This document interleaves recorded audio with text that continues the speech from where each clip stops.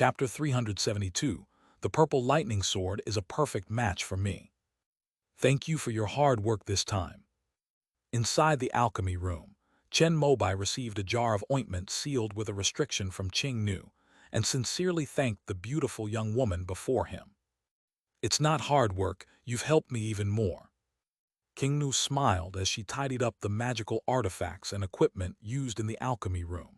She had always kept in mind the kindness she had shown in Dangxia City. I'm leaving.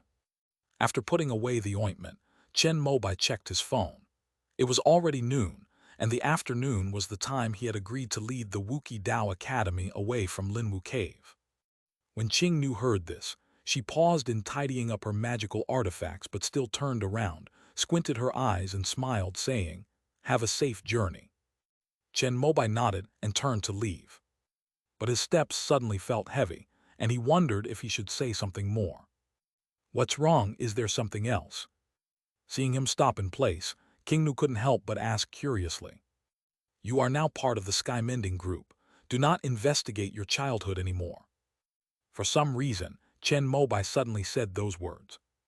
Even though he had already rejected Kong Feiken, at the moment of parting, he felt that if he didn't speak up, he might regret it in the future. Upon hearing these words, Qing Nu's smiling face instantly froze. Her once bright eyes seemed to have suddenly lost their luster, and she slowly lowered her head. You're going to be late, you should go. Hearing Qing Nu's words, Chen Mobai scratched his head in annoyance, then waved to the girl in front of him and turned to leave the alchemy room. The shore of Mushan Island. Zhuang Jialan and Bayan Jingchen, carrying a large pile of local specialties, were chatting and gossiping with Song Yuixin on the water bridge when they saw Chen Mobai approaching. The three women immediately stopped talking and stared intently at him. What's wrong? Chen Mobai couldn't help but take another look. Could it be that Jiang Yuyuan's red and black dance costume was not suitable for him? Junior brother, I heard that the academy is already arranging for you to take charge of the Purple Lightning Sword. Is that true? Bayan Jingchen, being of a higher generation, admired Chen Mobai, but she didn't speak with the same reverence as Zhuang Jialan and Song Yuixin. Instead, she directly asked about the rumors she had just heard. Nonsense. Chen Mobai shook his head and immediately denied the rumor.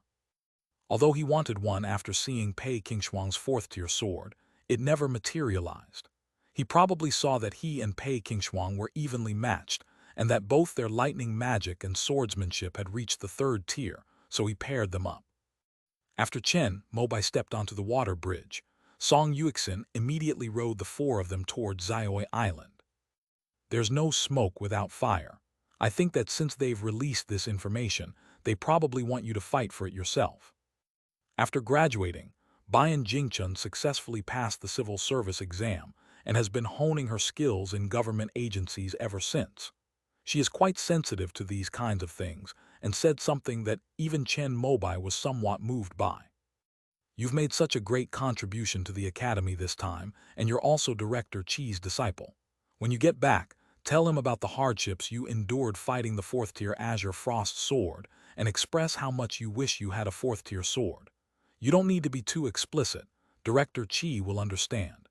He will definitely help you get one. After hearing this, Chen Mobai was not blinded by the fourth-tier sword and expressed his concerns. That Purple Lightning Sword is a fourth-tier sword from the Mountain and Sea Academy. Why should they give it to an outsider like me? The Dinghai sword was forged by our Wuki Dao Academy. Bayan Jingchen shook her finger and began to explain why the sword tower of the Mountain and Sea Academy could possess nearly half of the top flying swords of the immortal sects. Most of the swords in the sword tower are stored by others, because in addition to being famous for its sword cultivators, the Mountain and Sea Academy is also the most professional in the immortal sects in terms of sword forging, maintenance, and repair. So, who owns the Purple Lightning Sword now? Chen Mobai was intrigued and began to press for more information.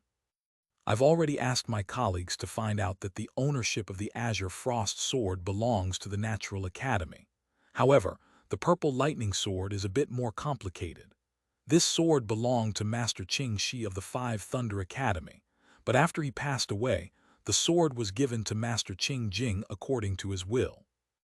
After Master Qing Jing also passed away, due to a dispute between the Five Thunder Academy and the Natural Academy, the immortal sect sent both the Azure Frost Sword and the Purple Lightning Sword to the Sword Pavilion of the Mountain and Sea Academy. The story of Zidian Qingshuang is well known throughout the immortal sects. Chen Mobai had seen the beautiful story of Masters Qingxi and Qingjing, who were both teachers and friends, and who eventually overcame worldly prejudices to become Taoist partners, on television when he was a child. However, there is a censorship mechanism when TV series are released. The Five Thunder Academy and the Natural Academy play a less than positive role in the TV series, so they were censored by the combined forces of the two academies when the series was released. Therefore, Chen Mobai was unaware that the ownership of Zidian Qingshuang was in this state. Master Qingxi is from the Five Thunder Academy, and Master Qingjing is from the Natural Academy. The Purple Lightning Sword was Master Qingxi's natal sword. It was forged with the help of the Academy, so it should naturally belong to the Five Thunder Academy. However, Master Qingxi's will stated that the sword should be left to Master Qingjing. When Master Qingjing was alive, the Five Thunder Academy dared not say much. But after Master Qingjing passed away, the Five Thunder Academy immediately wanted to take the Purple Lightning Sword back from the Natural Academy, but the Natural Academy was not willing to do so. However, the two academies were evenly matched, and the matter escalated to the point that the Master of the Righteous Law Hall intervened and directly sent the pair of top-tier swords to the Sword Pavilion of the Mountain and Sea Academy. The members of the Shanghai Academy who were watching the show were grinning from ear to ear, happily accepting the offer. The ownership of the Azure Frost Sword is clear. It belongs to the Natural Academy. However, the Mountain and Sea Academy, under the orders of the Righteous Law Hall, has painstakingly nurtured it for over 100 years and also has the right to keep this sword. So Pei Qingshuang first joined the Mountain and Sea Academy, and then the Jumeng Academy took care of the Natural Academy. In addition, she herself was also extremely talented, which enabled her to wield the Qingshuang sword. If you want the Purple Lightning Sword, it will be a little troublesome. Not only will you need to deal with the Mountain and Sea Academy and the Natural Academy, but also the Five Thunder Academy, which has been keeping an eye on this sword. After listening to what Bayan Jingchun had found out in the past 2 days, Chen Mobai thought of the 3 women he was very close to, Wenren Zuwei, Yan Qiangji, and Pei Qingshuang, and a look of realization appeared on his face. Isn't Yan Qiangji from the Nature Academy, so that's how they got together. If you analyze it like that, I feel like I'm getting further and further away from the Purple Lightning Sword. Although Chen Mobai's reputation is soaring, and he has already earned the title of the #1 foundation establishment cultivator in the immortal sect, he still doesn't have enough influence to get the 3 major academies to approve him as the wielder of the Purple Lightning Sword. Even if he were to immediately reach the core formation stage, the 3 major academies would probably not give him that much face. Unless the Taoist temple is willing to step in. Teacher, I've risked everything to rebuild the glory of my weapon this time. I even took out a loan from my family's talisman factory to buy the sword aura condensed from evil energy, but that's now permanently lost. After receiving some guidance from Bayan Jingchun, Chen Mobai hurriedly led everyone back to Chicheng Cave Heaven in their flying magical artifacts. Upon arriving at the Taoist Academy, he entrusted the welcoming ceremony to Hua Zijing, who was there to greet him. He then rushed to Qi Yucheng's office without stopping and began to recount with a heavy heart how hard he had worked and how much he had sacrificed for the glory of the Academy during the offline exchange and competition. All that's missing is a drop of clear eyes bamboo due to moisten her eyes and express how heartbroken she is at losing a sword demon. Yes, that was indeed a significant loss for the Academy. In order to prevent all the students from feeling disheartened and to set an example for future learners, I think the Academy should not only compensate you for your losses, but also reward you handsomely. After Chen Mobai finished crying, Qi Yucheng seemed to realize something and patted his forehead, saying something that made Chen Mobai overjoyed, but he still had to say something polite. Teacher, it is my duty to bring glory to the Academy. Oh, you can't say that. Those who have made contributions should be rewarded. I'll bring it up at the teachers' meeting this week and see if I can apply for a fire Yang Sha as compensation for you. Is there actually a fire Yang fiend in the Taoist temple? Chen Mobai was unaware of this, but he quickly realized it. What is the fire Yang fiend? He wants the purple lightning sword. Teacher, the reward doesn't need to be too big, just a token will do. Chen Mobai said another sentence in a tactful tone. So, what kind of reward do you think would be appropriate? Chi Yucheng appeared to be very democratic and asked Chen Mobai for his opinion with a kind expression. I heard online that there is a purple lightning sword in the Mountain and Sea Academy, and everyone says it's a good match for me. When Chi Yucheng saw that Chen Mobai actually had the audacity to say those words, he was speechless. That's a fourth-tier sword. Teachers, didn't you also bestow upon senior sister Bayan a fourth-order true dragon cauldron? I have not only completed the task she was supposed to complete excellently, but I have also exceeded expectations and brought the academy back to first place. Chen Mobai said tactfully, but what he meant was that since he had made such a great contribution, could the academy also provide him with a fourth-tier magic weapon? That was lent to her. She has to return it to senior sister Duanmu before she leaves the academy this time. Chi Yucheng said helplessly. Oh, I see. Upon hearing this, Chen Mobai looked disappointed, feeling that his chances of wielding the purple lightning sword were probably gone. However, since you have done a great job this time, I will try to make some arrangements, but I can't guarantee whether it will work out. In the end, Chi Yucheng said something that rekindled a glimmer of hope in Chen Mobai. Thank you, teacher. The master and disciple then discussed some more details, and Chen Mobai did not hide anything, also mentioning that Wenren Zuwei had given him a large camellia flower to establish good karma. Keep it. Jumeng and our dance weapon have mostly been through thick and thin together over thousands of years. In the 200 years I've been in charge, our relationship has been quite good. With Chi Yucheng's words, Chen Mobai felt at ease. After hesitating for a moment, he still didn't reveal the matter of Kong Feiken and the devouring serpent. It wasn't that he didn't trust Chi Yucheng, but rather that he felt it was best to keep this matter to himself. Enlightenment tea should be consumed as soon as possible. Chi Yucheng, fearing that Chen Mobai might not know, gave him a reminder. Okay, teacher, I plan to rest tonight and then go to Building 9 tomorrow to book a room and have some drinks. Another major reason why Chen Mobai rushed back so quickly was to drink the enlightenment tea. Well, you're an adult now, so I won't go into too much detail about how to use this opportunity.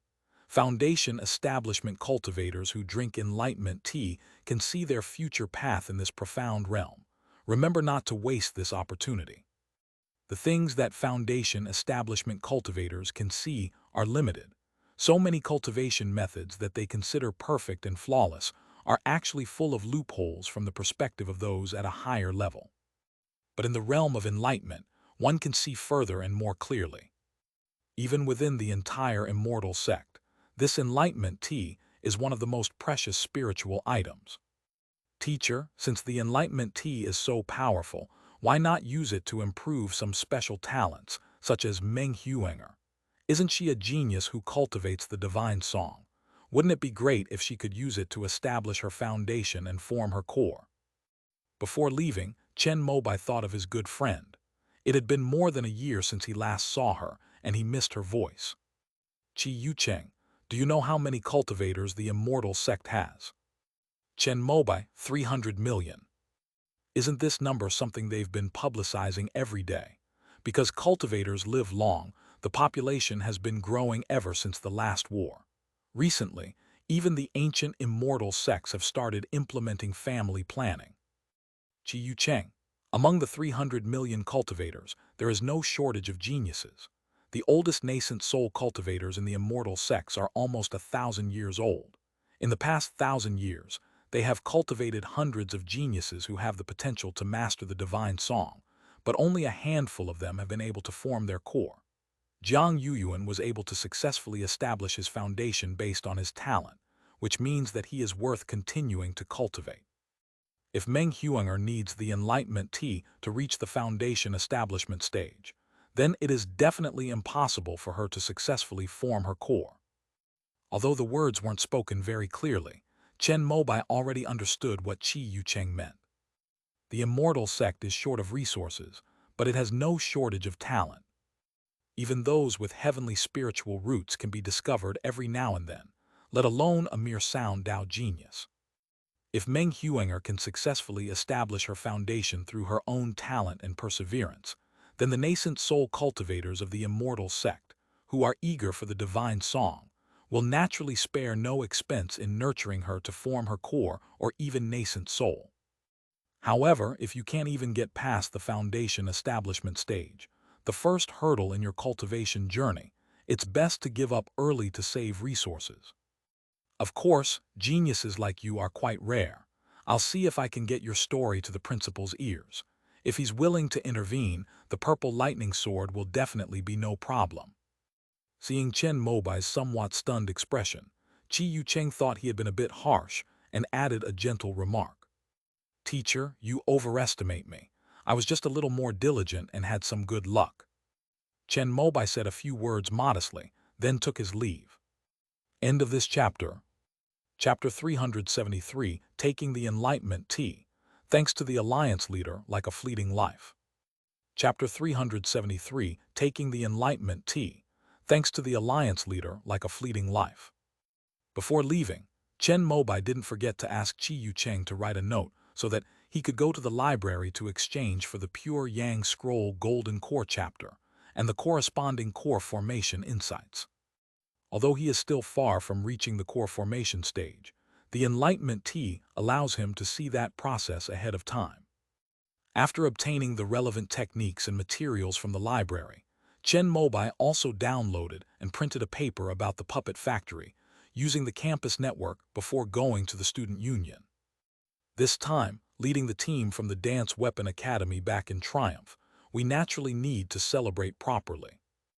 Hua Zijing had already booked the celebration banquet with practiced ease. Chen Mobai didn't forget to change his clothes in his office. The red and black dance robe he was wearing was actually Jiang Yuyuan's. Junior, please guide me in the coming years. Halfway through the drink, Bayan Jingchun's pretty face flushed slightly as she toasted Chen Mobai. Chen Mobai didn't understand the meaning of her words, but he politely clinked glasses with her. After everyone had eaten and drunk their fill, the party ended. Sun Daiji and Kai Shicheng went to Chicheng Cave together. They booked tickets to leave the next day and said goodbye to Chen Mobai before leaving. If you come to Wangwu Cave next time, you can come and find us. Both of them held positions at the heart of the immortal sect, and both wanted to obtain the golden elixir jade rejuvenation pill for their core formation. Okay, take care, seniors. Chen Mobai originally wanted to ask Kai Shicheng about the devouring serpent, but then he thought that he knew nothing about this. What if it was a technology unique to the Ascension sect? Wouldn't that be exposing his collusion with the cult? So after much deliberation, I decided to put it aside for now. Anyway, we've already added each other as friends. There will always be opportunities in the future. After seeing everyone off, Chen Mobai returned to his little wooden house. Looking up, I was surprised to find that there were lights on in Meng Huinger's villa on the mountain. But considering its final exams now, it's only natural for her to come back. Chen Mobai didn't pay any attention to her and teleported to the heavenly river realm from his room. Everything in Zionan Mountain remained the same, but after opening the cloud and mist array at the mountaintop, 2 communication talismans were discovered. They belonged to his 2 apprentices. It is currently the time for the sect competition. The eldest disciple was injured in the battle against the top of Hanshin Mountain. Although he has recovered, his cultivation level has dropped by 2 levels, so he is not participating this year. Zhuo Ming and Luo Yixuan signed up. Zhuo Ming participated in order to hone her combat skills, and also because she needed to manage the business at Zionanshan shop in Shenmu City at the end of the year. Luo Yixuan is different. This year, she is aiming for one of the 24 true disciples and is determined to bring glory to her master. Before setting off, Both of them sent a message talisman to Chen Mobai, who was in seclusion. After reading the contents, Chen Mobai nodded. He calculated the time and realized that if Luo Yixuan could become a true disciple, he would still be able to catch up with the last few rounds. After replying to his two disciples, Chen Mobai saw that nothing serious had happened at the Shenmu sect, so he returned to the immortal sect. That night he didn't meditate or cultivate, but instead turned off the lights, went to bed, and had a good night's sleep. At the top of the mountain in the elegant villa's second-floor hall, a beautiful woman with a stunning figure, long legs, and a slender waist stood by the window. She saw the lights of the wooden house below go out, and her beautiful face froze slightly. Think it over carefully, you only get one chance. On her phone screen, a seven-colored figure slowly disappeared, finally displaying a sentence. After the subtitles disappeared, Meng Huanger slowly came back to her senses. An opportunity only once. The next day, Chen Mobai woke up naturally, feeling that his energy and spirit had reached their peak. Without wasting any time, he used a small teleportation talisman to teleport to the Tao Academy, then went straight to building number 9 and booked a cultivation room for himself for a week. Although the effects of the enlightenment tea only last for 3 days, he still needed to leave himself some leeway. When Chen Mobai scanned the QR code to pay for the charity, he found that he had several missed messages. They were all his good brothers from the Taoist Academy. When they heard that he had returned with honors, they all sent their congratulations. After flipping through them casually, Chen Mobai discovered that Meng Huanger's message was also mixed in. "Are you free recently?" Chen Mobai glanced at it and then ignored it. The end of each year is his busiest time. Now, in addition to mainly drinking the enlightenment tea, the student union also needs to schedule the course schedules for various majors in the Taoist Academy for next year. This involves communication with teachers of various subjects and students, etc. If Hua Zijing doesn't step in now after graduation, it's estimated that it might not be completed until early next year. Besides these, if the young disciple of Shenmu sect becomes a true disciple and makes it into the final rounds of the sect's grand competition, he, as the teacher, should go to the scene to watch the battle, both morally and logically. After these 3 events, the Talisman Factory in Dengxia City also needs to undergo an audit and tax filing at the end of the year, since it also involves the factory's mortgage loan. If he, as the legal representative, doesn't show up, the accounts he prepares might not be approved by the bank and the immortal sect. Chen Mobai meticulously made a list in his mind of what he needed to do after taking the enlightenment tea. Compared to that, maintaining his relationship with Meng Huanger was much lower on the list. After replying to the congratulations from his good brothers Ming Yihua and others, he swiped his finger across the phone screen and simply pretended not to have seen Meng Huanger's message, to avoid refusing and affecting their friendship. There was a funny little incident when he checked into the hotel. The 2 junior girls at the front desk recognized him and were pleasantly surprised to get his autograph. The approachable Chen Mobai even took a photo with them. Once inside the cultivation room, Chen Mobai immediately turned off his phone to avoid interfering with his intake of the enlightenment tea. He took out the tube of emerald green tea from his storage bag. If you didn't see it with your own eyes, you would never believe that this was the enlightenment tea.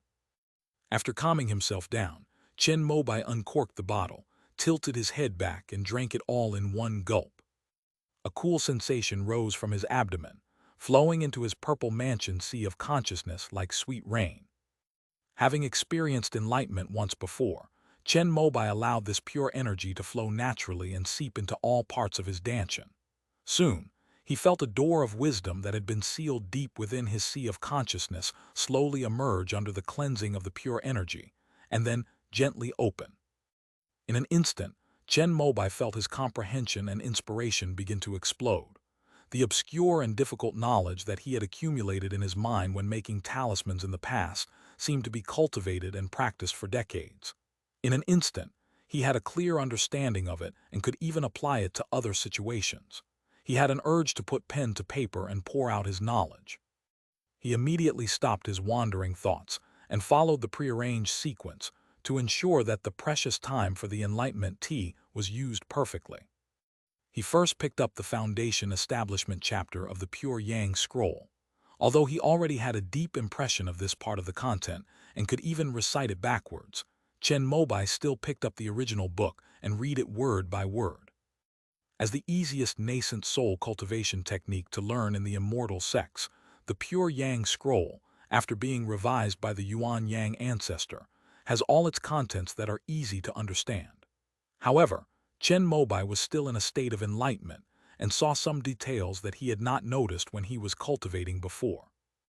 It turns out that, when using the burning lamp technique, the effect is better if one resonates with divine consciousness. Theoretically, the flame manipulation technique allows one to control all kinds of fire in the world.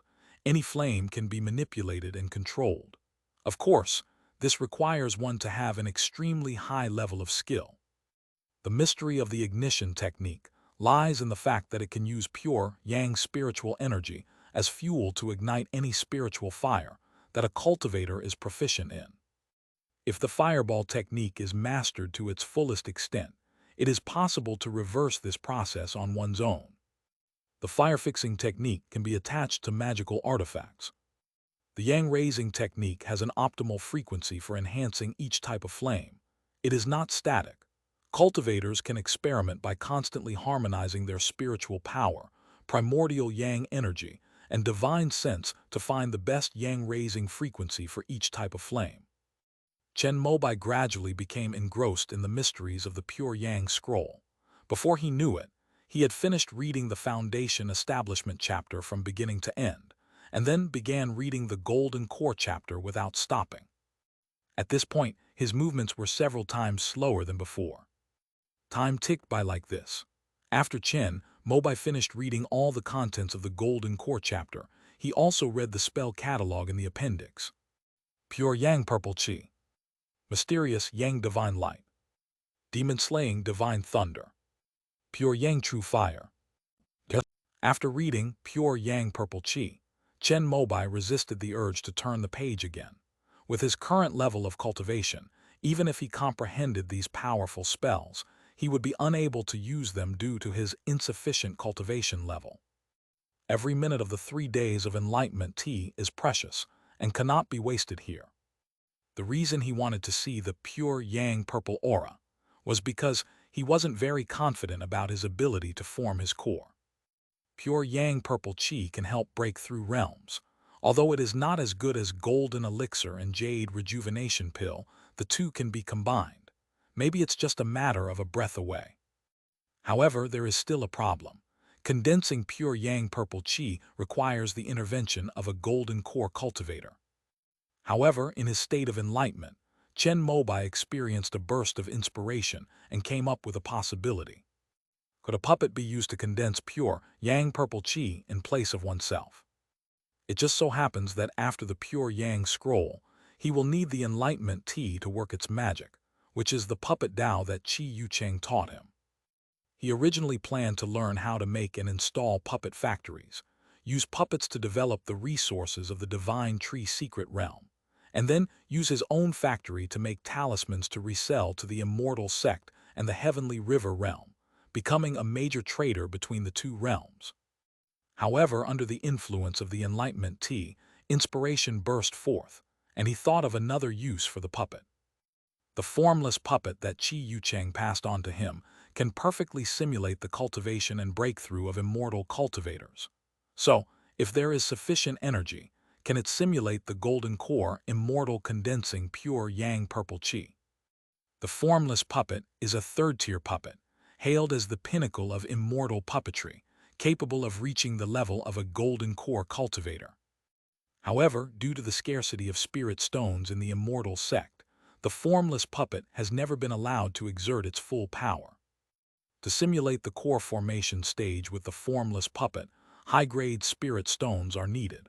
However, condensing pure yang purple energy is not a combat activity. Theoretically, as long as there is sufficient energy, the puppet can be used to complete this step in place of Chen Mobai himself. Without hesitation, Chen Mobai took out paper and pen, retrieved the Wuxiang puppet from his storage bag, and then took out the books on puppets that Qi Yucheng had given him. He began to deduce the theoretical process on the spot. Of these, Chen Mobai skipped over the most difficult energy problem for Qi Yucheng. The ability to have the formless puppet simulate Chen Mobai's pure yang core formation using high-grade spirit stones is an inherent function of Qi Yucheng, who has already perfected the art of performing magic. The next step is crucial. Using the simulated core formation stage, condense pure yang purple energy. Fortunately, Chen Mobai had already read through all of Qi Yucheng's puppet Dao several times. Although he didn't fully understand it, he was now in the state of enlightenment T, and he could selectively pick out the relevant knowledge points about the formless puppet in his mind and begin to learn and comprehend them. After gaining a deeper understanding, he readjusted some non-critical values and code within Qi Yucheng's original puppet framework, thus completing this theoretical step. Although it was only a few changes, it could only be done after mastering all the knowledge points of the formless puppet. Having completed this theory, Chen Mobai could say that he had taken over Qi Yucheng's mantle. Putting aside other puppets, at least with the formless puppet, he could now communicate with Qi Yucheng on equal terms. Normally, Chen Mobai would then need to verify whether his theory is feasible. But now was precious time for wisdom, so he put down his paper and pen and began to study the relevant knowledge in papers about puppet factories. This is related to making money and is also the key to establishing himself in both realms in the future. If it weren't for the sudden burst of inspiration from the pure yang purple qi, this would have been the second thing he needed to comprehend. Compared to the puppet factory, the knowledge of the puppet factory is extremely simple. All the puppet knowledge points do not exceed the first level, since all that is needed is mechanical labor, and there is no need for anything too complex or powerful. The only key and difficulty lies in how to control a large number of puppets. If a cultivator uses his personal divine sense, even if he divides his mind into many parts, a foundation establishment cultivator can only control a maximum of 10 puppets. This requires a magical artifact called heavenly calculation beads. The key to the puppet lies in the chip, and even the most ordinary abacus bead can control 10 chips.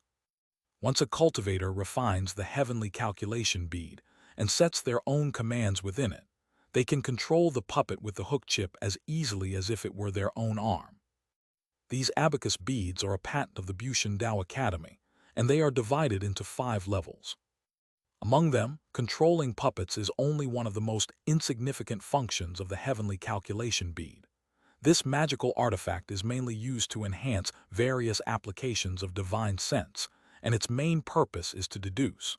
For example, Ding Chunjai of the Stargazing Academy has a third-order heavenly calculation bead. However, the Bushan Academy only sells first- and second-tier heavenly calculation beads to the public. Third-tier beads need to be made to order, and only those with status and influence can place an order. Fourth-order abacus beads have never been available on the market. As for the 5th rank, the entire immortal sect only has the one star that the nascent soul ancestor, Kaingsing, possesses. Chen Mobai felt that he only needed one second-tier heavenly calculation bead, and 100 puppets would be enough. There will be another chapter later. It might be a little late. End of this chapter. Chapter 374, Myriad Swords Dharma Body. Chapter 374, Myriad Swords Dharma Body. After the Pure Yang Scroll and the Puppet Path, Chen Mobai discovered that 2 days had already passed since the Enlightenment tea. He took a fasting pill, and then looked at the thick stack of textbooks on talisman making that were placed on the floor. He had originally estimated that he would have an extra half-day, but things turned out to be even better than planned. Instead of picking up the talisman textbook, he took out the Myriad Dharma Body, given to him by Yu Lion from his storage bag. In the state of enlightenment tea, his thoughts are completely different from usual. This incarnation technique from the heavenly river realm, he normally only felt was very powerful, but now he found it utterly incredible. The profound mysteries of the Myriad Dharma Body are no less than those of the most advanced supernatural powers and techniques of the immortal sects. Even worse, considering the situation in the heavenly river realm, Chen Mobai had reason to imagine that this technique was not created by the ancient ancestor Wan Gu himself, but rather a secret method he obtained from his predecessors. Just as the five element sect's primordial ancestor received the inheritance of the one Yuan true Lord, this ancient ancestor of 10,000 years may have obtained an opportunity similar to that of an ascended cultivator or an ancient sect like the longevity sect, which enabled him to cultivate the myriad Dharma body. In his sage-like state, Chen Mobai realized the extraordinary nature of the myriad Dharma body. After the Pure Yang scroll and the puppet path, this technique was temporarily moved to third place for me to comprehend. It was at this moment that he understood why the previous formless puppet could not be deduced and why a core direction needed to be set. After reading the Silver Cloud sect's handwritten copy of the myriad Dharma body, Chen Mobai nodded thoughtfully. Starting with the simplest palm, from point to surface, the entire myriad forms of the Dharma body are finally outlined. He immediately thought of the yin-yang five-element seven-star sword arm given to him by Zhuo Gong, as well as the five-element sword finger deduced by the formless puppet based on his own situation. Under his divine sense, the spiritual energy in the cultivation room began to slowly condense on his right side. Gradually, a huge, semi-transparent index finger bone, made entirely of spiritual energy, appeared on the back of Chen Mobai's raised right hand in the void of the room. Then all the liquid longevity spiritual energy in the 6 Yang divine fire mirror surged out and merged with the longevity spiritual energy in his Danshan and sea of Qi. In an instant, he returned to the state of perfect foundation building. Under the operation of the most powerful longevity sutra, he transformed the sword light into the divine wood sword light. As the five-element sword finger technique was activated, a cyan divine wood sword light emanated from the huge, semi-transparent finger bone in the void of the room, its verdant color seemingly encompassing an entire blue sky. After the index finger, the spiritual energy in the room gathered again, and under Chen Mobai's divine sense, it condensed into another semi-transparent ring finger bone. As the Crimson Flame Sword technique was being practiced, only the Crimson Flame Sword light shone because the Azure Yang fire was not used to enhance it. However, this was only for practicing the myriad Dharma body, and it would be better if the power was more refined. Next, the Zheng Metal Sword light, the Black Ice Sword light, and the Wu Earth Sword light also materialized as he activated his cultivation technique. In the blink of an eye, 5 enormous, translucent finger bones, each longer than his own height, appeared in the void of the room, resembling a bone claw from the underworld. The fingertips glowed with sword light of 5 elements, making them extremely mysterious and enigmatic. He used the 5-element sword finger technique, starting from a single point and expanding to a broader scope, to enable the entry of the myriad Dharma body. Next, all that's needed is to use the formless puppet to deduce, and then introduce all the contents of the sword demon collection. Perhaps then, one can cultivate a myriad sword's body. After comprehending the myriad Dharma body, Chen Mobai checked the time again. There were only 2 hours left. He calmly picked up a book of talismans and began to read it. It seems that last time I used the last bit of time to digest the Daoan lightning pill. I also used the talisman textbook, and it's the same now. After finishing the 2nd-level textbook, Chen Mobai started looking at the 3rd-level textbook. He didn't look at the specific methods for drawing talismans, but instead studied some general basic knowledge to solidify his foundation. When he was halfway through the 2nd book, an indescribable feeling of exhaustion washed over him. At this moment, the jade parasol tree that evolved from the divine consciousness in the purple mansion sea of consciousness withered, as if it lacked moisture and lost its luster. Chen Mobai knew that the effects of the enlightenment tea had worn off, so he immediately took out the clear eye bamboo spirit dew and dripped it onto himself drop by drop. The fatigue only gradually disappeared after nearly 2 tubes of clear eye bamboo spirit dew were absorbed into his sea of consciousness. Chen Mobai then took out the large camellia flower that Wenren Zhuwei had given him. The refining of this spiritual object was very simple. He took it out of the jade box and placed it on his forehead. His divine consciousness left his body and enveloped the large ailanthus flower. Then the green and white petals began to disappear one by one, merging into his divine consciousness. For every petal that disappeared from his body, one more petal appeared in Chen Mobai's purple mansion sea of consciousness. Before long, the entire large tune flower had been refined into the purple mansion sea of consciousness. A refreshing aura emanated from the petals, permeating every part of Chen Mobai's mind. His brain, which had been exhausted from overuse, began to feel light and refreshed. At the same time, the two small jade parasol trees that he had created through his divine control technique rapidly absorbed the unrefined clear-eye bamboo spirit due from his sea of consciousness, growing to full maturity. Chen Mobai stopped trying to cheer himself up and let his eyes close naturally, falling into a deep sleep. That sleep lasted for 3 days and 3 nights. When Chen Mobai woke up, he couldn't help but stretch and felt that his mind was clearer than ever before, and his body seemed to be younger as well.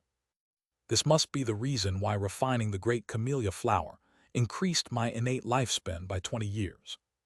He examined his own divine sense and couldn't help but show a look of surprise and delight. After consuming enlightenment tea and great tune flower in succession, his spiritual strength actually reached the 6th level of foundation establishment, which was the limit of his purple mansion sea of consciousness after he opened it up with the azure wood spirit heart. A tall, lush sycamore tree occupied the center of the purple mansion sea of consciousness, while the other 2 branches that had branched off during the cultivation of the divine control technique had disappeared. Recalling the scene before he fell into a deep sleep, where the 2 branches of the jade phoenix tree rapidly grew to full size, Chen Mobai felt that he must have automatically completed the fusion of spirit and body in his dream. Remembering what Qing Nu had said about the enlightenment tea also enhancing spiritual awareness, Chen Mobai couldn't help but marvel at its effectiveness. As expected of the number 1 spiritual plant of the immortal sect, it's made from the leaves of the great tune tree. But after the initial surprise, Chen Mobai felt his divine sense surge, and new worries welled up in his heart. His Danshan and Qi Si have been broken through all the bottlenecks before he formed the core by the fruit of the longevity tree. He only needs to condense spiritual power to cultivate the pure Yang scroll, and he can directly reach the peak of the foundation establishment stage. However, the purple mansion sea of consciousness is different. The current 6th level of foundation establishment is already the limit after the azure wood spirit heart was opened. If you want to break through further, you can only rely on your own efforts. However, as everyone knows, even though the immortal sects divide the foundation establishment realm into 9 levels, the bottleneck between the 6th and 7th levels is still the most difficult in this realm. I wonder how long it will take to break through. However, after sighing for a while, Chen Mobai composed himself. He believed that he would eventually make a breakthrough, and if he really couldn't rely on his internal strength, he would think of a way to use external forces at that time. Although spiritual objects that can open up the purple mansion sea of consciousness are extremely rare and very expensive, Chen Mobai believed that as his status in the divine wood sect rose higher and higher, he would definitely find a way. After all, the resources of the heavenly river realm are abundant. Even if the eastern wilderness doesn't have them, the vast world outside the eastern wilderness certainly does.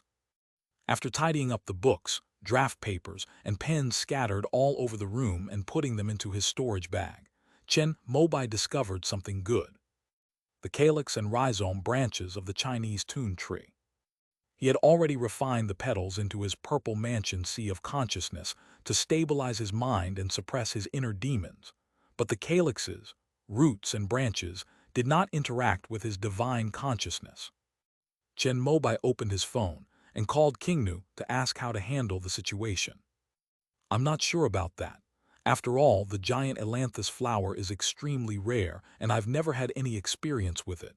You should ask Senior Wenren, she should know." After hearing this, Chen Mobai asked Wenren Zhuwei about it. The primary use of this is for grafting other spiritual plants.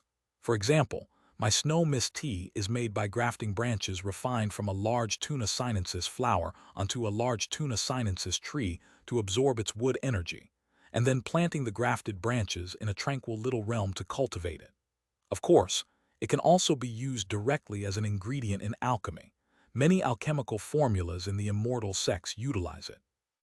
This time, Chen Mobai had come to the right person. Wenren Zuwei explained in detail how to use the roots and calyxes of the Chinese tun tree, and finally sent Chen Mobai a link to her paper on tea cultivation. However, this method is difficult for outsiders to replicate, since Chen Mobai could not possibly go to Jumeng Academy just for something as trivial as grafting. Moreover, Jumeng Taoist Academy may not be willing. Wenren Zuwei was able to cultivate tea seeds using the great tun tree because she had mastered the everlasting spring technique. If Chen Mobai wanted to graft it onto the great tun tree, he probably wouldn't even be able to break through the bark of this #1 spiritual plant of the immortal sect. After reading Wenren Zuwei's thesis on tea cultivation, Chen Mobai put the roots and calyxes of the large tun flower back into the jade box, intending to find a way to use them for alchemy later. But at that moment, he suddenly thought of the 3 immortal trees in the divine tree secret realm. Is it possible to graft the rhizome and calyx of the Chinese tun onto the evergreen tree? Or perhaps it's that ficus microcarpa seedling that I've been letting grow freely for a long time. The 3 immortal trees in the divine tree secret realm are 4th-order spiritual trees. Although they are far inferior to the great tun tree, they are still equivalent to the jade wudong tree in Dangxia City. Perhaps we can use the wood energy of the long-lived tree to successfully graft and cultivate tea seeds. Thinking about it that way, wouldn't the 4th-tier jade phoenix tree in Dangxia City also work? Once his thoughts started to wander, Chen Mobai felt like a wild horse that had broken free of its reins.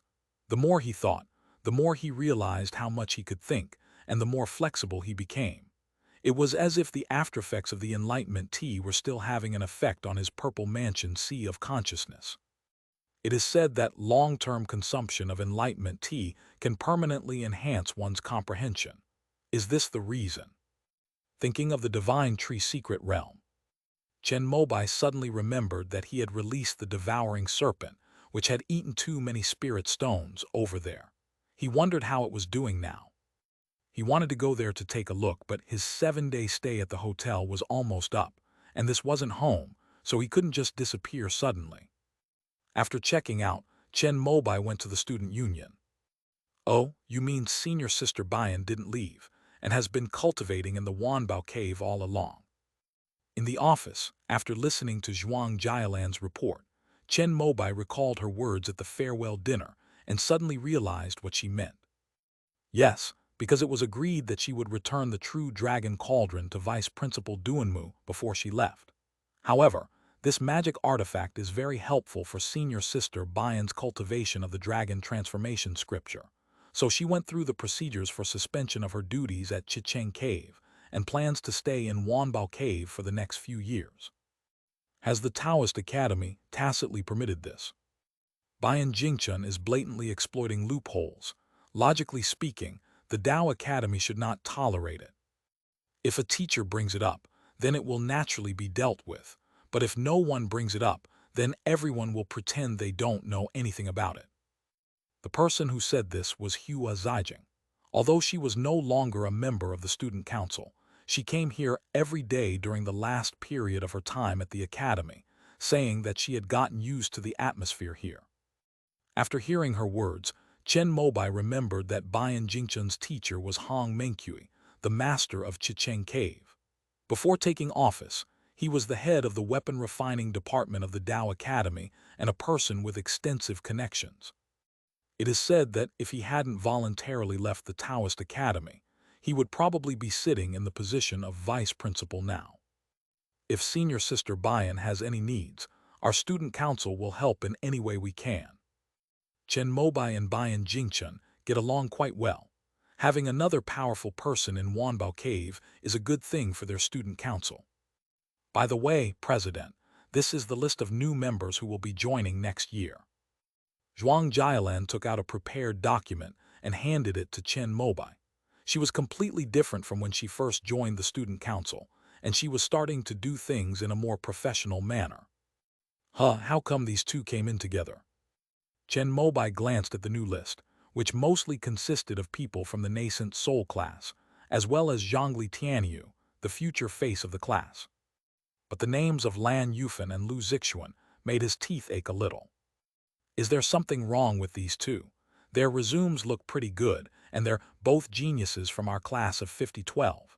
Lu Zixuan used to be the #1 beast tamer, on par with you. Zhuang Jialan wasn't part of the nascent soul class, so she didn't know about the complicated relationship between Lan Yufan and Lu Zixuan, but Chen Mobai knew it all. Wait a minute, I need to make a phone call. Chen Mobai certainly couldn't let his good brother be in a difficult position, and in order to avoid an awkward situation when the two met in the student council in the future, he immediately turned around, walked to the window, and called Lan Yufan to inform him of the situation. Old Chen, you're talking about this. I forgot to tell you, Zixuan and I got back together, but she's too embarrassed to say anything, so we didn't announce it. When she heard I joined the student council, she insisted on coming along. Just keep this to yourself, don't spread it around. After hanging up the phone, Chen Mobai was speechless. Could this young couple really think they've found the ultimate path to cultivation? President, should the list be changed? Zhuang Jialan saw him walk in through the window and asked again. I won't change it, let's leave it as it is. Chen Mobai said something, then approved the rest of the documents. By the time he returned to his cabin, it was already dark. He clicked on the tortoise and was teleported to the Divine Tree Secret Realm to see how the devouring serpent was doing. End of this chapter. Chapter 375, Resolving the Knot in My Heart, 6K. Chapter 375, Resolving the Knot in My Heart, 6K. Amidst the shimmering silver light, Chen Mobai had already arrived at the Divine Tree Secret Realm. After skillfully handling the Mystic Mist Talisman, the scene before him left him slightly stunned. Within the area previously shrouded in mist, a small portion of the Crimson Sun spirit trees had become bare, leaving only the trunks and branches. Where are the leaves? Just then a beam of light rushed towards Chen Mobai. He casually waved his hand, and the heavenly wood spiritual light, which he hadn't used for a long time, transformed into a ball of light, enveloping the beam of light. Upon closer inspection, it was indeed the devouring serpent. However, half a leaf remained uneaten at the corner of the snake's mouth. Trapped within the heavenly wood spiritual light, it thrashed and twisted restlessly, but was unable to break free. This was the first time Chen Mobai had ever seen a snake that ate vegetables, and he couldn't help but marvel at it. He placed the heavenly wood spiritual light in his palm before his eyes, activated his insightful eyes, and carefully examined this masterpiece of the Ascension sect from top to bottom. After consuming the spirit stones he gave it, the devouring serpent had evolved into a true demonic beast, and the spiritual energy fluctuations throughout its body had reached the level of the early stage of qi refining. However, perhaps due to extreme hunger and excessive consumption of tree leaves during this period, a trace of wood attribute has been mixed into the flesh and spiritual power of this devouring serpent. Chen Mobai did not intervene. After confirming that the devouring serpent could survive in the Divine Tree Secret Realm, he set up an even wider Mystic Mist Talisman and then threw the slightly dark green snake in his palm into it. We need to find a way to establish a spirit-beast contract with the devouring serpent. As the white mist continued to form and envelop the area he had designated, Chen Mobai was thinking about how to establish a mental connection with the devouring serpent he had been feeding. However, Chen Mobai did not consider the spirit-beast contracts within the immortal sects, because the spirit-beast protection forces, led by the Kunpeng Academy, advocated for harmonious and equal coexistence between cultivators and spirit beasts, so there were no master-servant contracts. When Lu Qialong fought Chen Mobai, he wanted to go all out, but was dissuaded by his spirit beast because the two were equal friends. If this were in the heavenly river realm, there wouldn't be so much nonsense. At the cultivator's command, the spirit beasts would immediately start fighting. Since the devouring serpent's origins were highly questionable, Chen Mobai felt it would be better to use a spirit beast contract from the heavenly river realm. Do it as soon as you think of it. He clicked on Turtle Treasure again and was teleported to Little South Mountain. It was also time to go to Shenmue City to watch the sect competition for his junior apprentices. Chen Mobai first sent message talismans to Yuan Chia and other familiar friends, inviting them to get together. Then Chen Mobai called over his eldest apprentice. Wenbai, I remember you are a disciple of the Spirit Beast Department, right? Yes, Master. What are the customs surrounding signing contracts with spirit beasts within sects? Liu Wenbai immediately began to explain in detail the 3 types of contracts in the Spirit Beast Department. Generally speaking, Qi refining disciples only sign blood curse contracts. As long as the strength of the spirit beast does not exceed 1 major realm above the beast tamer, this contract will remain in effect. Then comes the divine consciousness contract, which requires the cultivator to inject a wisp of divine consciousness into the spirit beast sea of consciousness. Even if the cultivation level is higher, the cultivator can still control it. The highest level is the soul contract, but that requires the spirit beast and the cultivator to be in perfect harmony and trust each other to be established. It is a contract that will never be betrayed, but it also means that they will share both glory and loss. After listening, Chen Mobai immediately ruled out the soul contract and then inquired in detail about the methods of the blood curse and the divine sense contract. Liu Wenbai immediately explained the key points of the blood curse contract, which he had learned in his family when he was a child. However, since the divine consciousness contract was obtained from the sect's library, it could not be revealed according to regulations. However, these were all minor matters for Chen Mobai. He immediately rode the crimson cloud and smoke robe with his eldest disciple to the library. As a foundation establishment cultivator, he easily obtained the contents of the divine sense contract. After obtaining the items, Chen Mobai did not rush to the divine tree secret realm. He took Liu Wenbai to watch Luo Yixuan's sect competition in Shenmue City, where they saw her using black water and frost breath to defeat a sect disciple, who was also at the 9th level of Qi refining. Not bad, you've got a third of my former glory.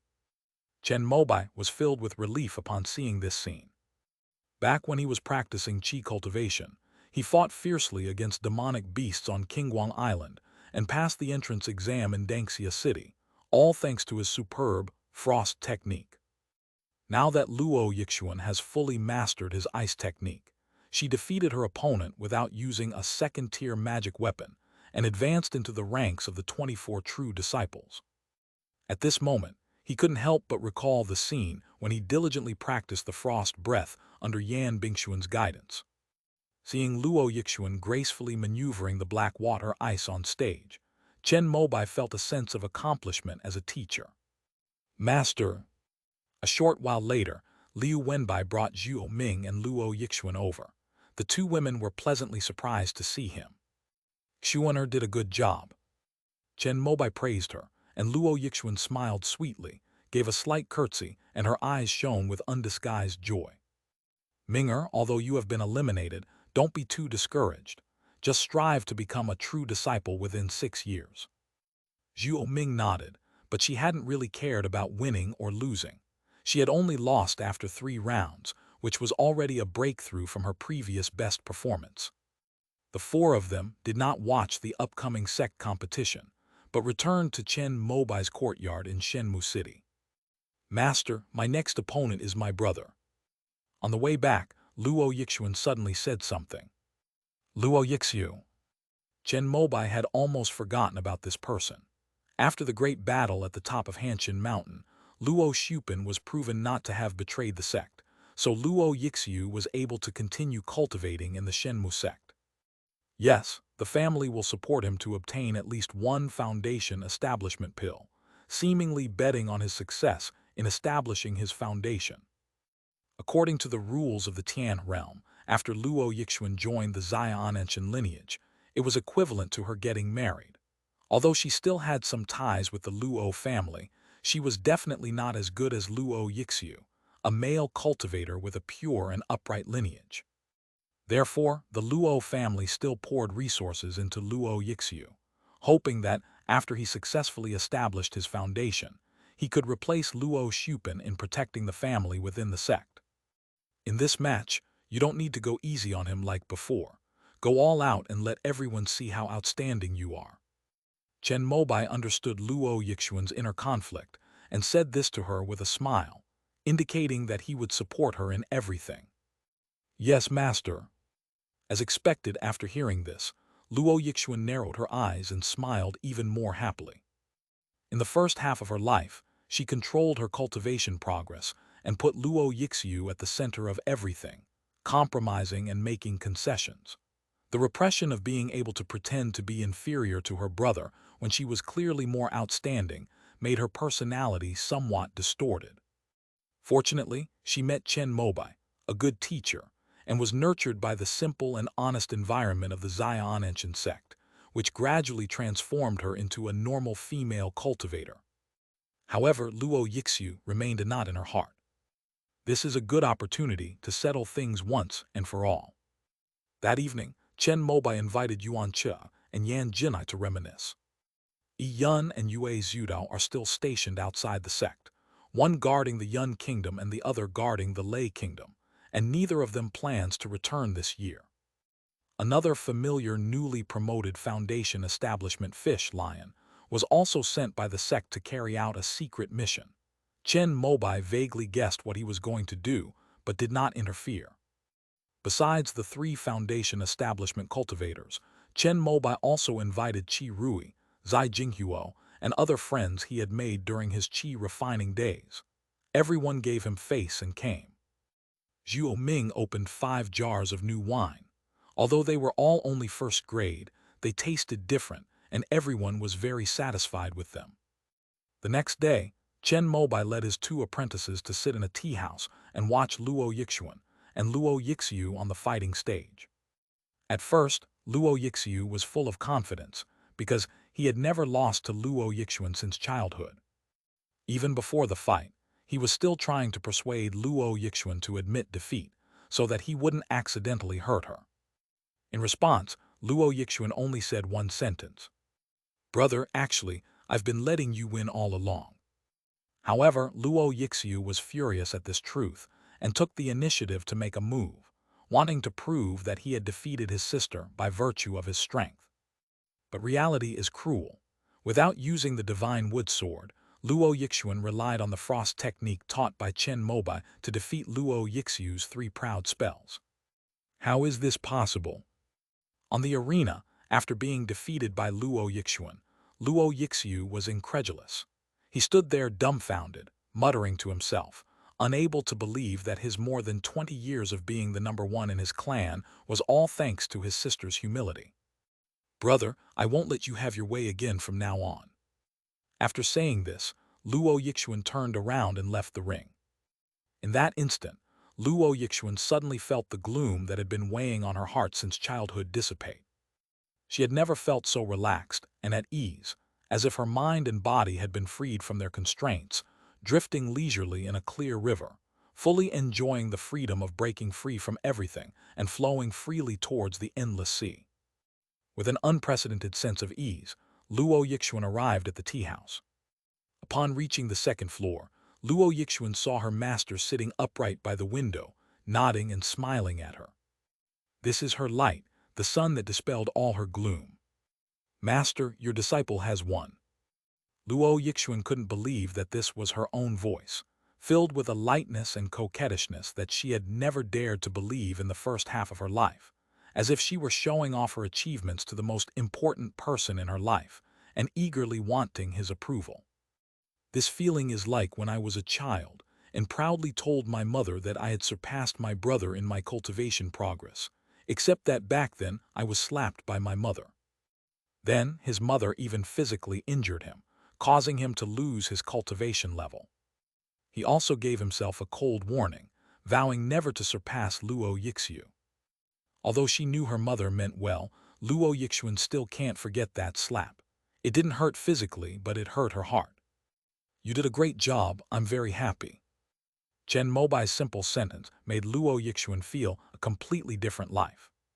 Here, she no longer needs to suppress herself and can fully unleash her talent. She also doesn't have to worry about being noticed for her beauty and talent and being bought away like her mother, as a breeding tool. Master, let me pour you some tea.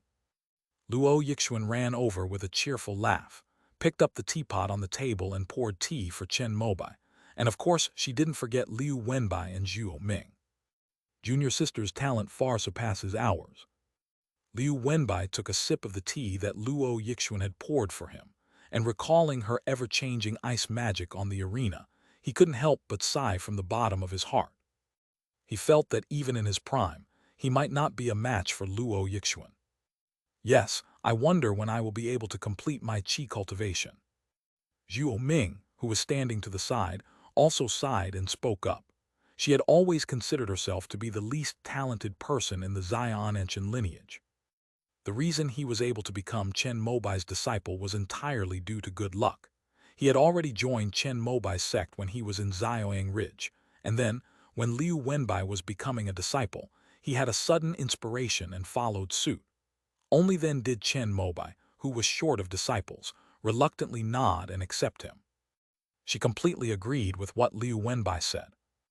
In her view, the Xian ancient lineage's master was an unparalleled genius in swordsmanship, a top-notch genius since the Shenmu sect split off, and even throughout the history of the Five-Element sect.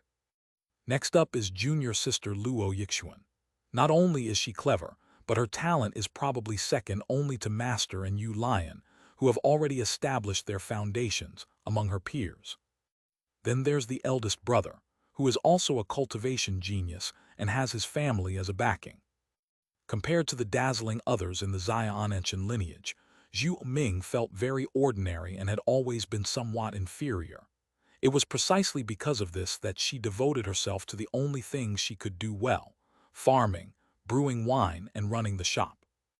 In her view, this was the only way she could repay Chen Mobai for his kindness in teaching her. Minger, just follow the steps of cultivation. I guarantee that you will become a true disciple and obtain a foundation establishment pill in 6 years. Seeing Zhuo Ming's lack of confidence, Chen Mobai, who knew that she had the most outstanding innate spiritual root value among the Xian ancient lineage, couldn't help but offer words of comfort. It has to be said that Chen Mobai is now highly regarded by his 3 disciples. As soon as he said this, Zhuo Ming became much more confident, clenching her little fists to cheer herself up. Wenbai and Minger, please prepare some good wine for your master. After the sect competition ends, Xuaner and I will visit the sect leader and others together. It's almost the end of the year, and everything needs to be taken care of. Chen Mobai will be appointed as the garrison commander of Jiangguo at the beginning of next year. Although he will not have to leave the sect, he was able to obtain this position thanks to the efforts of Chu Zuoshu and others, so he will definitely have to give them a gift. In the ensuing sect competition, Luo Yixuan, having resolved her inner conflict, made great strides, advancing from 12 to 6, then from 6 to 3, winning 2 more rounds to rank among the top 3 true disciples. Unfortunately, they lost to 2 other players in the finals and only managed to get 3rd place. Even so, Chen Mobai was already very satisfied. The reason for this achievement is mainly due to the successful foundation establishment of Mu Yuan and Yu Lion, coupled with the fact that Li Yixian, who ranked 3rd last year, failed to establish his foundation establishment and did not participate due to injury. This is because the overall quality of this year's sect competition has declined. Regardless, Luo Yixuan's name became known to all the qi-refining disciples of the Divine Wood sect after this sect competition. As the only female cultivator among the top 3, Luo Yixuan is beautiful, highly skilled, and has a powerful background.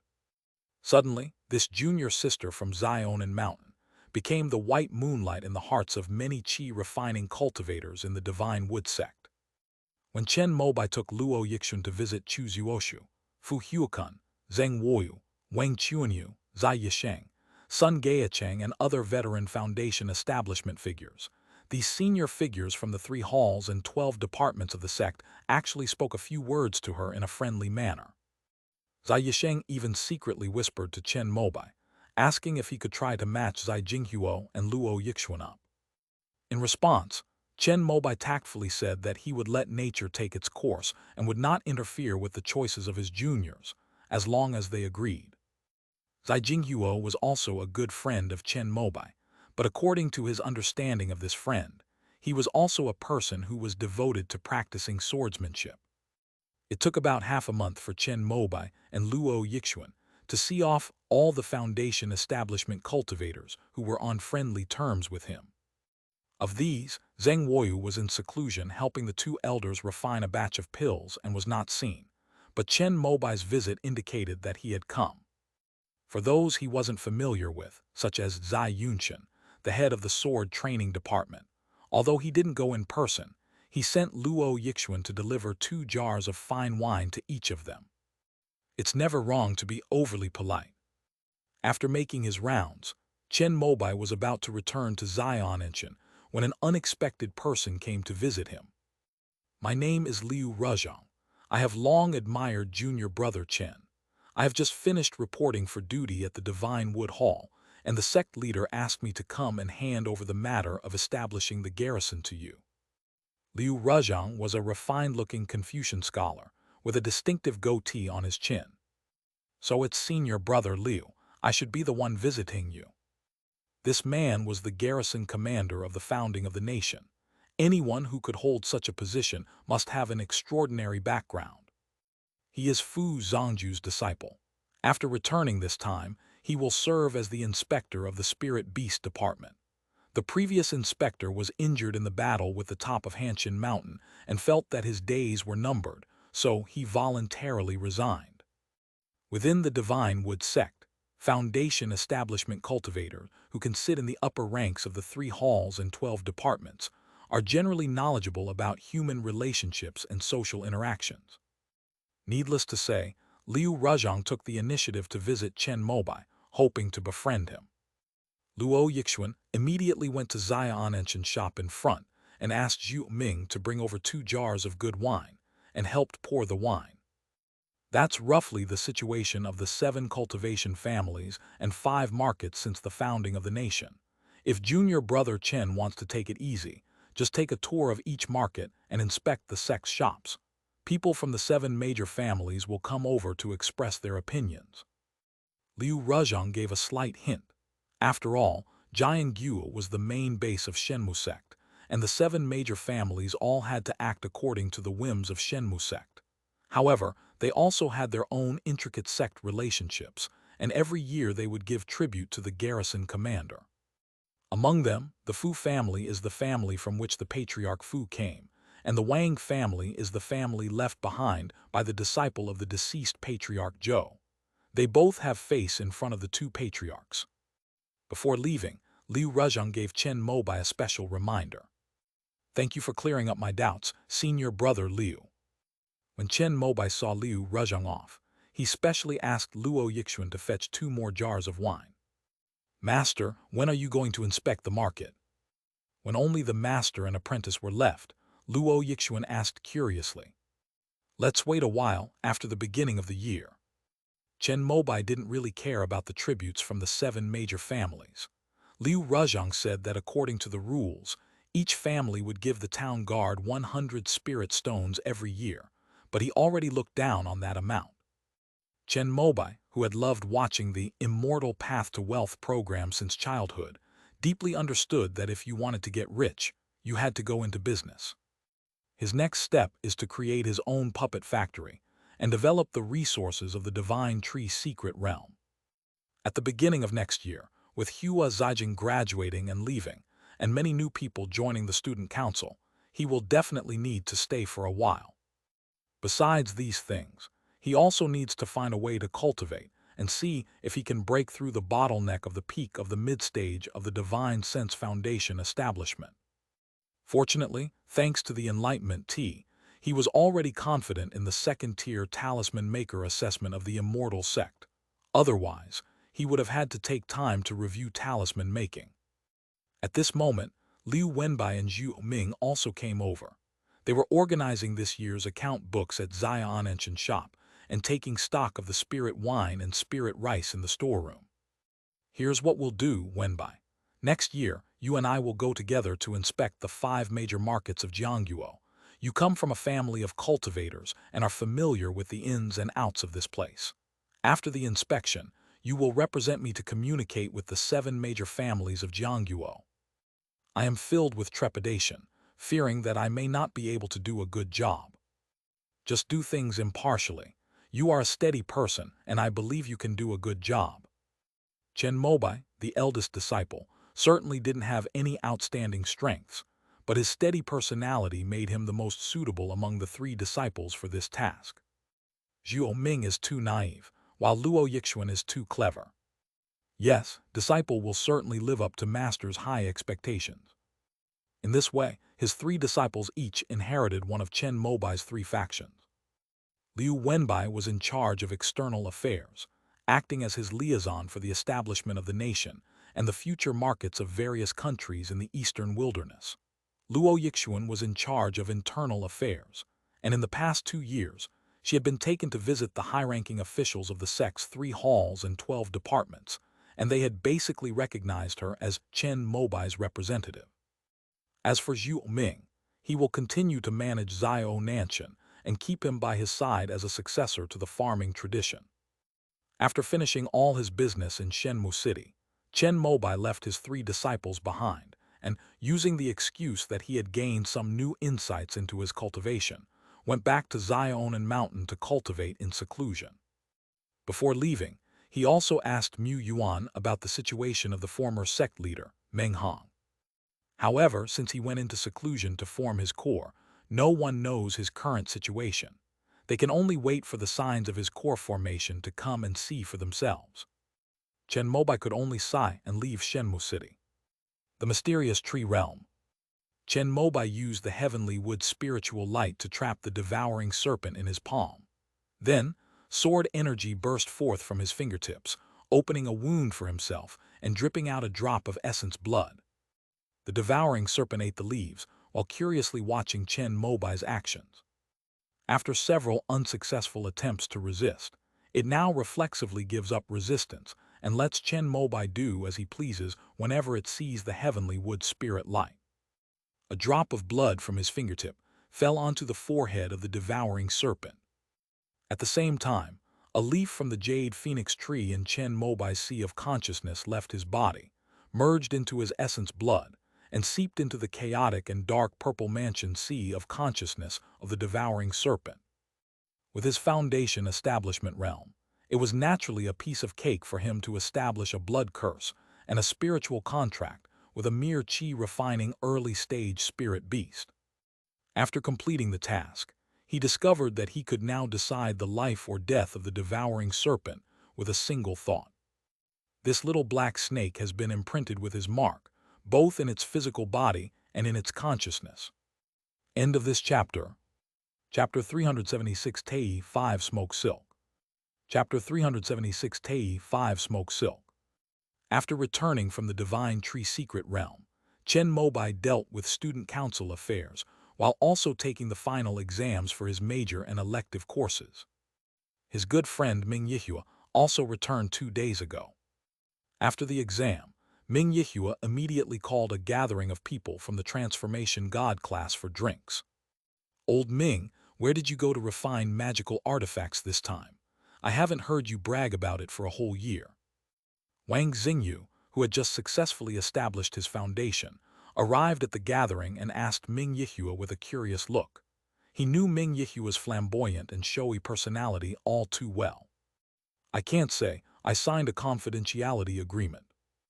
Ming Yihua, however, looked gloomy, as if he didn't want to recall the experience of going out with his mentor. Upon hearing the words confidentiality agreement, everyone roughly understood what was going on and tacitly changed the subject. "Brother, are you free lately? A few days ago I managed to snag a King Feng Sha on the Immortal sect website. I was thinking of refining it into the Crimson Cloud and Smoke Net to enhance the power of this magic weapon." After the party ended, Chen Mobai, Ming Yihua and Yun Yangbing continued their drinks in a small circle. King Feng Sha, Old Chen, you're lucky to have managed to snatch one of these. Is it Tier 1 or Tier 2? Upon hearing this, Ming Yihua's eyes lit up. King Feng Sha is one of the most common types of evil energy in the immortal sects. It is a kind of earth evil energy formed by the flow of spiritual energy through the forest and the convergence of wind energy and wood energy.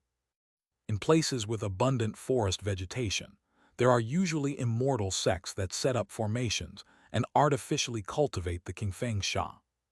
However, since it is still an elemental energy of the earthly fiends, although the price is controlled by the immortal sect, it is still in short supply and is sold out every time it is put on the market. My luck was so-so. I only managed to snag a Tier 1 item. Chen Mobai obtained the earthly fiend chi from Rolling Thunder Mountain.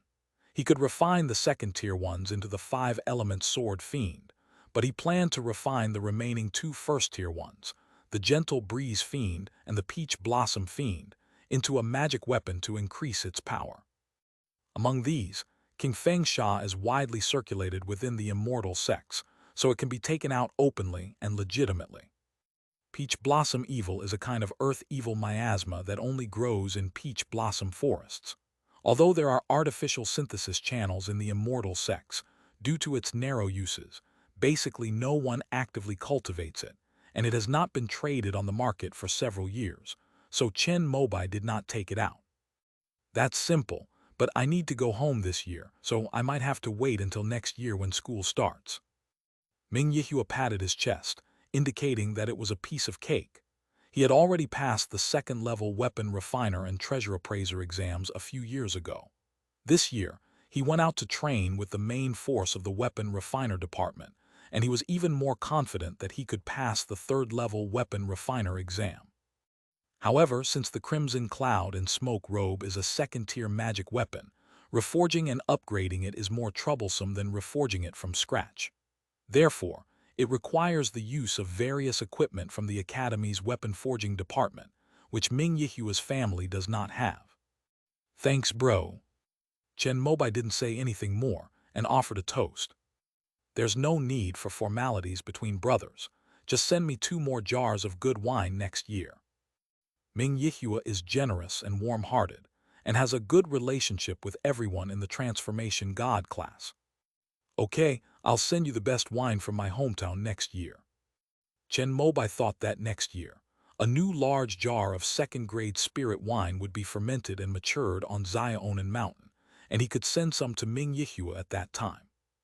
If I remember correctly, this Crimson Cloud and Smoke Net is one of the decompositions of the most comprehensive 4th-tier magic weapon in our Dance Weapon Academy, the Tei 5 Smoke Net. Our array department director mentioned in a public lecture that it uses the different forms of the 5 elements of spiritual energy, Crimson Cloud, Gentle Breeze, Water Mist, Jade Dew, and Smoke Flow, to evolve and unify into a single entity, transforming the weapon into an array that integrates offense and defense, making it infinitely powerful. When Yun Yangbing saw the two talking about the Crimson Clouds and Smoke, he remembered a lesson he had just attended and couldn't help but chime in. Given the current state of the immortal sect, it's practically impossible to cultivate the complete Tei 5 Smoke Luo. At most, they can only cultivate the King Feng Sha like Old Chen. Ming Yihua was aware of this matter as well, since it was one of the iconic magical artifacts of the Dance Weapon Academy. However, as a genius in the weapon crafting department, he was even more aware of the difficulties involved. The refining of Tei 5 Smoke Luo is not just a simple transformation of 5 kinds of spiritual energy. For example, Chen Mobai's Crimson Cloud Smoke Robe is a mid-grade 2nd-tier item. If he refines a large amount of 2nd-tier Clear Wind Fiend, it can be upgraded to a high-grade 2nd-tier item or even the peak. However, if you want to upgrade to the 3rd tier, you not only need to find the 3rd-tier Spiritual Material Water Mist Ice Crystal, but you also need to upgrade the previous Crimson Cloud Smoke Robe and Gentle Breeze to the 3rd tier. In other words, to complete the Tei 5 Smoke Luo, you need at least 5 materials of the 4th rank: Crimson Clouds, Gentle Breeze, Water Mist, Jade Dew, and Smoke Flow. Given the resource situation on Earthly Star, even a nascent soul cultivator might not be able to collect everything. However, the Wookiee Dao Academy has many talented people, and someone came up with the idea of breaking down the Tei 5 smoke luo and using the power of the magic weapon to evolve into an array. The 5 elements of spiritual energy are transformed into 5 array flags, simulating the power of the Tei 5 smoke net. The power of this array depends on the grade of the array flags, and it can be achieved from the 1st to the 4th grade. Chen Mobai had only heard of the Tei 5 smoke luo, but he did not know that it could be broken down into an array. He silently kept Yun Yangbing's words in his heart. If we encounter these materials in the heavenly river realm in the future, we can collect them. After the gathering of the nascent soul class ended, Chen Mobai's 7th-year life at the Dance Weapon Academy also came to an end. I won't be coming next year. In the student council, Hua Zijing waved to everyone with an air of nonchalance. Thank you for your hard work these past 2 years. Chen Mobai looked at her and sincerely thanked her. If it weren't for her hard work and assistance, he certainly wouldn't have been able to take charge of the student council so easily. Goodbye. After saying those 2 words, Hua Zijing seemed to dare not stay any longer and turned to leave. President, will we be able to see Senior Hua again in the future? Tears welled up in Zhuang Jialan's eyes. She was more emotional than Hua Zijing and couldn't control her emotions as well. Seeing her senior, who had been guiding her through various student council activities, graduate, she couldn't help but feel her eyes redden. Yes, as long as we live long enough, we will meet again someday.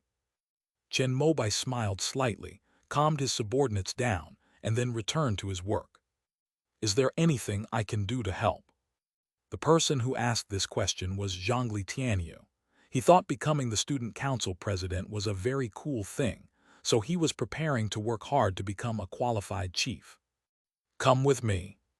As soon as Hua Zijing graduated, Chen Mobai felt much more pressure at work, so he planned to train Zhang Lixinyu as soon as possible, and then, like Zhuo Qiushi, step down and make way for a more capable person.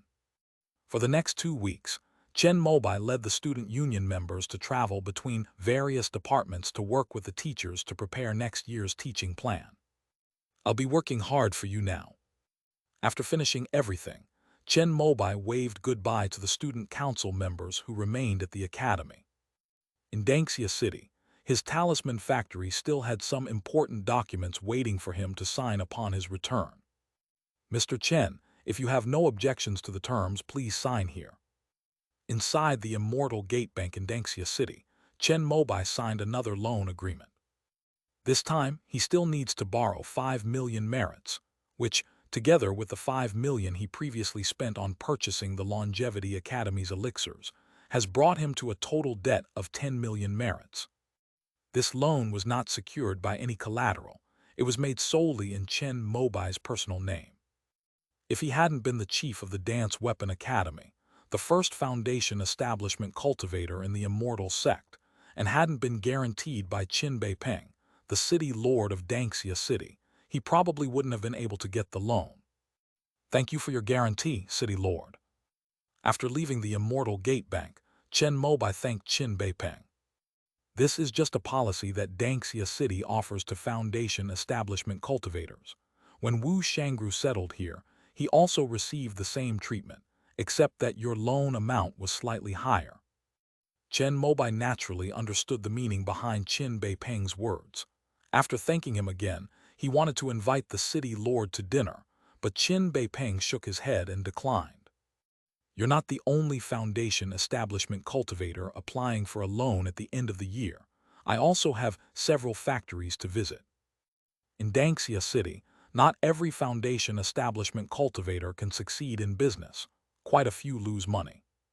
However, this loss could be a genuine loss, or it could be that the factory lost money, but the foundation establishment cultivator who was the boss had a bulging wallet. Therefore, Qin Beipeng needs to examine these potentially problematic factories. The reason why Qin Beipeng supported Chen Mobai's application for a 5 million personal loan was because of his big reputation. The fact that he was the top student of the Wookiee Dao Academy, and that he had overwhelmed all the Foundation establishment cultivators in the Jumeng Dao Academy sparring match, had spread, leading many to believe that he had the potential to become a nascent soul cultivator. Furthermore, this was the first time Chen Mobai had requested the support of the Danxia city government since settling down, which was something they had promised before. With all these conditions combined, Qin Beipeng was willing to step in and guarantee a loan of 5 million merit points for him. You should know that other Foundation establishment cultivators only have a maximum of 2 million merit points. Chen Mobai kept Qin Beipeng's kindness in his heart. With the loan in hand, plus the remaining 800,000 in profits from the talisman factory this year, the total startup capital is 5.8 million. Preparations for the puppet factory can begin. He first called Chai Lun, the senior student who had guided him in making puppets at the Wuki Dao Academy. After graduation, Chai Lun opened a puppet factory in his hometown and was said to have made a lot of money in the figure industry. However, Chen Mobai commissioned him to make a proper puppet. As one of the geniuses who graduated from the puppet department, Chai Lun also knew about the puppet factory. After receiving the call, he expressed great interest and said he would come over in person to discuss the deal. Next, Chen Mobai began purchasing the core components of the puppet factory. Hello, Senior Lu, this is Chen Mobai. At the Bushan Dao Academy, Lu Fengcheng, whose bandages had just been removed and whose skin had recovered from the burns, put down the phone with a speechless expression. How can the head of the Dance Weapon Academy be so shameless? You beat yourself up like this, and you still have the nerve to call me for help. Lu Fengcheng wanted to hang up the phone on the spot, but after thinking about it, he decided it was better not to make enemies with this ruthless character. He could just buy him a celestial abacus bead, so that even if he found out about the tricks he used in the sparring match in the future, he could resolve the situation. Hello, Professor Shi. I have a friend who wants to buy a second-tier abacus bead. Does your department still have any in stock? A day later, Chen Mobai saw the payment and order link sent by Lu Fengcheng to the Bushan Dao Academy flagship store and couldn't help but smile slightly. What's wrong? Why are you laughing so happily? Yan Bingxuan, who was eating fish, noticed Chen Mobai's expression and asked him curiously. I bought a celestial abacus bead. Is that the heavenly calculation bead from the Heaven Mending Academy? Our department's top student has always wanted to buy one, but he can't get one. The person who said this was Shi Jingjing. Today was supposed to be Chen Mobai's high school reunion, but only enough people were gathered for one table. Most of them hadn't returned to Danxia City, and some who were there didn't come. The people who came included Yan Bingxuan, Cao Yaling, Shi Jingjing, Lu Hengsheng, Pu Jiangsu, Yu Shu, Su Yuan, and Shi Yuanqing. Song Zhang and Mo Simon didn't come back. Otherwise, given their relationship with Chen Mobai, they would definitely have come too. I was able to buy it through connections. I met a friend at the Jumeng Taoist Academy. As the saying goes, having more friends means having more paths to take. This helped me out, didn't it? If the people of the Bushan Dao Academy heard Chen Mobai's words, they certainly wouldn't believe them. During the sparring match on the island in the lake, Lu Fengcheng was the worst off among all of Chen Mobai's opponents. He was defeated head-on by the sword demon, and the fire poison entered his body. He had to stay in bed for more than a month to recover. Cao, the main reason for today is to congratulate you on your successful Foundation establishment. Chen Mobai raised his drink and congratulated Cao Yaling. Among the group of students from their 5th high school, time had finally revealed who was truly the best. After Chen Mobai, the second person to reach the Foundation establishment stage was the most talented. It's just good luck. Yuan Qing has also comprehended the critical method, so he should be able to establish his foundation next year. Cao Yaling smiled and spoke. She had always been a quiet person. When she was with Shi Jingjing, she could go a whole day without saying a word because the latter would say everything for her. Say, I see you all talking about foundation establishment, but I'm the only one who's already thinking about military service. Lu Hengsheng, whose cultivation level was the lowest and who was still stuck at the 6th level of qi refining without comprehending divine sense, looked resentful. There were still 3 years left, and he knew it was impossible for him to reach the foundation establishment stage. As a male cultivator, he had to serve 10 years of military service. Me too, but I'm considering whether to get married after graduation. Chen Mobai's beautiful classmate, Yushu, also sighed and spoke up. She was at the 7th level of qi refining and wanted to advance further in her cultivation, but military service was also very difficult for women, and she was afraid. When the topic of military service came up, the others also started to share what they had heard. Apart from Shi Yuanqing, who was confident that he could establish his foundation before graduation, everyone else was filled with anxiety and had all considered the issue of military service.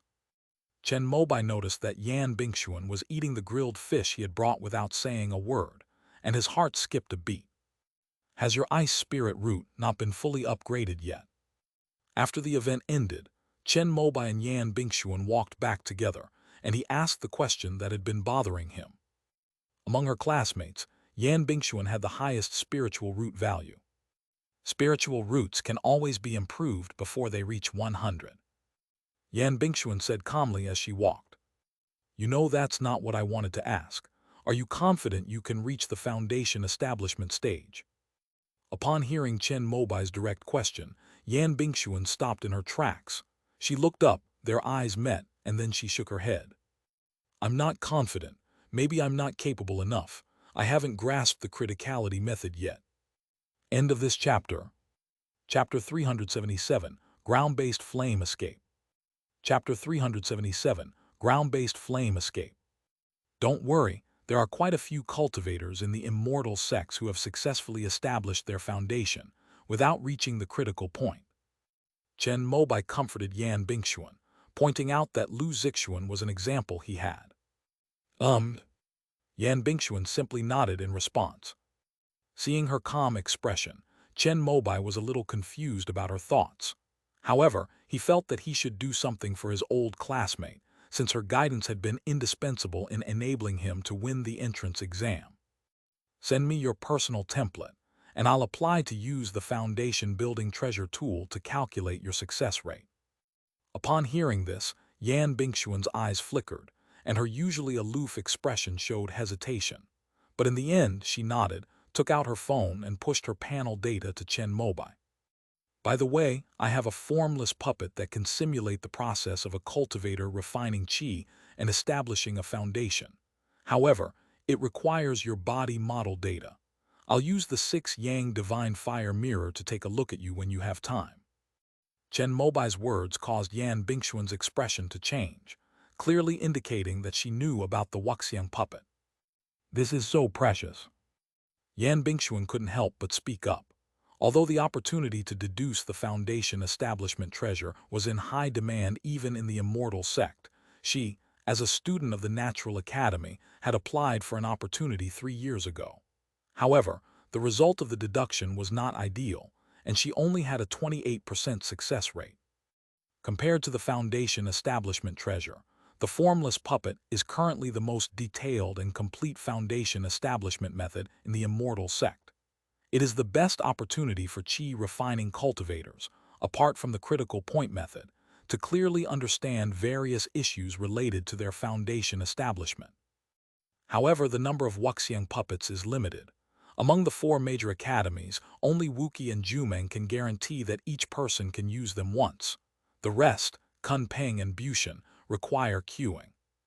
Needless to say, the 10 great academies only allow core students with top-tier talent to borrow the formless puppet from the 4 great academies. Compared to you going to serve in the military and us not being able to see each other for 10 years, I would rather see you successfully establish your foundation. Upon hearing this, Yan Bingxuan's expression shifted slightly, and she then asked a question. Are you so sure that if I fail to reach the foundation establishment stage, I'll go to serve in the military instead of getting married and having children? You're not such a weak person. Chen Mobai said something that made Yan Bingxuan's lips curl into a smile. The two reached the intersection and waved goodbye. After returning home, Chen Mobai first went to Zion Enshin, then switched to his alternate account turtle immortal and logged into the foundation building treasure. Just as he was entering Yan Bingxuan's personal panel data, he discovered that the panel was excessively detailed. They even have measurements for body measurements. No wonder the beautiful Yan hesitated at first. I never would have guessed she had such a large scale. After reading it, Chen Mobai was shocked. If the data was true, this was the largest model he had ever encountered. How did Yan Bingxuan usually cover it up? He had never noticed. The results of the foundation building treasure calculation came out quickly. After selecting the 3 foundation building treasures, Yan Bingxuan had a 32% success rate. Unfortunately, Yan Bingxuan has an ice spirit root, which conflicts with the Xuanhu spirit liquid, the foundation-building spirit item of the Wuqi Dao Academy. Without the aid of the mystic fire elixir, the jade marrow pill's efficacy is also quite limited. Chen Mobai thought for a moment, then logged into the cultivation assisting software with a secondary account and used his super high privileges to search for posts about Ice Spirit Root Foundation establishment. We actually found quite a few. In addition to the 3 essential items for foundation building, having either snow sprite water or water mist ice crystal can further increase the success rate by about 10%. Chen Mobai searched for these 2 items. Snow elf water is a second-grade high-quality elixir. Because there are not many cultivators with ice spirit roots, the immortal sects will wait until there are enough people who have made reservations before they will arrange to start refining it. The reason why Yan Bingxuan has not tried to establish her foundation all these years is because she is waiting for this spiritual water. Water mist ice crystals are a kind of spiritual material from heaven and earth, which can also be used by Tei Wanliu. Some are artificially synthesized, while others are naturally generated. However, only the first-tier artificially synthesized ones are useful, while the second-tier ones are best for those with ice spirit roots who are building a foundation. Anything higher is also not good, as qi refining cultivators cannot withstand it. These items can generally only be obtained in the extremely cold seas at the 2 poles of the Earth star. To get to those 2 places, one must be a golden core cultivator or be transported by a treasure ship that only travels once every 20 years from the immortal sect. After reading the post, Chen Mobai shook his head. With his current abilities, obtaining these 2 items from the immortal sects would be an impossible task. However, you could try looking around the Tian realm to see if there's anything called water mist ice crystals. Among the 7 major sects of the eastern wilderness, there is a snowfall palace, which is also located in a region where snow falls for thousands of miles and ice freezes for tens of thousands of miles. It might have something there, but I don't know if it is also called water mist ice crystal. I need to look up relevant information when I have time. Hopefully, Yan Bingxuan will be able to get snow fairy water before graduation. While thinking, Chen Mobai took out the camel pond ointment made by Qing Nu, used his divine sense to take 5 spoonfuls, and covered the 5 fingers of his right hand. A burning, needle-like slight pain came from my fingertips, which meant that the ointment was working and was constantly strengthening the muscles, bones, and flesh of my 5 fingers. Once this jar of ointment is completely used up, Chen Mobai's entire right hand will be strong enough to withstand the 5-element sword array. After returning from Jumeng Academy, he began to temper and improve his right hand. By the time school starts, the strength of his 5 fingers should be about right. After today's tempering was over, Chen Mobai looked at his 5 fingers, which were red and the veins beneath the skin were faintly visible, and a smile appeared on his face. This feeling of continuous improvement gives him a great sense of accomplishment at all times. After refining the 5-element sword finger technique, Chen Mobai took out a mid-grade spirit stone and began cultivating the pure yang dharma body. Over the years, except for crucial times such as consuming the fruit of the tree of immortality, he has cultivated this pure yang dharma body day and night, no matter what happens or how much time he has. As it turns out, diligence is always worthwhile. Today, Chen Mobai absorbed half of the mid-grade spirit stone in his palm. Suddenly, his body lit up with the mysterious light representing the water spirit root, and the emerald light representing the wood spirit root. But the moment these two spirit roots began to shimmer, a golden red flame ignited, and following the order of the 5 elements mutual generation, swallowed the water and wood spirit roots in one gulp. Subsequently, the fire elemental root in the heart area became even more dazzling, as if fuel had been added. With a click, the spirit stone in his palm suddenly cracked open, but the pure spiritual energy contained within flowed into Chen Mobai's body like water, pouring into the internal organs where his 5 elemental roots resided. After repeating the cycle several times, the light of Chen Mobai's heart fire spirit root shone at an unprecedented level. After a long breath, all the spiritual light dimmed, and the light inside the wooden house returned to normal. Chen Mobai slowly opened his eyes. His originally clear and bright eyes now had 2 red circles, like fire rings surrounding the outermost part of his pupils. This was a change caused by the sudden improvement of his spiritual root, but the 2 red circles disappeared from Chen Mobai's eyes immediately. With his current level of skill, he is already able to control these things. Chen Mobai took out the spirit testing instrument and injected spiritual power into it. Soon, his latest spiritual root value appeared in his eyes. Spiritual roots: metal 23, wood 45, water 16, fire 72, earth 10. When he saw fire 72, he couldn't help but burst into laughter in the deserted wooden cabin on the top of Xiaonanshan Mountain. Now he can finally say that he is a true genius. Only he himself knows how many resources and efforts it took to get to where he is today. It has been 7.5 years since the crimson-robed master of Dangxia City instructed him to transform the 5 elements technique into the pure Yang scroll. This means that he has spent a lot of time on the pure Yang Dharma body. With the continuous supply of spirit stones every day, he finally raised his pure Yang Dharma body to the 5 Yang body realm. Only one final step remains to achieve the 6 Yangs required for core formation. Once he cultivates the 6 Yang body, his fire spirit root will be able to break through 80 and become the heavenly fire spirit root that he has always dreamed of.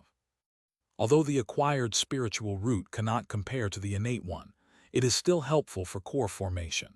And most importantly, Chen Mobai now feels that he can achieve twice the result with half the effort when practicing any fire attribute techniques and spells.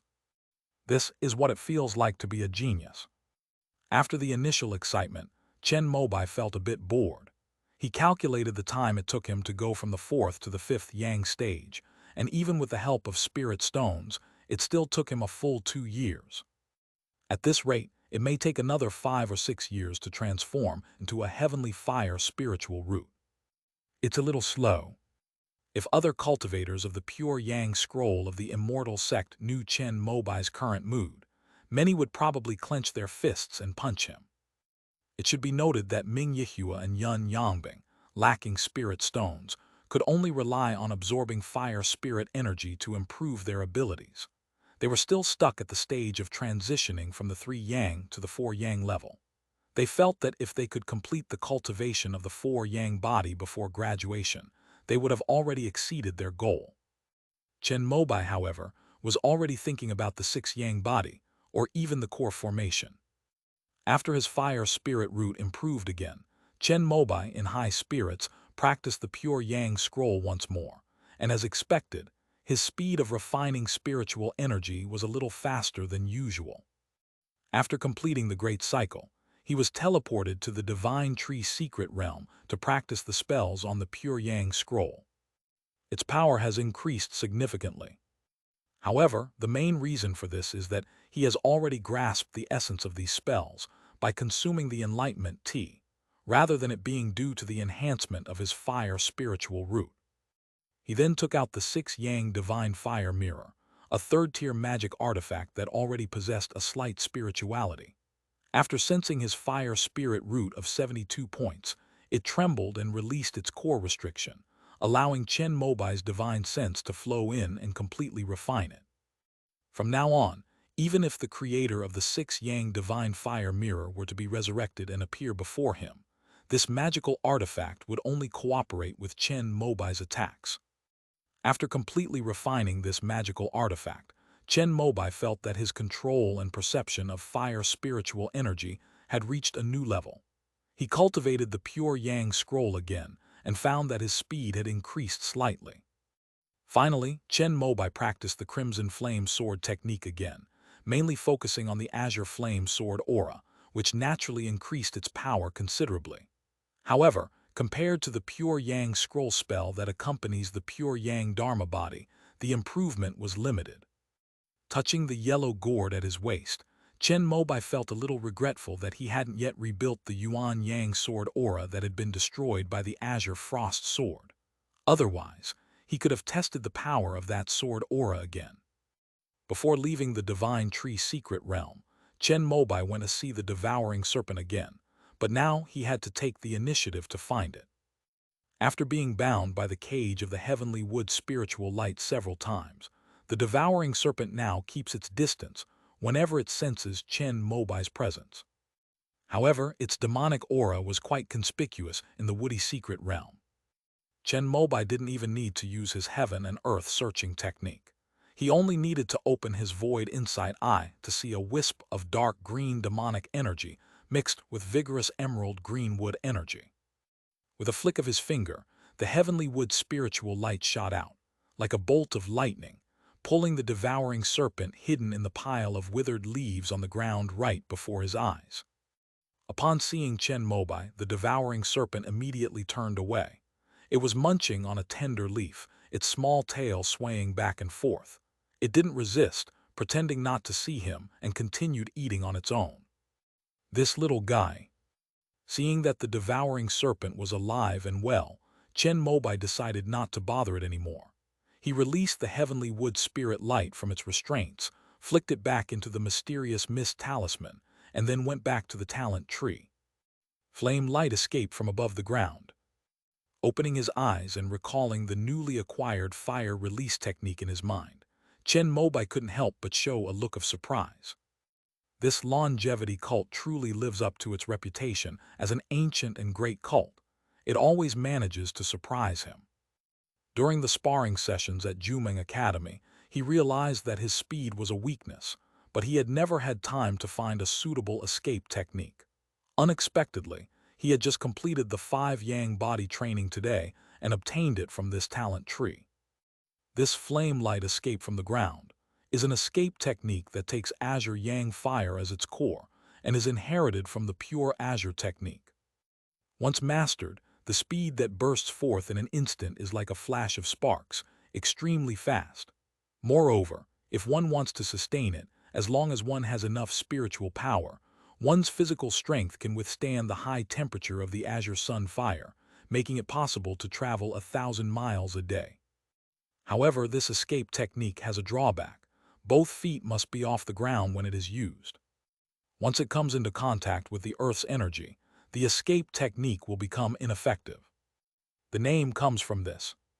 With the Azure Yang flame at his disposal, Chen Mobai could easily master this escape technique. Moreover, being a fire spirit, he didn't need to worry about the fire escape technique harming his body. Considering all these factors, this ground-based flame escape technique is very suitable for him. It is necessary to study this carefully during this period. We will try to make up for our weakness in speed before the start of the school year. With a sigh, Chen Mobai activated the turtle treasure and returned to Danxia City. It was just dawn. He sent the results of the foundation building treasure calculation to Yan Bingxuan, who immediately replied with a received emoji. Just as Chen Mobai was about to ask Yan Bingxuan when she would be free so he could use the formless puppet to help her deduce the detailed process of foundation establishment, a phone call came in. "Senior Chai, you arrived so quickly." Since this concerned his puppet factory, the source of his wealth, Chen Mobai immediately answered the phone. Hearing that Chai Lun had arrived at Danxia City Airport, he told him to wait a moment as he would come to pick him up shortly. End of this chapter. Chapter 378, A Life Burdened with Debt. Chapter 378, A Life Burdened with Debt. Chai Lun is a decisive person, and the two of them started discussing various technical terms related to puppet factories right there at the dinner table. Back when Teacher Chi was helping the immortal sect's fourth arsenal design weapons and assemble puppets using mechanical automation, I also went along to do odd jobs. I originally thought that puppet factories were something only large-scale operations like the immortal sect would use. Chai Lun said with a sigh, using puppets to replace manual labor is a very luxurious thing. Because there are many cultivators in the immortal sects, labor costs are low.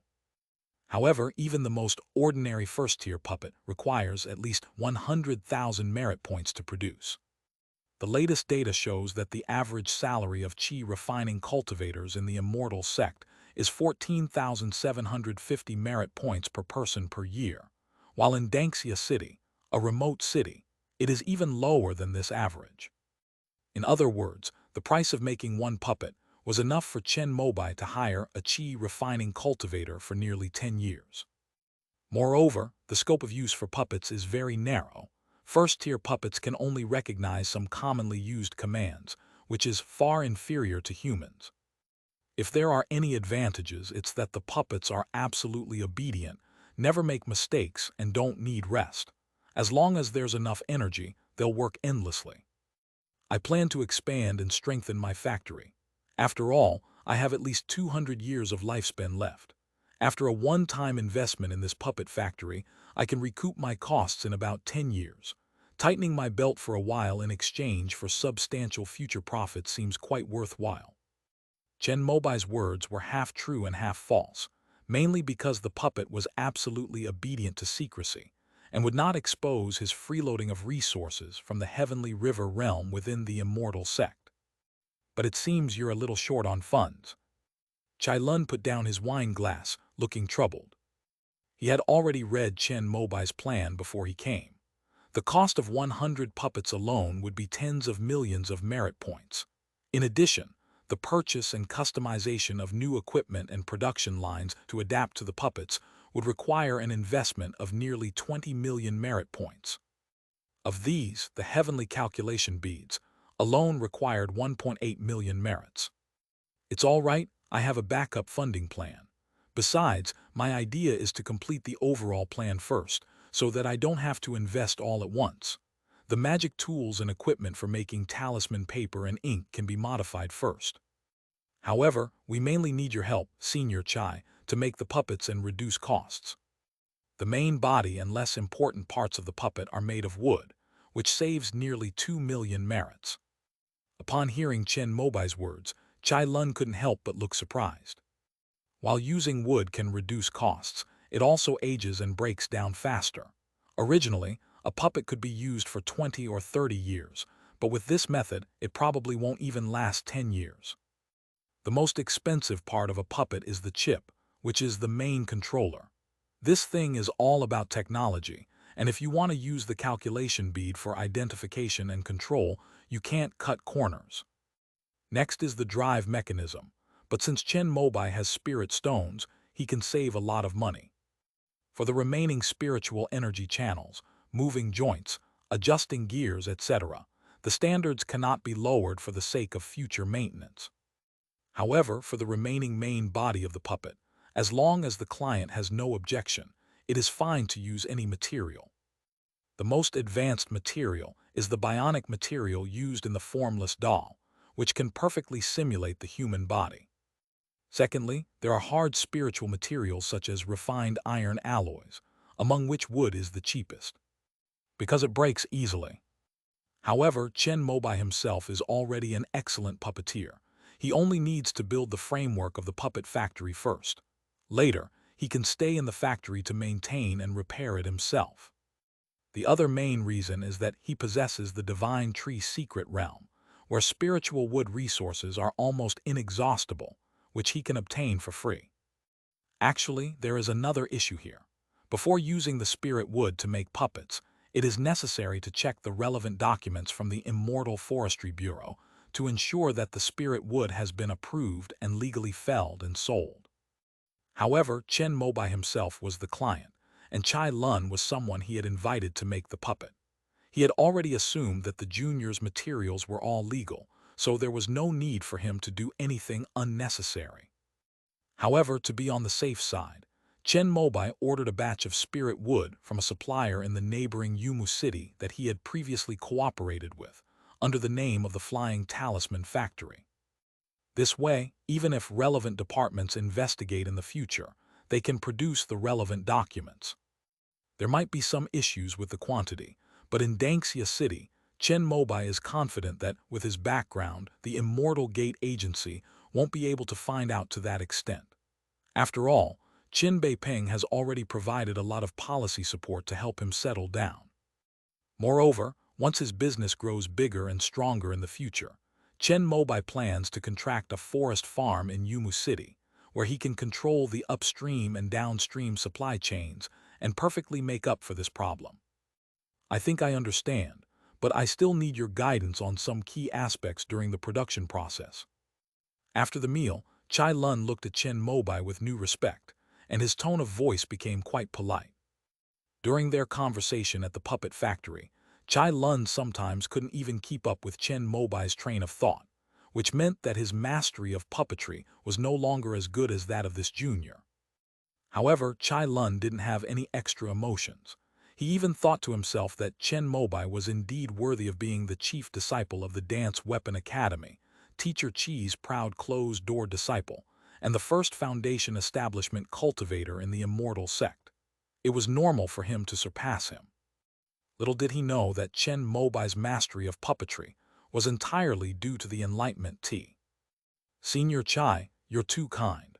I'll need your help to gather some puppet technicians to complete the basic framework of this puppet factory. Chen Mobai knew that Chai Lun was truly capable, so he entrusted this business to him. Leave it to me. Chai Lun patted his chest confidently, then immediately called his own company and asked them to bring various tools to Danxia City. After arriving at the Flying Talisman Factory, the two signed a custom-made contract. The agreement stipulated that 100 Tier 1 puppets of the labor force type would be custom-made according to Chen Mobai's requirements, with a total price of 2.2 million merit points. Chai Lun's side would only be responsible for the production, while Chen Mobai, as the client, would be responsible for the procurement of all materials for the puppets. After the puppets were completed and passed inspection, the client would also be responsible for their maintenance and upkeep. Knowing that Chen Mobai was short of funds, Chai Lun generously accepted only a 1 million yuan advance payment, with the remaining 1,200,000 yuan to be paid in installments over the next 3 years. Chen Mobai was naturally extremely grateful for this. A few days later, after helping to settle the technical staff of the Chai Lun puppet factory, he personally went to Yumu City to negotiate with several timber factories, making it seem as if he had really purchased a lot of spirit wood. Since the Flying Talisman Factory usually only needs to store talisman ink and talisman paper, and does not need a large warehouse, there was nowhere to put the first batch of spirit wood that was actually purchased after it was delivered. But this was intentional on Chen Mobai's part. He used this as an excuse to ask Qin Beiping for help, and rented a large open space outside the city to place the spirit wood he had purchased from Yumu City there. Before each puppet was made, he would arrange for people from the talisman factory to come and cut the spirit wood into various lengths according to the requirements, and then transport it into the city by cart. Most of the time, this open space where the spirit wood is stored is uninhabited, with only a simple array for enclosure and protection, which Chen Mobai added with a mystic mist talisman for concealment. Then he painstakingly bundled together the Crimson Sun spirit wood that he had cut down with the Yuan Yang sword in the Divine Tree secret realm last time, and then placed his hand on it, sending it here in batches through the turtle treasure. In the Divine Wood sect, the Crimson Sun spirit wood is used for burning as fuel. This kind of spiritual wood has a mild temperature, and the temperature of the spiritual fire produced by calcining it is easy to control, making it very suitable for alchemy. However, in the realm of immortals, it is already considered a mid to high grade spiritual wood. The green cypress spiritual wood that Chen Mobai purchased from Yumu City is not even as good as the red sun spiritual wood. Junior brother Chen, the quality of the first batch of spirit wood is not very good.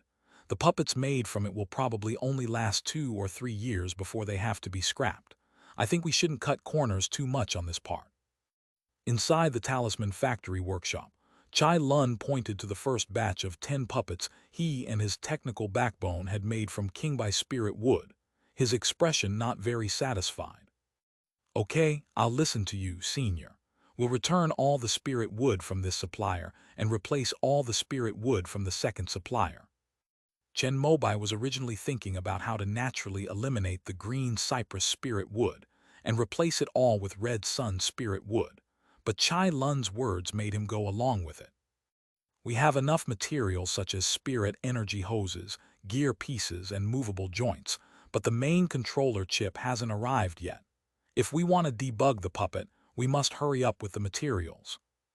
Chai Lun was pleased to hear Chen Mobai's willingness to listen to his suggestions, but he still raised his requirements regarding the supply of materials. I'll make another call.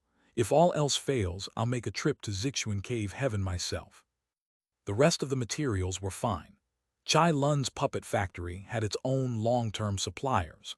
After Chai Lun's introduction, Chen Mobai completed the purchase at the lowest price, and the materials were being transported to Dangxia City in batches. However, only the main controller requires the chip factory under the Bushan Dao Academy to be perfectly matched with the heavenly calculation bead. Chen Mobai naturally called Lu Fengcheng again. The latter originally didn't want to talk to him, but since he had already helped with the first favor, it would be contradictory to refuse this small request. It would be better to just refuse when buying the heavenly calculation beads. Left with no other option, Lu Fengcheng could only help again by introducing a junior student in charge of chip sales to Chen Mobai. Out of respect for Chen Mobai's status as the top foundation establishment cultivator in the immortal sect, the contract for 100 chips for the master controller of first-tier puppets was also finalized.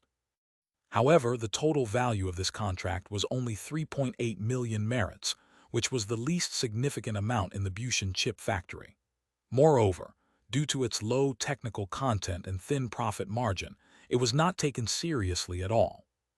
Even so, Chen Mobai still needs to transfer the full amount after the contract is signed before the Bushan chip factory will arrange for processing and production. Unlike the purchase of spirit wood, where payment can be delayed for a period of time until the end of next year, this is different. The heavenly calculation beads cost 1.8 million. The initial processing fee for the Chai Lun team was 1 million in merit, and with the addition of various other materials and miscellaneous expenses, the Flying Talisman Factory's initial capital of 5.8 million was no longer enough to cover the full cost of the chips. Chen Mobai lamented that he didn't have enough money. The items at the Heaven Mending Academy were simply too expensive. Even so, it was already a discounted price, and I was only able to buy it through Lu Fengcheng's connections. These most advanced technologies of the immortal sect have always been in the hands of the Heaven Mending Dao Academy. If it weren't for the immortal sect keeping them under control, the prices would probably be even more outrageous. Chen Mobai had already given Chai Lun the money for the production fee and paid it in installments. As for the other materials, since it was the first time they had worked together and Chai Lun had introduced them, Chen Mobai didn't delay payment to avoid making things difficult for his senior. With no other option, he had to activate the backup funding plan. He went to the Immortal Gate Bank in Dangxia City again and mortgaged his 6 Yang Divine Fire Mirror. Of course, only the ownership was mortgaged. The right to use it remained in Chen Mobai's hands. In other words, although the Immortal Sect Bank gave the merit to Chen Mobai, it did not use the magic weapon. Chen Mobai still kept it for his own use.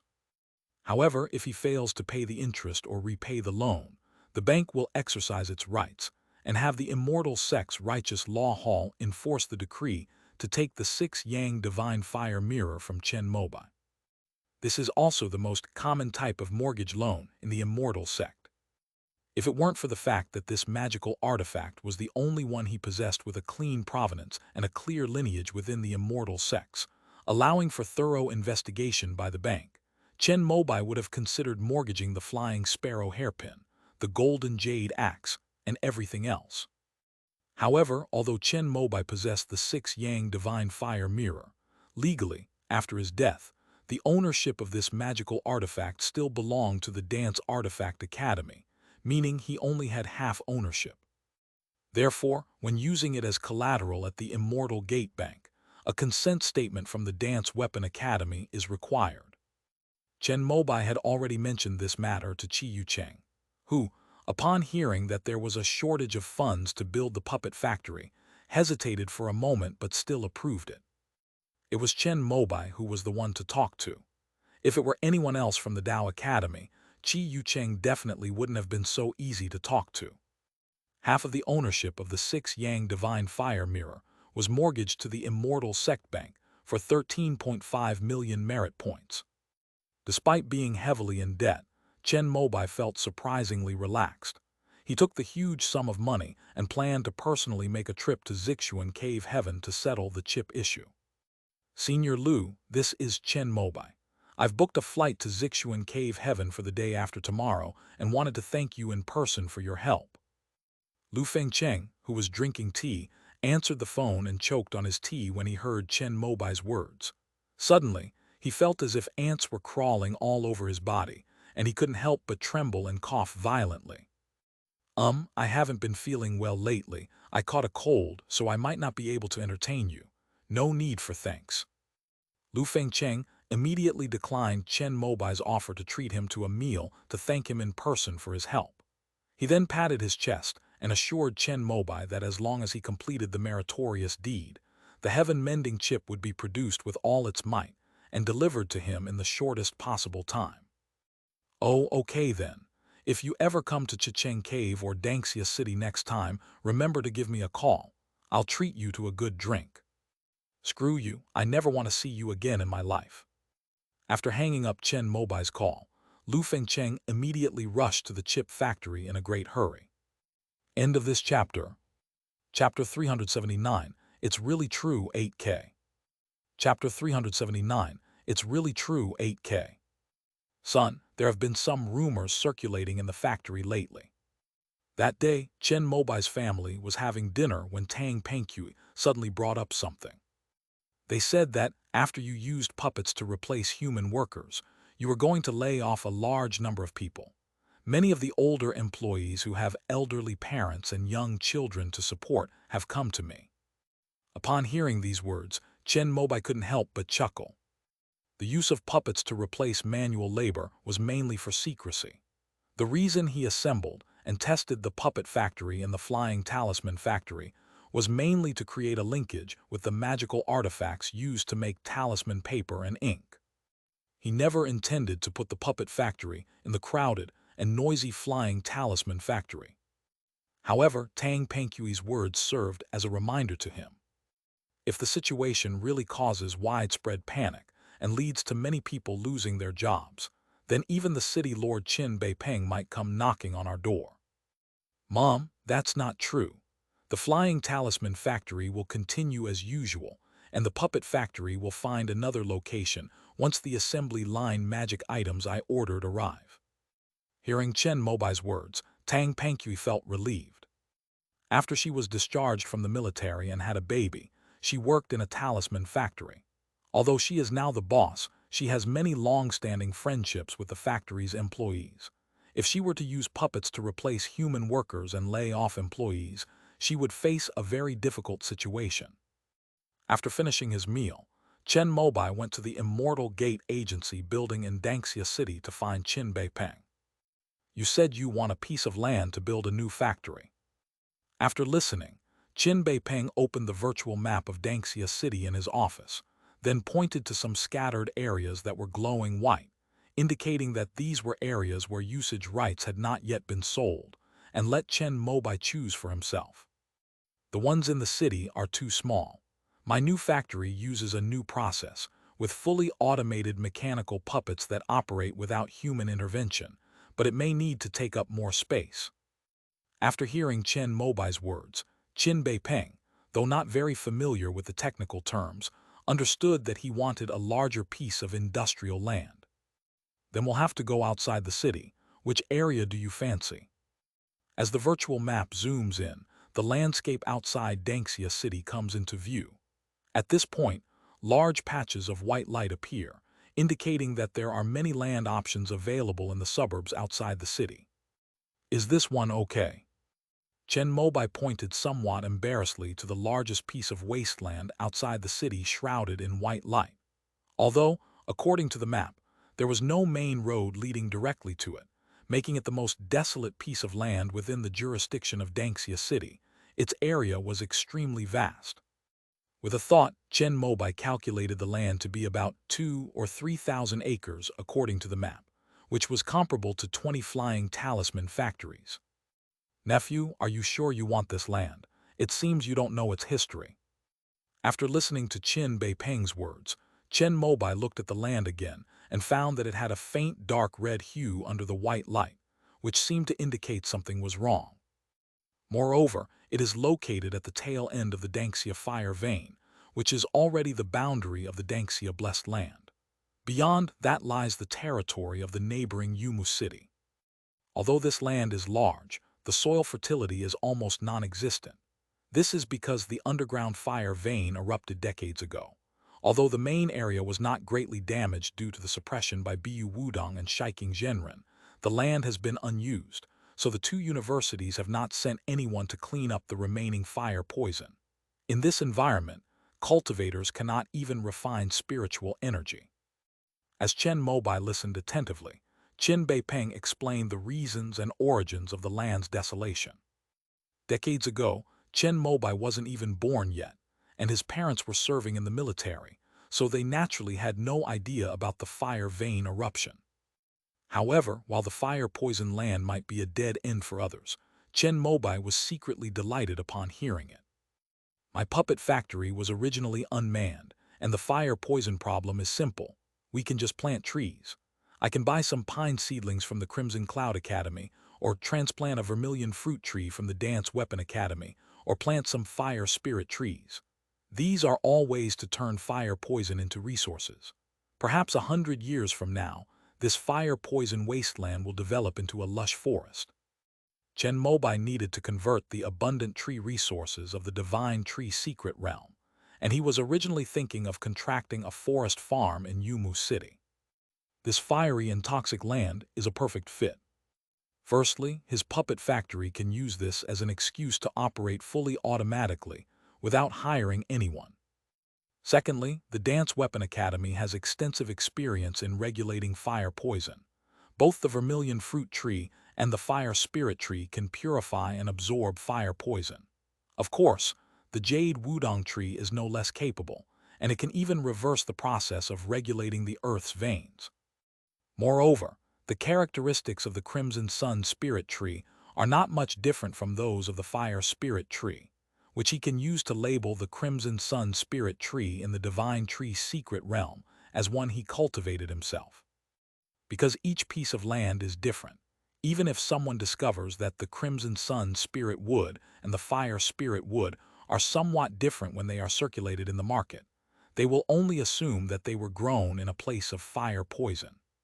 Since you put it that way, then fine, I'll take you to complete the procedures for transferring this piece of wasteland.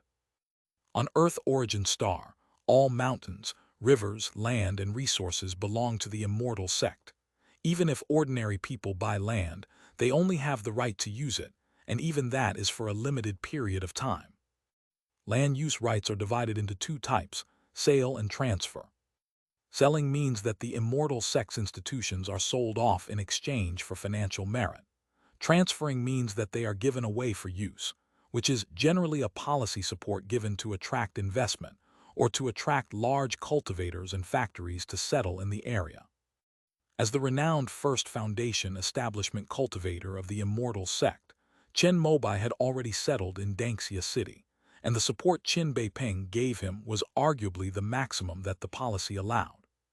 With Qin Beipeng's personal help, Chen Mobai quickly obtained the right to use this fire-poison wasteland, but the term of use was tied to him personally. If he moves his household registration out someday, the land use right will be void. Wu Shangru was also bound to Danxia City in the same way, and in the end, he had to find Chen Mobai to take over, which was a satisfactory ending. After signing the transfer agreement, Chen Mobai, accompanied by Qin Beipeng, went to inspect the wasteland in person. With the help of the Danxia City Immortal Gate Land Administration Bureau, a land-use red line array was set up to establish the boundaries and scope of this land for sale. The fire poison is deeply rooted in the Earth's veins. Even if you plant spirit trees, it will take about 10 years to completely clear it away. After Chen Mobai used his void insight eye to examine the wasteland, he nodded in satisfaction. Qin Beipeng, standing to the side, was a little puzzled, but he had heard that the vermilion fruit tree grew by using fire poison as nourishment. Perhaps he was happy because this place was suitable for transplanting the first spiritual plant of the Dance Weapon Academy. If you encounter any problems with building a new factory, setting up protective arrays, or connecting to the spiritual veins and energy, you can come to me. After finishing his business, Qin Beipeng said those words and then led his men back. Chen Mobai stayed behind, standing atop the crimson clouds and mist, surveying the entire wasteland from beginning to end. There are definitely some differences between maps and reality. After examining the area, they selected a small hillside where the fire poison was most concentrated and decided to use it as the center to set up the formation. It just so happens that, under Zhongli Tianyu's persuasion, a 3-yang 1-qi array plate was created, which can be used here. However, setting up an array is a specialized field, especially since the larger the area covered by the array, the more it tests the skill of the array master. Chen Mobai could set up the 3-yang 1-qi array and evolve the Yuan-yang sword qi within a 1-meter radius, but he was powerless to do so on this nearly 3,000 acres of land. He could only call upon his good brother. Yun Yangbing stayed at the Dao Academy this year because he was going to go out to survey maps with a group of students from the Array Formation Department next year, so their team was going through the initial integration and preparation. Jin Xiuwei, another student from the Nascent Soul class, was also among them. After Chen Mobai made the call, Yun Yangbing thought about it and felt that this was a good opportunity for their team to practice. So, after reporting to the teacher in charge, she brought all 7 members of the team over.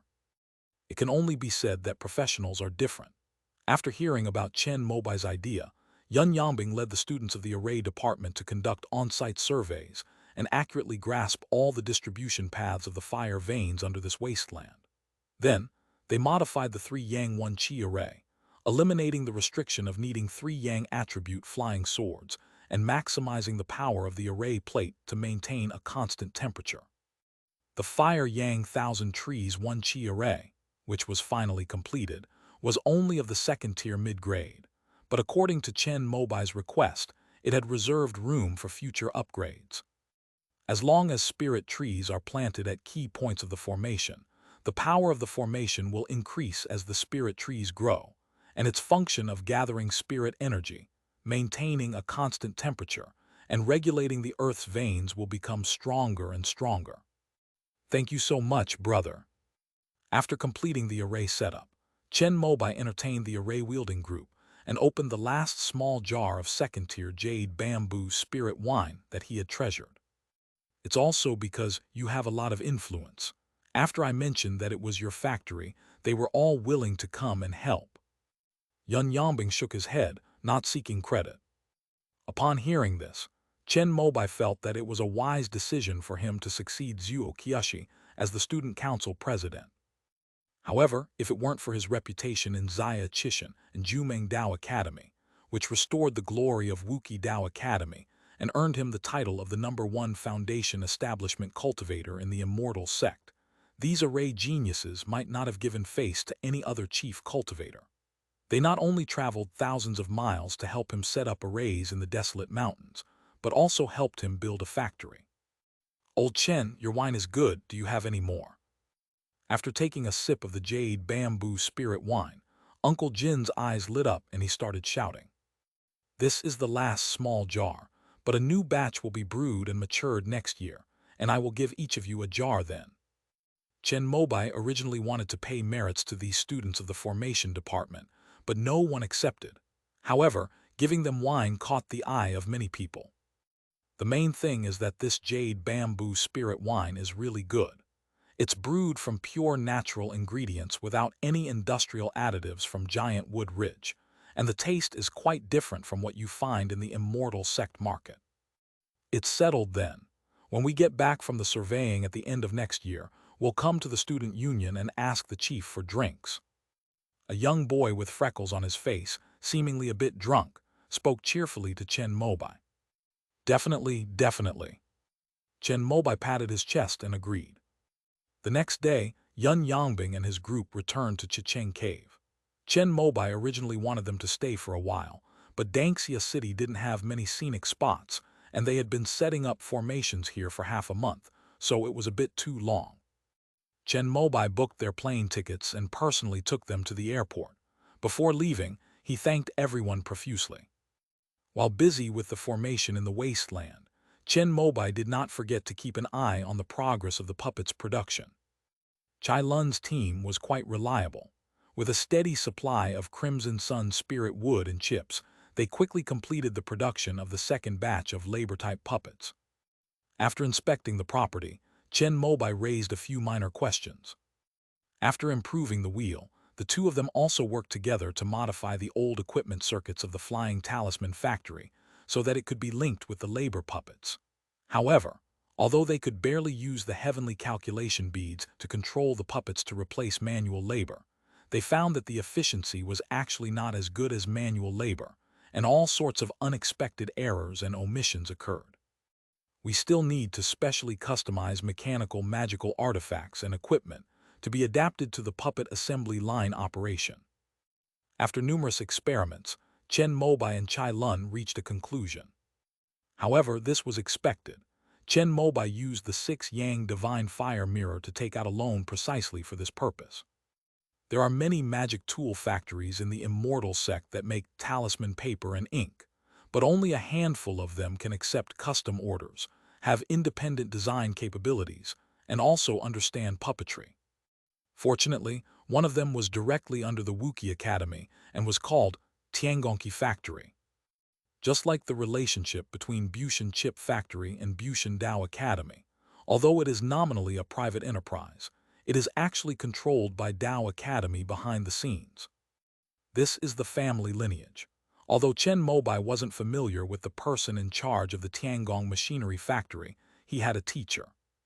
After Qi Yucheng made a phone call, the chief engineer of Tiangong Machinery Factory came over with 2 technicians. Before graduating, this chief engineer also studied in the puppetry department for 8 years. Although he was poached by the weapon crafting department in the middle of his career due to his outstanding talent, he still considers himself a disciple of Qi Yucheng. Chen Mobai immediately called out, "Senior brother." This senior, named Zhou Tiangong, was also at the peak of foundation establishment. At less than 60 years old, he led his team to overcome many difficulties with large-scale magical artifacts and mechanical equipment. He had already accumulated enough contributions and was just waiting for 60 years of service to exchange for a core formation spiritual item. As expected of junior brother Chen, the most outstanding chief disciple of the academy in the last 100 years, the design concept of this puppet factory is very ingenious. After exchanging ideas with Chen Mobai, Zhou Tiangong praised him and then picked up a pen and paper to draw a set of assembly line equipment to match the puppets. Chen Mobai looked at it and offered his own ideas. Later, he also called Chai Lun over. After all, he was the one who made the puppets, and he knew best what kind of equipment could bring out all the advantages of these puppets. 3 geniuses from the Dance Weapon Academy brainstormed tirelessly for 2 days and 2 nights in the room, finally settling on a set of equipment blueprints that satisfied everyone. Junior, with a total of 7.8 million merits, I won't charge you for the equipment design fee. After the technical aspects were agreed upon, the next step was to discuss the price. Like the Tiangongqi Factory and Bushan Chip Factory, Tiangongqi Factory only starts production after full payment is received. While lamenting how quickly money disappears, Chen Mobai also realized that high-tech is the most profitable industry in the immortal sect. He established a puppet factory, donating nearly 10 million merit points to the Heaven Mending Academy and the Weapon Dancing Academy. This was only because he had extensive connections and influence, and all the money was at the lowest possible discount. If this were any other foundation establishment cultivator in Dangxia City, the contract price would probably be at least 2 or 3 million more merit points. Fortunately, after the equipment contract was signed, Chen Mobai's puppet factory did not have any other large expenses. Time flew by and the Chinese New Year arrived. "Brother, what do you think of this outfit?" In the warm living room, Wang Xinying put on the Taiyuan Academy school uniform and twirled around. The white skirt fluttered and the long sleeves flowed. Although her face still had the immaturity of a young girl, her peach blossom cheeks, delicate nose, and beautiful eyebrows and eyes, as well as her slender figure, were already showing. Her fair, smooth skin blushed under the warm indoor heating, making her look very youthful and beautiful. "My sister is beautiful, she looks good in anything." Chen Mobai sat on the sofa, chatting with King Nu and a few other friends on his phone, and said something without looking up. Snort! Wang Xinying was so angry that she pounced on him, forcing Chen Mobai to look up. All right, stop bothering your brother, come and help." When Aunt Chen Yulan, who was carrying dishes out of the kitchen, saw this scene, she immediately pulled Wang Xinying to help in the kitchen. When the elders, including Chen Xinglan and Chen Beilan, saw this scene, they all smiled happily. Wang Xinying performed exceptionally well in this year's entrance exam. Although she still failed to gain admission to one of the 4 major academies, she was accepted by Taiyuan Academy, which is a very happy thing for her elders. Chen Mobai has already spoken to Shi Yuanqing, asking him to help look after his younger sister when school starts next year. Happy New Year! After a joyful New Year celebration, Chen Mobai was planning to visit Xianechen when he received New Year's greetings from Yan Bingxuan. At this moment, Chen Mobai suddenly remembered that he seemed to have said he would use the formless puppet to help her deduce the foundation establishment process. However, he was busy building the puppet factory during this time and forgot about this matter. Happy New Year! Are you free on the first day of the Lunar New Year? Chen Mobai immediately took remedial action and arranged to meet Yan Bingxuan the next day at the training and fitness center, where she had taught him the secrets of the ice technique. "I'm sorry, I've been busy with the new factory lately." As soon as the two met, Chen Mobai apologized first. Yan Bingxuan was as radiant as ever today. She wore a blue inner layer, a buttoned black woolen cardigan, and a matching black vest skirt. Her long, shapely legs and black stockings were encased in white over-the-knee boots. Combined with her cool, clear eyes and snow-white skin, she exuded a very elegant and aloof aura. Men should focus more on their careers and self-cultivation when they are young. Yan Bingxuan shook her head and said something that deeply moved Chen Mobai. However, for some reason, on their way to the magic training room, Chen Mobai couldn't help but steal a glance at the upper body of the beauty beside him. "It's not that big. Let me take a picture of you first." After closing the door and activating the protective barrier of the cultivation room, Chen Mobai took out the 6 Yang Divine Fire Mirror. Yan Bingxuan bit her lip slightly upon seeing it, but still nodded and stood in front of the mirror. After the mirror light flashed, Chen Mobai, being an upright person, took the initiative to sever the spiritual connection with this magical artifact, and then imported the most detailed data of Yan Bingxuan's body, reflected in the 6 Yang Divine Fire Mirror, into the formless puppet. Under the mode of performance, the number wheel in the left eye of the faceless puppet began to jump from 1 and quickly reached 9. Chen Mobai and Yan Bingxuan stood side by side in front of the puppet and saw the clear ice spiritual energy flowing through its transparent internal meridians. Soon, they began to simulate the foundation building process. The spiritual energy in their Danshan and Sea of Qi formed a vortex shape and then began to shrink and condense. Soon, the first drop of pure white liquid spiritual energy appeared before their eyes. After this scene, Chen Mobai heard Yan Bingxuan breathe a sigh of relief in his ear. It seems she's quite anxious about foundation establishment.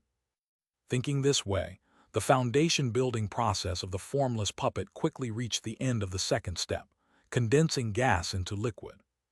However, just after the ninth drop of ice spiritual power condensed, all the spiritual power began to lose control, and the 8 drops of liquid spiritual power that had been condensed earlier also began to dissipate into a gaseous state, which then turned into a biting cold air that froze half of his body and internal organs. Chen Mobai frowned and stopped the performance of the formless puppet technique, which meant that Yan Bingxuan would not succeed in establishing her foundation in her current state. So it really won't work. Yan Bingxuan's slightly disappointed voice rang out, and Chen Mobai saw a faint sense of loss and sadness on her face. If he remembered correctly, this was the first time he had ever seen such an expression on Yan Bingxuan's face, and it was quite a novel sight. How much liquid spiritual power do you need to condense to establish your foundation in the profound ice technique? Chen Mobai asked. 12 drops. That means that if you work a little harder, you will be able to easily complete the step of condensing gas into liquid. After all, the current deduction of the formless puppet shows that you can condense up to the 9th drop. Upon hearing this, Yan Bingxuan gave a somewhat forced smile. 3 years ago, she had already reached the qi refining perfection stage.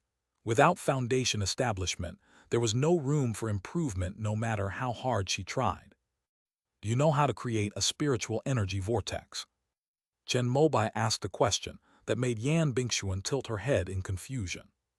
A vortex of spiritual energy, what kind of spell is that? I learned it from watching Master Kingping's 5 Elements Kung Fu instructional video. It's very helpful for the stage of condensing qi into liquid. I'll teach you. After Chen Mobai finished explaining the principle of the spiritual energy vortex, Yan Bingxuan's eyes lit up. She hadn't expected that there was such a way to simulate the process of condensing gas into liquid in advance. Thanks. Chen Mobai smiled and shook his head after hearing Yan Bingxuan's heartfelt thanks, then pointed to the room. Back then, you taught me the secrets of the ice technique without reservation.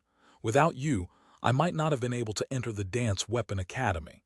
I should be the one thanking you properly.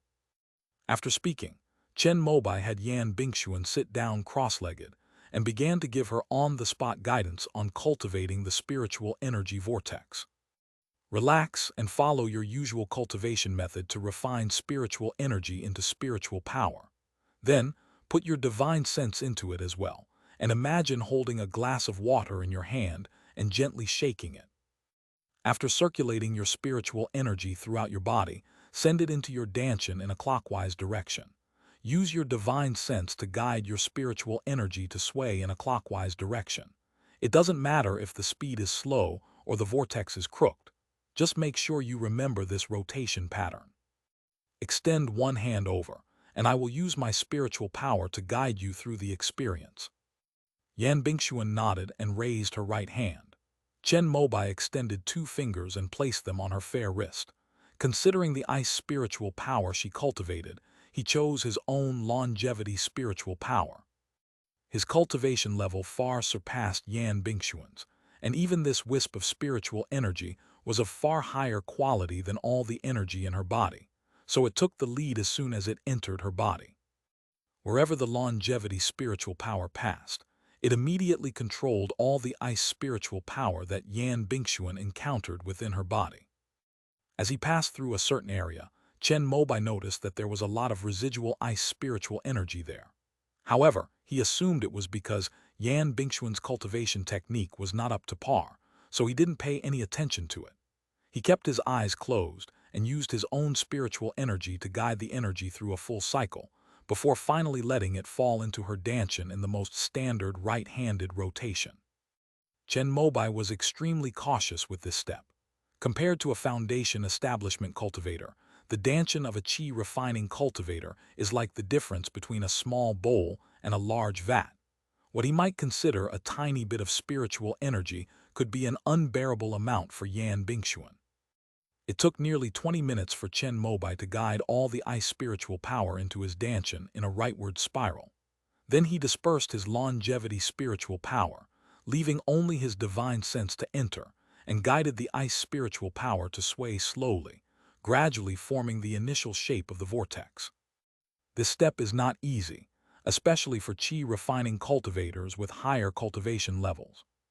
However, after Chen Mobai's meticulous operation and guidance, the spiritual energy in Yan Bingxuan's Danshan, which was originally as calm as a still lake, finally began to ripple, taking on the initial appearance of a vortex. All right, remember this feeling. Once the spiritual energy vortex takes shape, you'll basically have no problem with the condensation of qi into liquid. After saying this, Chen Mobai withdrew his divine sense from Yan Bingxuan's body and opened his eyes. Thanks. The two opened their eyes at the same time, and Yan Bingxuan thanked Chen Mobai again with a serious expression. I told you not to be polite. Oh. Chen Mobai nonchalantly raised his right hand, which was resting on Yan Bingxuan's wrist, but accidentally touched something very soft and plump. He looked down in surprise and his eyes widened instantly. Yan Bingxuan's black wool sweater, which had been buttoned up, suddenly burst open at the chest, with 2 buttons missing and only broken threads remaining. Chen Mobai stared wide-eyed at the 2 bulging blue linings that filled his vision. He felt that the back of his raised right hand touched one of the mounds, but he couldn't see his own hand. The 2 mounds were larger than he had imagined, blocking all downward views. Yan Bingxuan finally realized what was happening and exclaimed in surprise. She then jumped up and tried to cover her ripped black sweater, but her hands couldn't cover it at all. Even her actions caused the cardigan that originally matched her upper body to have 2 buttons pop off, because the chest area was pulled tight by her hands. Chen Mobai finally realized what was happening. He didn't move his feet but turned around on the spot. I didn't see anything. Chen Mobai said something that only made things worse, and at that moment he realized that his right hand was still raised, so he quickly lowered it. Then he remembered that when he guided the circulation of spiritual energy in Yan Bingxuan's body, there seemed to be a lot of residual ice spiritual energy in her chest area. He originally thought that she had missed it, but now he thought that it should be the result of her casting a spell to maintain her transformation. It really is that big. Chen Mobai's face still showed disbelief. He looked down and couldn't see his feet. Perhaps that was why Yan Bingxuan used magic to shrink him every day. All right. Just as Chen Mobai was lost in thought, Yan Bingxuan's voice, now in a normal tone, rang out from behind him. He slowly turned around and saw the beautiful Yan, who had regained her normal figure, and couldn't help but breathe a sigh of relief. I won't tell anyone. It's okay. When I was little, I was quite bothered by it. My friends would often talk about it and I felt inferior, so I learned magic to cover it up. But now I don't care anymore. I've just gotten used to this form, so I transform every time I go out. Although Yan Bingxuan's tone had returned to calm, Chen Mobai could still tell from the blush spreading across her fair skin that she was actually experiencing some emotional turmoil. It's so big, it's really inconvenient. Chen Mobai chuckled dryly and said something, and then the two fell into an awkward silence. Thank you for teaching me the spiritual energy vortex. Finally, Yan Bingxuan took the initiative to speak, and Chen Mobai immediately waved his hand to indicate that it was his duty. The two then chatted for a while before hastily ending their meeting. What Chen Mobai saw today had a significant impact on him. So he didn't go home and decided to distract himself with work. During the Spring Festival, Chai Lun naturally did not stay in Dangxia City to continue working. He and his team members all took a 7-day holiday. When Chen Mobai arrived at the Flying Talisman factory, he was all alone. However, he is now considered a fairly good puppeteer. He activated all the labor-type puppets that Chai Lun had made and modified, and then poured his divine sense into the heavenly calculation beads that had been refined. Soon, Chen Mobai felt his divine sense, after passing through the heavenly calculation bead, being divided into fine strands and accurately injected into each activated puppet chip. After controlling 40 labor-type puppets, Chen Mobai felt as if he were holding 40 playing cards. Although he couldn't keep up with them all, he didn't experience the dizziness and lightheadedness he had before when his mind was distracted by too many things. The abacus beads worked quite well that day. Chen Mobai was immersed in the act of controlling 40 puppets to start the machine, transport materials, and activate the machine for making talisman ink. Through repeated mistakes and setbacks, he continuously tested the various functions of the heavenly calculation bead. He quickly forgot about the huge shock. End of this chapter. Chapter 380, Transplanting the Vermilion Fruit Tree. Chapter 380, Transplanting the Vermilion Fruit Tree. 3 days after the Lunar New Year, Chai Lun returned. He had only graduated a few years ago, and at this age, his mind was full of thoughts about developing his career and improving his cultivation. Although the puppet factory did not generate high profits due to his connections, it was a practical application of the entire puppetry system, and a very rare opportunity for him to put his knowledge into practice.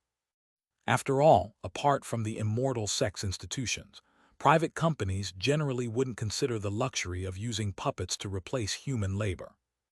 While resting at home these past few days, Chai Lun has had some new ideas. You can order some special transport vehicles that can be driven by puppets, or you can combine the main controller chip with the transport vehicle to make a transport puppet. This way, you can save manpower for loading and unloading goods in the future. Although the puppet factory can operate according to a set program, the raw materials for making talisman paper and ink still need to be obtained from outside and transported in. Chai Lun's idea is to use puppets to replace this step as well. Chen Mobai thought about it and felt it made sense, so he found a company in the immortal sect that specialized in making transportation vehicles and ordered 2 large and 2 small transport vehicles.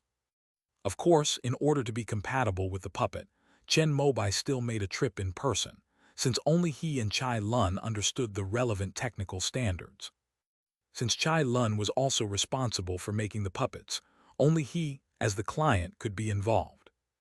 These custom-made transportation vehicles cost Chen Mobai another 2.3 million in good deeds. However, Chen Mobai was willing to do this good deed, since transportation tools would be indispensable once his factory's output increased in the future. Previously, the Flying Talisman factory had to pay logistics companies to transport large quantities of goods because of its limited production. In terms of transportation, in addition to the one-time investment in tools, the labor cost of drivers is also essential. However, if Chen Mobai has puppets to replace them, he can save this money. However, for a puppet to travel, it needs to go through a special approval process at the immortal sect, and it can only travel on specific routes. After completing the transportation order, Chen Mobai immediately sought Qin Beipeng's help to open up a puppet route between Dangxia City and the neighboring Yumu City. This way, he could regularly transport the Crimson Sun spirit wood into his factory in an orderly manner. In the midst of busyness, time flew by and the first day of school arrived. Chen Mobai had no choice but to temporarily put aside the puppet factory matter and return to Chicheng Cave. Besides enrolling in the 8th grade courses, the most important thing is that his second-tier talisman maker assessment is about to begin. Of course, there are also things like the student council needing to coordinate course schedules between teachers and students at the start of the new semester, and Hua Zijing will need to personally handle many of these tasks after graduation. Fortunately, thanks to the effects of the Enlightenment Tea, he was now confident about the professional exam. Congratulations, you are now a second-tier talisman maker. In the classroom of Chicheng Cave Heaven, which is specifically for testing talisman drawing, Chen Mobai, in front of 3 examiners and under the full video recording, took out his full collection of various talisman pens and smoothly completed the drawing of 10 second-tier talismans, all of which were successful on the first try. Thanks. After shaking hands with the 3 examiners, Chen Mobai completed the registration on the spot and received his professional seal representing a second-tier talisman maker. Judging from your success rate and stability, you should have already reached the level of a second-tier talisman maker. I heard that you were known as the #1 talisman maker in your class when you entered school. Why are you only now coming to take the second-tier title assessment? One of the 3 examiners, also a graduate of the Dance Weapon Academy, was named Zheng Xingfu. Before the exam, he remained silent, but after Chen Mobai passed the test, he no longer needed to avoid suspicion and came over with a smile to say hello. There are a lot of things that require my attention, so I have less time to spend on the art of talisman making. That's why I'm confident I can pass the exam this year. Chen Mobai was just telling the truth, but Zheng Xingfu took it as modesty. The three examiners witnessed Chen Mobai drawing 10 talismans throughout the entire process, which far exceeded the average level of a second-tier artist. In fact, in some of the strokes and brushstrokes, one could even see the shadow of a third-tier talisman maker. Among the younger generation, there are not many who are as talented and humble as Zhao Chen. He truly deserves to be the most outstanding chief disciple in the past 100 years of your Dance Weapon Academy. The other two examiners also came over and, looking at the young and promising yet humble Chen Mobai, praised him highly. Zheng Xingfu's face lit up with joy upon hearing this, and he patted Chen Mobai on the shoulder with a look of deep emotion. I hope to see another golden core cultivator emerge from the academy before I die. The examiners for the various arts of immortal cultivation are usually civil servants from the immortal sects who have passed the legal retirement age, and are experts who are rehired to keep themselves occupied. For example, Zheng Xingfu is over 180 years old. Although his face is well maintained, his hair is already gray. 10 years ago, he used his life savings, years of service, and good deeds to exchange for a golden elixir jade pill. But unfortunately, he failed to form the pill and his essence and blood were depleted. Although Zheng Xingfu also took longevity pills to replenish the lifespan lost due to his serious injuries, according to the rules of the immortal sect, if Chen Mobai were to obtain a core formation spiritual item, it would be at least 60 years later, so he might not live to see that day. If Senior Kai Shicheng endures another 30 years, he will be able to exchange for the golden elixir jade rejuvenation pill. Perhaps Teacher Zheng will be able to witness the day when he forms his core. I hope it's as you say. Chen Mobai's words made Zheng Xingfu burst into laughter. Nearly half of the cultivators who have reached the foundation establishment stage in the immortal sect are from the 4 major Dao academies. Kai Shicheng is indeed the one most likely to form a core among the graduates of the Wuqi Dao Academy in the last 60 years. Little Chen, I see you haven't joined the Talisman Maker Association yet. Are you interested? The association has many authentic talisman manuals. Apart from some ancient talismans treasured in the Immortal Sect Museum, the talisman inheritance is the most extensive and complete in the entire Immortal Sect. Moreover, our president is one of only 2 fifth-tier talisman makers in the Immortal Sect, Master Yu Yi of the Heavenly Book Academy. One of the examiners, a middle-aged woman named Yan Wongking, extended an invitation with a gentle expression.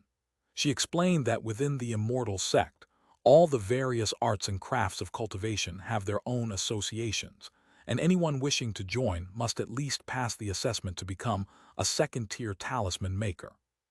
In addition to the second-tier professional seal, one also needs to pass a special exam within the Talisman Maker Association.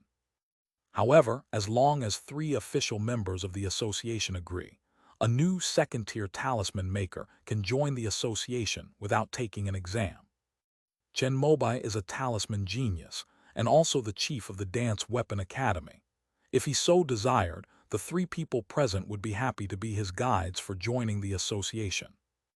Well, because I've been focusing my main energy on the Dao Academy and the Puppet Dao in recent years, I probably won't have much extra time to spend on the Dao of Talismans before graduation.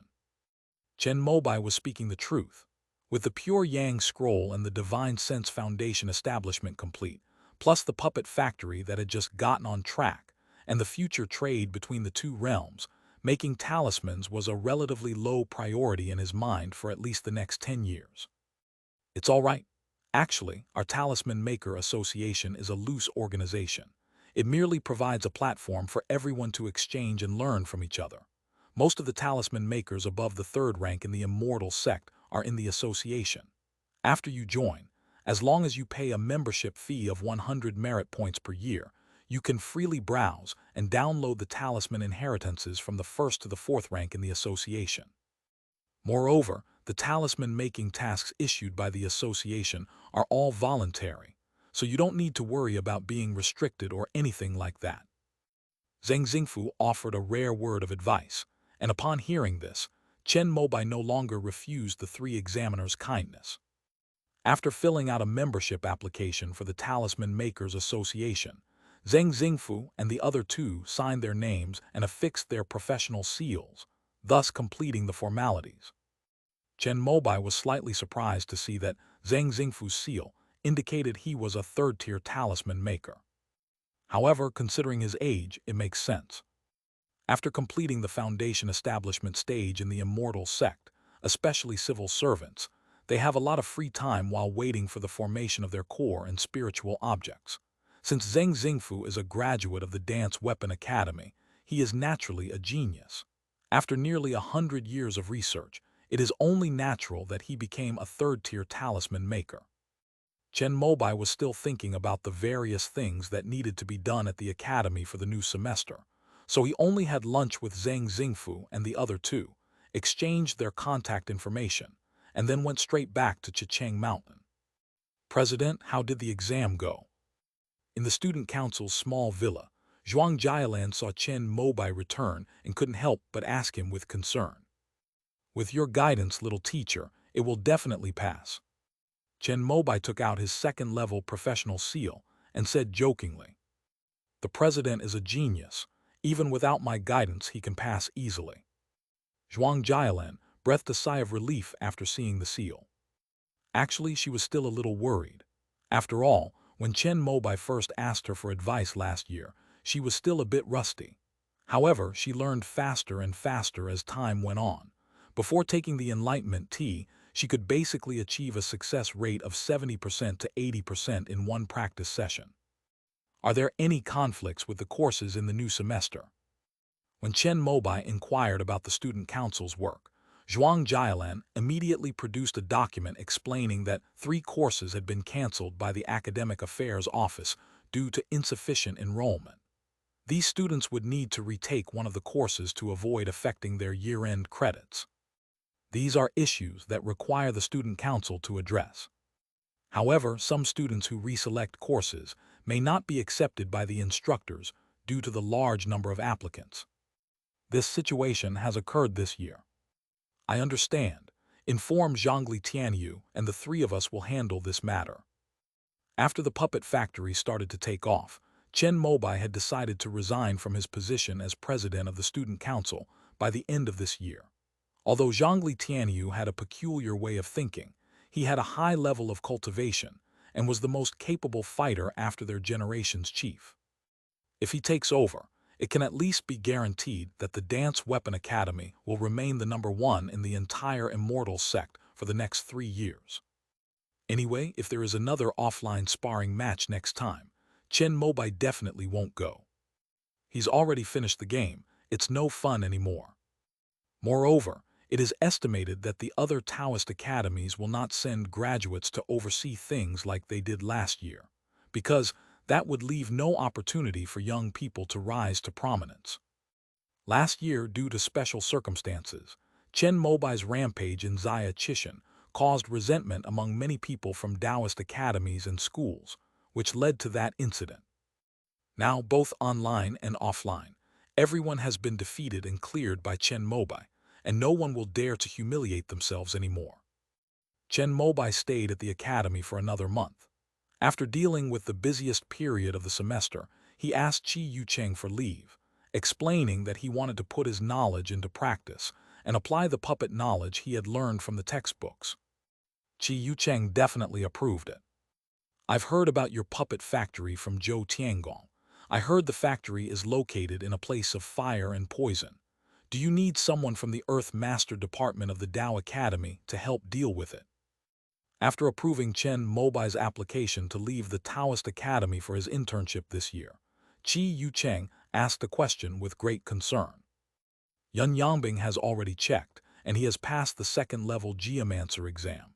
He said there are no major problems, just plant more trees. Since you brought it up, teacher, could you help me apply for a second-level vermilion fruit tree and a fire spirit tree sapling? These things would be perfect for regulating the fire poison in my land. Chi Yucheng didn't say anything, and Chen Mobai was just about to bring up the matter, so he immediately followed up on the conversation. As for the fire spirit tree, just tell Director Jin of the Spirit Plant Department.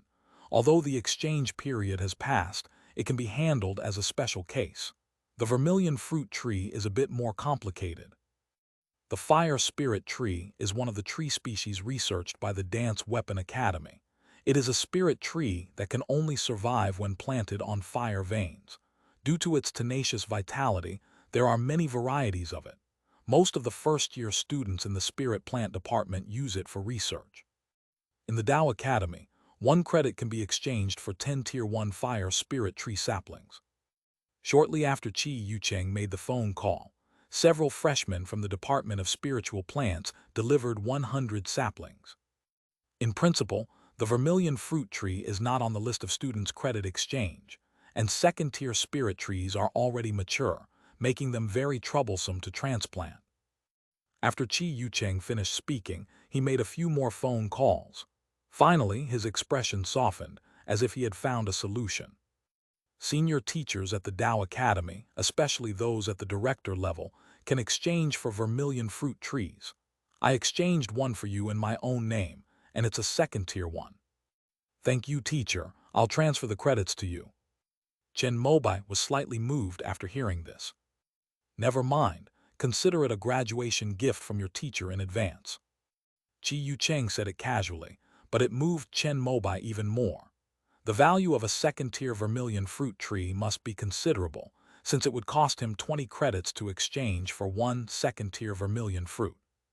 Afterwards, when Chen Mobai went to transplant the vermilion fruit tree with the students from the Spirit Plant Department, he learned that a second-tier vermilion fruit tree required 300 credits to exchange for, which was equivalent to 3 artifact fragments. He could only keep this kindness in his heart, thinking that he would never let down Chi Yucheng's teachings and that he must carry forward his puppetry. End of this chapter. Chapter 381, A Tenfold Price Difference. Chapter 381, A Tenfold Price Difference. The Zhu Guo tree is a spiritual plant in the immortal sect, second only to the great Chun tree. Although the plant that Chen Mobai transplanted was only at the second level, it was still a spiritual object that many foundation establishment cultivators dreamed of. Originally, the immortal sect only had 1 vermilion fruit tree, which was the 5th-order vermilion fruit tree planted deep within the Myriad Treasures Cave, at the very core of the fire vein. The vermilion fruit trees planted by Wuki Deiyuan on various mountains are all cultivated from branches of this original tree. The fire spirit tree was a spiritual plant that was accidentally cultivated while studying the branching of the vermilion fruit tree. However, compared to the fire spirit tree, which is easy to grow, the vermilion fruit tree is much more delicate. Besides needing a suitable fire vein environment, earth energy and water vapor are also essential. Moreover, these 3 spiritual energies need to be maintained in a special ratio range so that the vermilion fruit tree can be comfortable and thus flower and bear fruit. I see. After listening to the explanation from the students of the Spirit Plant Department, Chen Mobai looked enlightened. He has a deep understanding of agronomy and spiritual plants, grasping them quickly. Old Chen, once this Zhu Guo tree is removed from the soil, it needs to be planted as soon as possible to avoid affecting its vitality. Wang Xingyu, who was standing to the side, reminded him that he was a second-level alchemist and a second-level spiritual plant master. Every year, Chen Mobai would exchange for ripe vermilion fruits, and Wang Xingyu would help select them. This time, Chen Mobai also invited his good brother to come and help take care of the vermilion fruit trees. Don't worry, I've arranged a dedicated transport vehicle. It will arrive tomorrow. If possible, Chen Mobai really wanted to use the Crimson Cloud and Mist Silk to transport this extremely precious vermilion fruit tree to Danxia City himself. However, the immortal sect strictly controlled the behavior of individuals flying across several blessed lands and grotto heavens. It required prior application, and even with connections, the process would take 10 to 15 days. Fortunately, The transportation vehicle that Chen Mobai ordered was delivered a couple of days ago, and it can be used right away. But the academy is really stingy, giving you a tree that doesn't bear fruit. Looking at the vermilion fruit tree in front of him, which was over 3 meters tall with many branches but no fruit, Wang Xingyu couldn't help but complain. It's good enough that we can exchange them. Old Chen, when your vermilion fruit tree is full of vitality, give me a branch. I'll see if I can cultivate a small one. A pretty young girl with delicate features stood beside Wang Xingyu and spoke. She was Gong Ranran from the small circle of the nascent soul class, and her major was spiritual plants. However, she focused on the cultivation and planting of flowers, trees, and shrubs, while Wang Xingyu focused on herbs used in alchemy. The two had a good relationship since their first year because of their similar interests, but as geniuses of the academy, they were both very self-disciplined. It wasn't until last year, when Wang Xingyu also successfully completed his foundation building, that the two officially confessed their feelings to each other and began dating. However, they kept it well hidden. Chen Mobai only found out about it today when he saw Wang Xingyu bring Gong Ranran over. No problem. Once the first batch of fruit ripens after the Zhu Guo tree is transplanted, I'll invite you all over for a fruit-tasting feast. You can then cut a branch to take with you. The Zhu Guo tree will only flower and bear fruit when it has sufficient vital energy.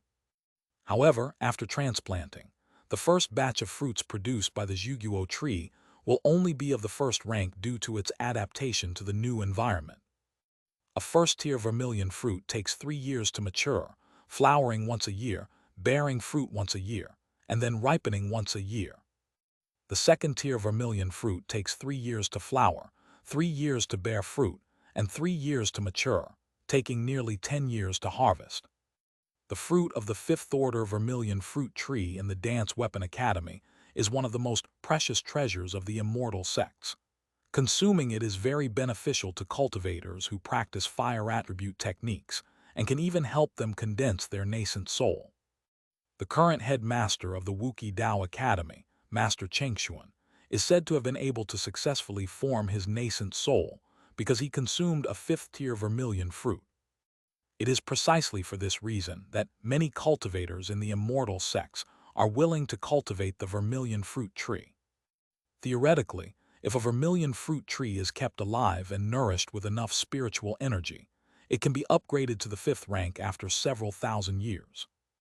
Although cultivators may not have long lifespans, planting the vermilion fruit tree today may allow future generations to enjoy its fruit 100 generations from now. The next day, Chen Mobai, Wang Xingyu, and Gong Ranran left Chicheng Mountain together in a transport vehicle carrying the Zhu fruit tree. Transplanting a spirit tree requires professionals. Although Chen Mobai knew a little about it, he invited Wang Xingyu and Gong Ranran, 2 spirit tree transplant experts, just in case. Along the way, Gong Ranran used her water-nourishing technique to ensure the Zhu Guo tree maintained its vitality. Old Chen, this place of yours is really big. After traveling day and night for 5 days, they arrived in Dangxia City. Wang Xingyu jumped out of the car and looked at the well-planned puppet factory with its towering workshops, and his eyes lit up. The factory buildings and formations here were all set up last year with the help of Yunyang Bing and his team. These locations will be planted with trees in the future, turning them into nodes for the formation. Chen Mobai pointed to the pits dug out on the vast wasteland, and then to the small hill in the center of the formation. The array plate of the 3 Yang 1 Qi formation was buried here, and the vermilion fruit tree was also to be planted there as the hub connecting the formation and the fire vein. Leave it to us. Wang Xingyu said with great enthusiasm that he and Gong Ranran used their manipulation skills to move the more than 3-meter-tall Zhu Guo tree off the transport vehicle, and after repeated surveys and experiments, they determined its final location. This is it. Gong Ranran put down the jade disc artifact she was using to survey the flow of earth veins, and with a flick of her finger, drew a circle with a diameter of half a meter on the sunny side of the hillside. Chen Mobai and Wang Xingyu immediately took out their magical artifacts and got to work, and soon they dug a hole large enough for the vermilion fruit tree to fall into. Next, we need to water and provide rain every day. Once the spirit tree has adapted to the environment and starts to sprout, it means the transplant has been successful. As a genius specializing in flowers, trees, and spiritual plants at the Wuki Dao Academy, Gong Ranran had also studied the Zhuguo tree for 2 years and was very clear about its habits. You may have to work hard for a while longer. Chen Mobai certainly doesn't know as much about the Zhuguo tree as Wang Xingyu and the other two. He invited them over this time to ensure the transplant would be successful. Let's use this as a practical application for our plant cultivation course. However, Wang Xingyu and Gong Ranran both looked quite content. After they became a couple, they were deeply in love. No matter the environment, as long as they had each other by their side, it felt like paradise. After Chen Mobai treated the two to a meal in Dangxia City, he thought that since they were both spirit plant cultivators, they must like spirit trees, so he took them to Chixia Academy to see the fourth-order jade wudong tree. It's truly magnificent. Perhaps only the ancient Chinese tun tree that can suppress countless mountains and rivers can be more majestic than this jade-green parasol tree. Gong Ranran stood in the sycamore forest at the foot of the mountain, gazing at the towering jade tree atop the highest peak, seemingly reaching the sky and emitting clouds and mist, and couldn't help but look in awe. In terms of appearance, even the 5th-tier vermilion fruit tree of the Dance Weapon Academy is not as good as this jade wudong. The sycamore seedlings here are all branches of the jade sycamore. I also grow one myself. Since the summit of the 4th-tier jade phoenix tree was the secluded cultivation place of a golden core cultivator, they could only stroll around the Crimson Cloud Academy at the foot of the mountain. Chen Mobai bought 2 green Paulownia seedlings as a thank-you gift and gave them to Wang Xingyu and Gong Ranran. Both of them were very happy with the gift. Since there were many jade phoenix tree flowers, fruits, roots and stems for sale in the Crimson Cloud Academy, which were all excellent materials for alchemy, Wang Xingyu, an alchemist, bought a large quantity. Compared to Yun Yongbing, he had a much better harvest in Dangxia City. For the next month, Gong Ranran helped take care of the vermilion fruit tree, while Wang Xingyu went back and forth between the puppet factory and the Crimson Cloud Academy, trying to learn the alchemy system of the Crimson Cloud Academy with the jade phoenix tree as its core. Purple fire pill, clear fire pill, flowing fire pill, azure fire pill, jade fire pill, and so on. I purchased the materials according to the pill formulas and began to refine them. When Wang Xingyu encountered something he didn't understand, he didn't act arrogantly because of his status as a member of the Dance Weapon Academy. Instead, he humbly asked the teachers at the Crimson Cloud Academy for help. Many of the teachers in the 120 prefectures were only at the 9th level of qi refining. They were all flattered to have Wang Xingyu, a foundation establishment cultivator from the Dao Academy, ask them for guidance, and they all shared their true skills. By the time Chen Mobai successfully transplanted his vermilion fruit tree, Wang Xingyu had entered the most crucial stage of learning the alchemy system of the Crimson Cloud Academy. So, just like Chen Mobai, he applied to the academy for an off-campus internship. While taking care of the vermilion fruit tree, Gong Ranran, who was feeling bored, also helped Chen Mobai plant the 100 fire spirit tree saplings. Seeing this, Chen Mobai went to Chixia Academy to buy some pine saplings, and also went to Yumu City next door, which was famous for planting spiritual trees, to purchase pine saplings, purple pine saplings, white willow saplings, rosewood saplings, and so on. He then planted 1,000 saplings on the 1,000-tree node of the Yunyang Ice Formation. Of course, he didn't forget to mix in the saplings of the Crimson Sun Spirit Tree. 2 months later, after Wang Xingyu finally mastered the alchemy system of the Crimson Cloud Academy, Chen Mobai's originally desolate puppet factory was already taking shape. Chai Lun led his team to complete all the puppet production. The equipment ordered by Tiangong Machinery Factory has also been delivered here. Chen Mobai has been here recently, busy with the final debugging of the puppet factory. The factory occupies only a tiny part of this wasteland. The rest of the vast land is sparsely planted with saplings of different kinds of spirit trees. Once these saplings have fully grown, they will not only transform this place into a beautiful and spiritual land, but also complete the Fire Yang Thousand Trees One Chi array set up by Yun Yangbing and his people, turning it into a vast forest. Old Chen, I should thank you this time instead. Wang Xingyu was overjoyed. After incorporating the alchemy system of the Crimson Cloud Academy into his own knowledge framework, his alchemy skills improved significantly, and he was confident that he could pass the third-level alchemist exam.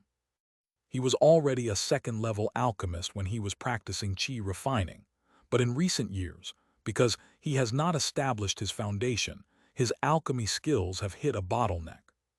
Originally, I was just thinking of improving naturally, but I didn't expect that this trip to Danxia City to help transplant the vermilion fruit tree would unexpectedly give me the opportunity to take my alchemy skills to the next level. The main reason is that you've reached the foundation establishment stage. Improving your cultivation level is the key to breaking through in alchemy. Chen Mobai, however, had a clearer perspective as an outsider. As the top alchemist in their year, Wang Xingyu was also exceptionally talented. Even without the alchemy system of the Crimson Cloud Academy, he would still have other knowledge to absorb. For alchemy, advancing from the second to the third level is paramount. The most important thing is to improve one's cultivation level. After all, throughout the history of the immortal sects, there have been many cultivators who possessed various skills in the arts of immortal cultivation that surpassed the level of cultivation by 1 rank, but almost none of them crossed the level of cultivation by 2 ranks.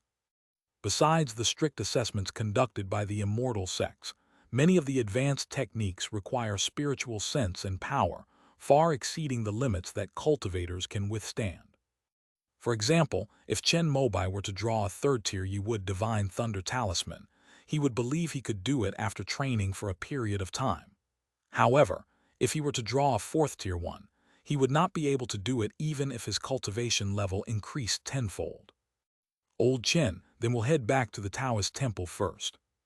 After Wang Xingyu learned the essence of alchemy from the Crimson Cloud Academy, there was no need for him to stay in Danxia City any longer.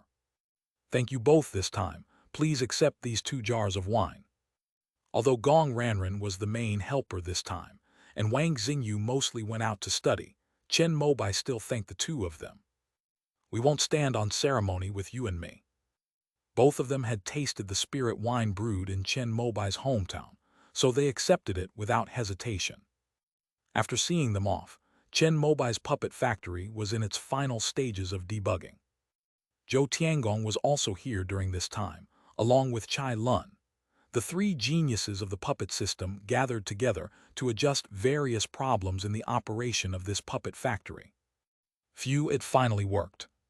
After running for 3 days and 3 nights without any alarms from the equipment or the puppet, Chai Lun breathed a sigh of relief and drank the tea on the table in 1 gulp. Thank you for your hard work, seniors. Chen Mobai sincerely thanked Zhou Tiangong and Chai Lun, who waved their hands, indicating that it was their duty. Although this puppet factory is running successfully, it can only be used for making talisman paper and talisman ink. Junior, you've acquired such a large piece of land. Do you have any plans to expand into other industries in the future? Zhou Tiangong held the talismans that the puppet factory had produced using full mechanization over the past 2 days. While examining the differences between these talismans and those made by hand, he asked Chen Mobai a question. After the fire poison is cleared, I plan to develop it into a forest farm and medicinal herb fields, and raise some spirit beasts. I might open a pharmacy first, and if it's profitable, I'll see how it expands into the weapon refining industry. Chen Mobai gave a general overview of his business plan, but for the next 10 years, he would definitely focus on talisman paper and ink, and see if he could use the spiritual wood resources in the Divine Tree secret realm to gain a foothold in the immortal sect. However, whether or not one can earn merit points here is not important. After all, the resource exchange here has been divided into strict levels and time periods, so the amount of merit points is actually secondary. The key is to sell the goods here to the other side of the Milky Way.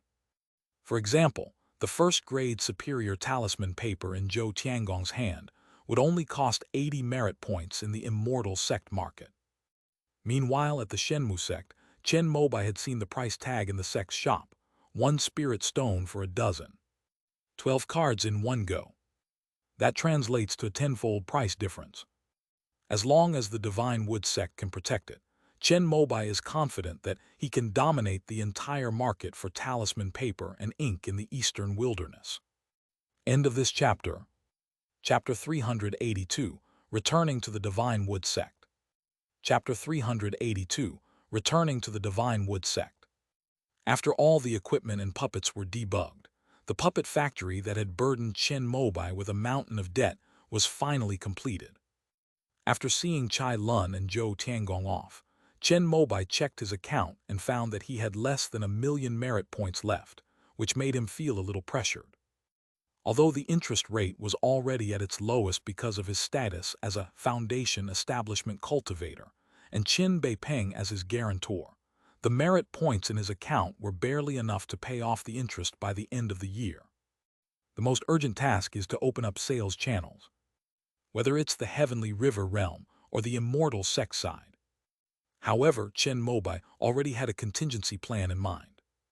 Within the immortal sects, only minimum standards are stipulated for the production of talismans. The talisman paper produced by the tens of thousands of talisman factories in the 36 grotto heavens and 72 blessed lands is largely the same in quality. They are all just barely meeting the minimum standards to produce qualified products. This will create many differences. For example, some talisman factories, unable to survive in the fierce competition of the ordinary talisman paper market, will begin to improve the quality of their talisman paper and produce high-quality products. In the entire immortal sect's talisman market, basically every factory has its own high-quality products as its flagship. For example, the Flying Talisman Factory has a type of talisman paper called jade that Wu Shangru researched. As the name suggests, it is a second-tier talisman paper made from the jade wudong tree, a specialty of Danxia City, as pulp.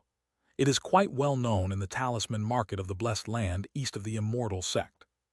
Making this jade talisman paper is much more complicated than making first-tier talisman paper.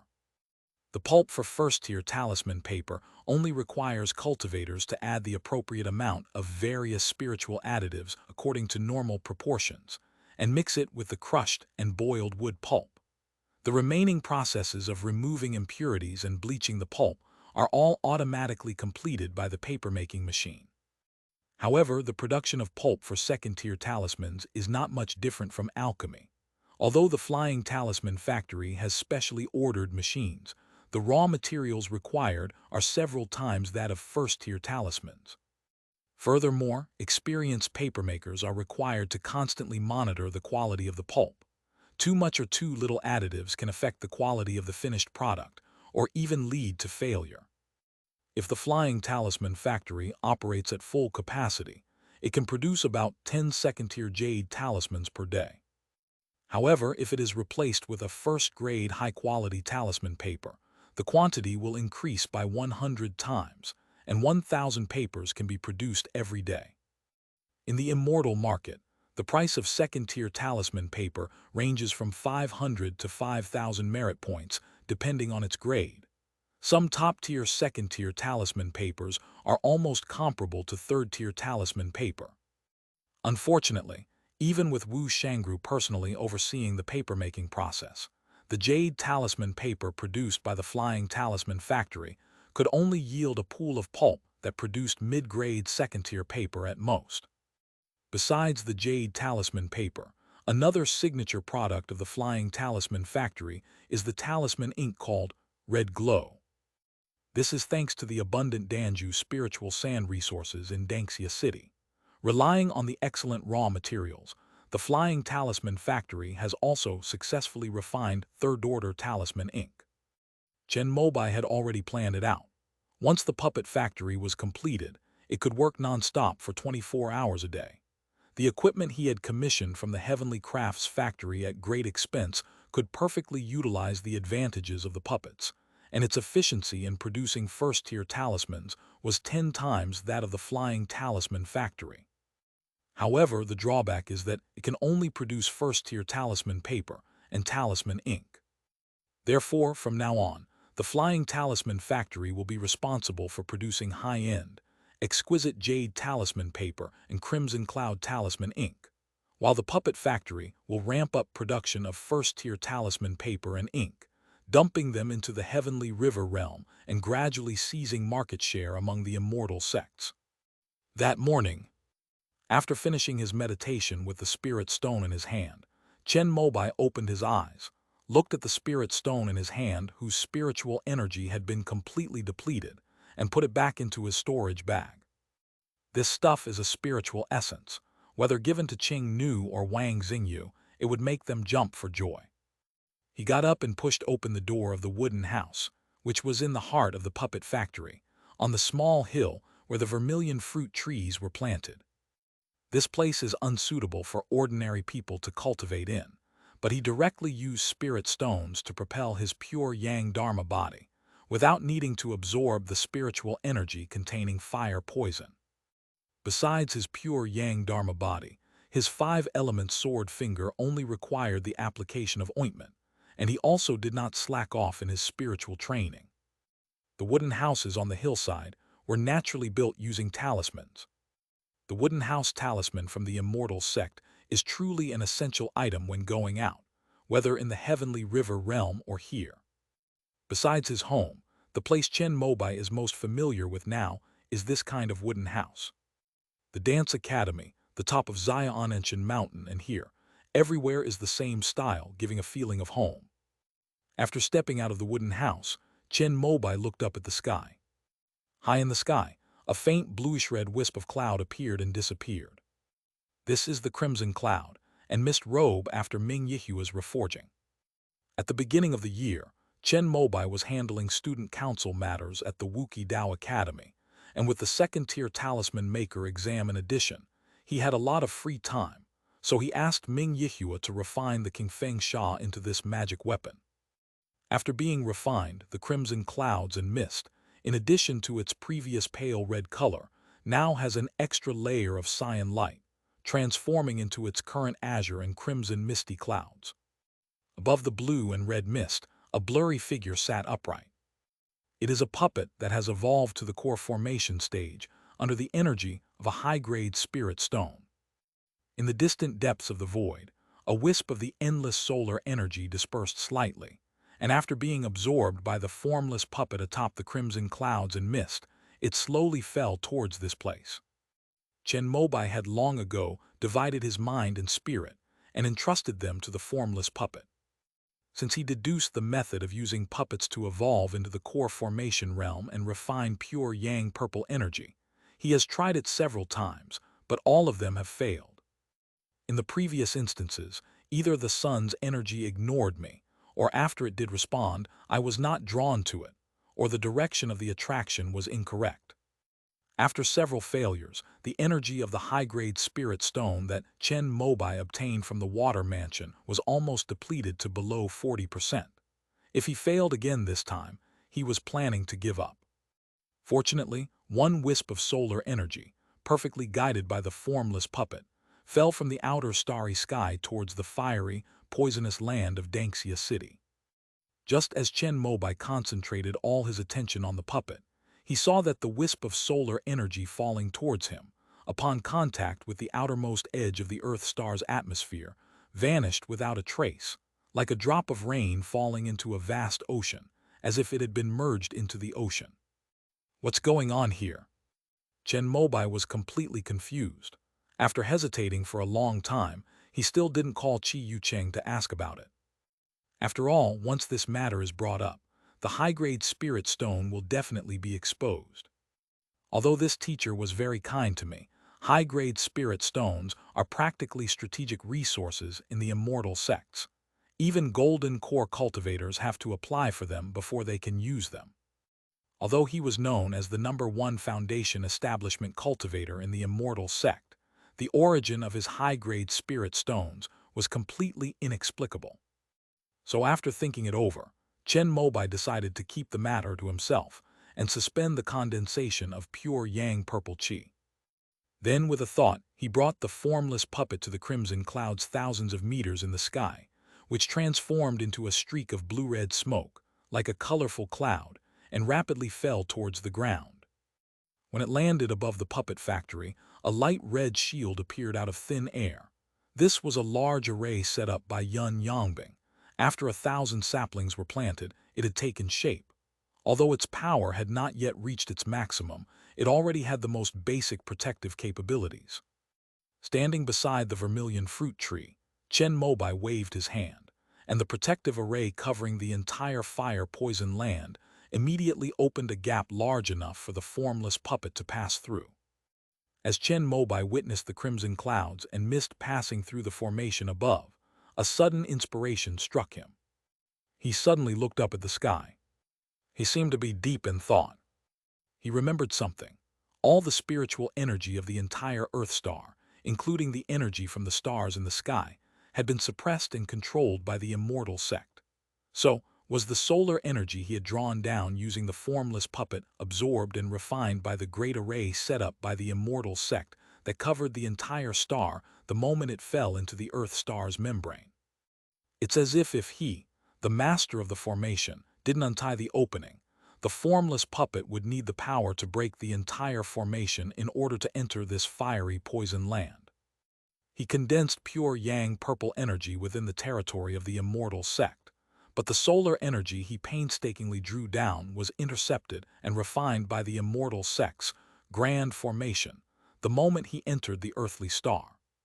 Although it was just his own guess, based on the rumors he had heard since childhood, and recalling the scene of the sun's energy falling like water melting into the sea, Chen Mobai felt that the truth should be just like that. Let's go to the eastern wilderness and test it out to see if that's really the case. All the spiritual energy of the Earth star, whether underground, outside the sky, or between heaven and earth, has been suppressed and controlled by the immortal sect. But Chen Mobai also has another cultivation world with a sun. However, before teleporting, he went to the puppet factory's warehouse first. 100,000 sheets of top-grade first-level snow-white talisman paper were neatly stacked on the shelf. This is the output of the puppet factory in the 10 days since it started operating, which is equivalent to the output of the flying talisman factory in the first quarter. With the inexhaustible supply of Crimson Sun spirit tree materials from the Divine Tree Secret Realm, Chen Mobai spared no expense on the cost of spiritual electricity, maximizing the efficiency of this puppet factory. However, since these talismans lack proof of the spirit tree, if they were to suddenly circulate in large quantities in the immortal sect market, they would easily attract the attention of market regulators. Chen Mobai was a patient person. He first took out twice the annual output of the flying talisman factory from the puppet factory and planned to sell the rest to the eastern wilderness. He took 12,000 talismans and scanned them with his divine sense. He found that most of them were qualified first-grade high-quality talismans, but about 2% were first-grade mid-quality talismans. However, there were no first-grade low-quality talismans that were supposed to be defective. Besides the fact that the equipment in his puppet factory was brand new, the raw wood of the Crimson Sun spirit tree was also rich in spiritual energy, so the pulp produced was naturally of high quality. When Chen Mobai was young, the talisman paper he cut to earn pocket money was the defective product from the flying talisman factory. These were usually bought by students, and using these first-grade low-level talisman papers to get started was just right. Defective products were also a benefit for the employees of the flying talisman factory. When Wu Shangru was still the boss, he would give them directly to the employees. Chen Mobai, carrying a storage bag full of talismans, teleported to Xianenshan. Greetings, Master. Before long, all 3 of his disciples who had received his message that he had left the pass arrived. Well, there haven't been any major events in the sect lately, have there? Chen Mobai stood in front of the wooden house and skillfully inquired about the situation. Reporting to Master, it's nothing serious. However, a few days ago, the sect leader led a group of people to visit Golden Light Cliff. Before leaving, he seemed to want to take you, the sect's #1 sword cultivator, with him, but I told him that you were in seclusion, so the sect leader gave up on that idea. The one who said this was Luo Yixuan. Within the sect, she was responsible for communicating with the other Foundation establishment cultivators on behalf of Chen Mobai. Messages sent by Chu Zuoshu to Zion Enshin in the name of the sect leader would be forwarded to her when Chen Mobai was in seclusion, and no one was available to receive them. Golden Light Cliff, what a pity. If I could communicate with the sword cultivators of this sect, my swordsmanship would definitely improve greatly. Hearing this, Chen Mobai couldn't help but feel a little regretful. As brother sects sharing the same roots, the Shenmu sect sends a group of sword cultivators to Jin Guang Cliff every year for exchange and learning. Chen Mobai had longed to go there since he was still practicing qi cultivation. At that time, he was thinking about establishing his foundation first, and he always felt that the eastern wilderness was dangerous, so he didn't want to go out. As a result, it dragged on year after year until he became the chief, then established his foundation, and it's been like this ever since. Although Chen Mobai is known as the #1 swordsman of the Divine Wood sect in the Eastern Wilderness, and even has the title of the second swordsman in the Eastern Wilderness, Chen Mobai himself knows that his swordsmanship is purely based on his high level of cultivation to bully others. Compared to sword cultivators like those at Jin Guangya, whose sword cultivation levels were all improved through battles and fights, their foundation was rather weak. Chen Mobai currently relies on the power of sword light or sword aura to forcefully overwhelm opponents. If he could go to Golden Light Cliff, he would surely be able to make up for his shortcomings in using techniques. Master, there is one more thing. Now that you are the garrison commander of Jiangguo, you should, in principle, make a trip to inspect the 5 major markets of Jiangguo. The eldest disciple, Liu Wenbai, spoke up to remind him. Well, the reason I came out of seclusion this time is because of this matter. It has been delayed for almost 3 months and spring is almost over. If it is delayed any longer, it will be a bit unreasonable. Chen Mobai originally planned to take some time at the beginning of the year to make an inspection tour, get to know the heads of the major cultivation families, and then hand the matter over to Liu Wenbai. However, the puppet factory was more complicated than he had imagined. In addition, the exams for the Dao Academy and the second-tier talisman maker had delayed the matter until now. But this is actually just right. Minger, sort these talismans into groups of 12. Zhu Ming stared blankly as Chen Mobai tossed out a large pile of high-quality talismans from his storage bag. End of this chapter. Chapter 383 Immortal Peach, Spirit Tea. Chapter 383 Immortal Peach, Spirit Tea. On Black Cloud Mountain, sitting upright under the immortal peach tree, Yuan Hongyuan opened his eyes. A message talisman fell down, which he caught with his hand. After reading the information above, he hesitated for a moment, but eventually made up his mind. Has this finally come to this? Yuan Hongyuan muttered to himself and stood up. Ever since obtaining the Yellow Spring sacred fruit, he had been waiting for the organization's order to ambush and kill Chen Gixian. This wait lasted for half a year. Ancestor, the core disciples with spiritual roots in the clan, have been assigned to the territories of the other 6 major sects in batches. After receiving the order, Yuan Shaiyuan, the patriarch of the Yuan family, immediately went to the top of Black Cloud Mountain to report the situation. Very good. If we move them all away, it will definitely attract the attention of the Divine Wood sect and the other cultivation families. You and Zio C will take a group of people to Bayou Market to make contact with the organization in advance and set up the ambush plan and formation. Despite the impending battle, Yuan Hongyuan was unusually calm. He told Yuan Shaiyuan the location of the ambush, then turned to look at the 3rd-tier immortal peach tree behind him, waved his hand, and picked all the more than 10 fruits that were growing on it. Take these and say that I have just made a breakthrough and want to exchange them for the Bai family's Snow Needle Immortal sprouts to improve my spiritual consciousness. Yes, Ancestor. Yuan Sheiyuan accepted the 3 peaches from Yuan Hongyuan, his hands trembling slightly. These can be said to be the most precious things the Yuan family has had since Yuan Hongyuan established his foundation 100 years ago. 100 years ago, the Yuan family seized this spiritual land from the declining Liu family. However, in order to ensure that the immortal peach tree would not be broken by the Liu family, Yuan Hongyuan not only let the descendants of the Liu family go, but also let them take away all the mature spiritual herbs in the medicinal fields on the mountain. This immortal peach tree is truly too precious. Once broken, firstly, the third-tier spiritual vein of Black Cloud Mountain will collapse, and secondly, the third-tier immortal peaches that this spiritual tree bears are also famous spiritual fruits in the eastern wilderness.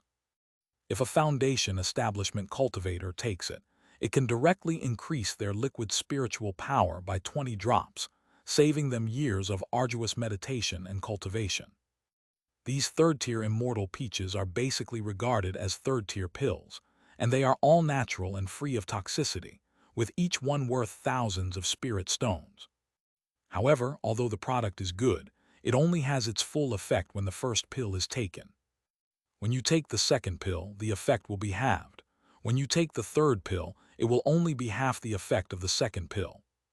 After 5, these third-tier immortal peaches become useless to cultivators. If you take it again, it will only satisfy your appetite. Yuan Hongyuan himself had already consumed 5 of them, and among the younger generation of the Yuan family, there was no second foundation establishment cultivator. Therefore, this immortal peach had been laden with fruit for the past 100 years, but it had never been picked. Of course, the Yuan family would be happy to exchange valuable items with other cultivators. Among the 7 great immortal cultivation families of the founding of the nation, the patriarch of the Zufeng Bai family once exchanged his family's precious spiritual tea for 3 immortal peaches. A few years ago, another member of the Bai family successfully established his foundation, and the patriarch of the Bai family thought of exchanging 3 more peaches to increase the cultivation of his descendants. However, Yuan Hongyuan was busy with his own cultivation breakthrough and had not paid any attention to it. Now is the perfect time. We can use this as an excuse to go to Shiratsuki-do. Yuan Hongyuan knew that all the foundation establishment cultivators in his family were actually under the observation of the Divine Wood sect. People like him, who had been in seclusion for many years, would easily attract attention once they left Black Cloud Mountain. However, after this ambush, the Yuan family is destined to be unable to stay in Jiangyu. So Yuan Hongyuan simply picked all the fruits from the immortal peach tree, regardless of whether they were ripe or not. But in the end, he couldn't bring himself to completely sever the spirit tree. After all, even if the Shenmu sect is destroyed in the future, the Yuan family still has the possibility of returning here. After Chen Mobai emerged from seclusion, he had his 3 disciples lead the mortals farming at the foot of Zionan Mountain to help distribute the talisman paper, while he himself rode the crimson cloud smoke robe and flew into the sky. The distracting thought entered the formless puppet, and first glanced at the energy bar in the upper right corner, which was only 39% remaining. If it were any other cultivator from the immortal sect, they would surely be heartbroken and wouldn't even dare to continue the experiment. But Chen Mobai didn't care at all. Having traveled between the 2 worlds for so many years, he had successfully changed his concept of the preciousness of spirit stones. As the psionic energy bar decreased by 3%, the numbers on the wheel of the formless puppet's eyes jumped to 9 in an instant, and then a golden core aura, shrunk 100 times, burst out from the puppet's forehead. However, under Chen Mobai's control, this energy condensed and shot straight into the sky. Because the sun in the heavenly river realm is different from that on the earthly element star, Chen Mobai needs to rediscover the frequency of attracting and absorbing the sun's vital energy. 2 days later, when the energy bar of the formless puppet was about to drop to 30%, a wisp of solar energy was finally absorbed and fell. After being softened by the membrane of the earth in the heavenly river realm, it transformed into the purple aura of the great sun. Chen Mobai's face lit up with joy when he saw the wisp of purple energy before him. However, this was only the first step. Whether he could successfully cultivate the pure yang purple energy depended on the help of the formless puppet. Under his divine sense, this masterpiece of immortal puppetry began to slowly circulate the simulated spiritual energy from his dantian and dantian out of his body. Although it has been scaled down 100-fold, it is still genuine core formation level pure yang spiritual power, and it is more than enough to condense pure yang purple qi.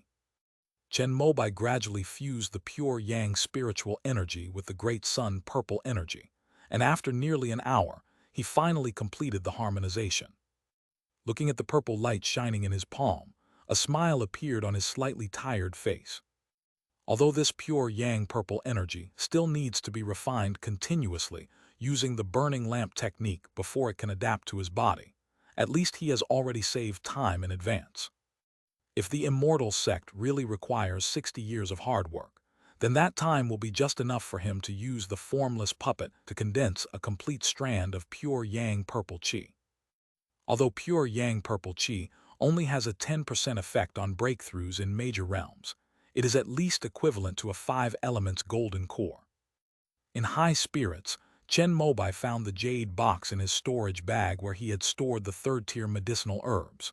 He put the wisp of pure yang purple energy into it, closed the lid, and was about to seal it when, clicking, the jade box cracked open from the center outwards, eventually breaking into pieces of jade that scattered outwards. Looking at the pure yang purple energy that had broken free from the jade box's restraints, Chen Mobai couldn't help but fall into deep thought. The prototype of this thing is, after all, the most explosive solar energy from beyond the heavens. Although it was softened by the Earth's membrane when it fell into the Milky Way, its essence is still the most yang and most rigid energy. Jade is cold in nature. Although it is very effective for storing medicinal herbs, it has the opposite effect on pure yang qi. After Chen Mobai figured this out, he looked for his storage bag again, but found that there was nothing suitable. He hesitated for a moment, then took out the yellow gourd from his waist. This contains a newly refined yuan yang sword aura. Because he possesses the fire spirit body, he can actually incorporate the yuan yang sword fiend into his body. However, since he already has the azure flame sword fiend in his dantian, he is afraid that the two sword fiends will clash. Moreover, it remains to be seen whether this yellow-skinned gourd can withstand the pure yang purple energy. Just as Chen Mobai was about to grab the wisp of pure yang purple energy and fly down, he suddenly remembered that he had something even better that could definitely withstand the pure yang purple energy. He opened his mouth and spat out the 6 yang divine fire mirror. After the pure yang purple energy fell into the mirror, it created a faint purple glow, but as expected, it was completely contained by this third-tier magic artifact, without the rejection that occurred with the jade box. Chen Mobai landed on the top of Xiaonanchan Mountain with a satisfied expression. His 3 disciples took 12,000 talismans down the mountain, leaving him all alone. He left the formless puppet here and placed a wisp of his divine consciousness within it, preparing to control it to condense pure yang purple energy every day during this period. However, this made him think of another problem. Wouldn't that mean leaving the 6 yang divine fire mirror here as well? This magical artifact is now one of his trump cards. Even when patrolling within the sect's territory, it's best to keep it with him in such a dangerous place as the eastern wilderness. After thinking for a while, Chen Mobai took out that wisp of pure yang purple energy from the 6 yang divine fire mirror, then opened the lid of the yellow gourd, and the yuan yang sword aura fully emerged. He used his divine sense to guide the pure yang purple energy and landed inside the empty yellow gourd. With a slightly tense expression on his face, the yellow gourd withstood the test without any fluctuation. This thing is at least a second-tier spiritual object. No wonder it was used to store second-tier evil energy. Chen Mobai looked at the yellow gourd he had picked up from a rogue cultivator in Rolling Thunder Mountain and couldn't help but marvel. He remembered that Yue Zhudao seemed to have one too, and wondered if he could buy it and use it. Yue Zhudao is probably useless. Thinking this, Chen Mobai looked at the Yuan Yang sword fiend floating in midair, carefully incorporated it into his dantian, and then used the 6 Yang divine fire mirror to isolate it from the azure flame sword fiend. But there's something extra inside me, and it feels a bit strange.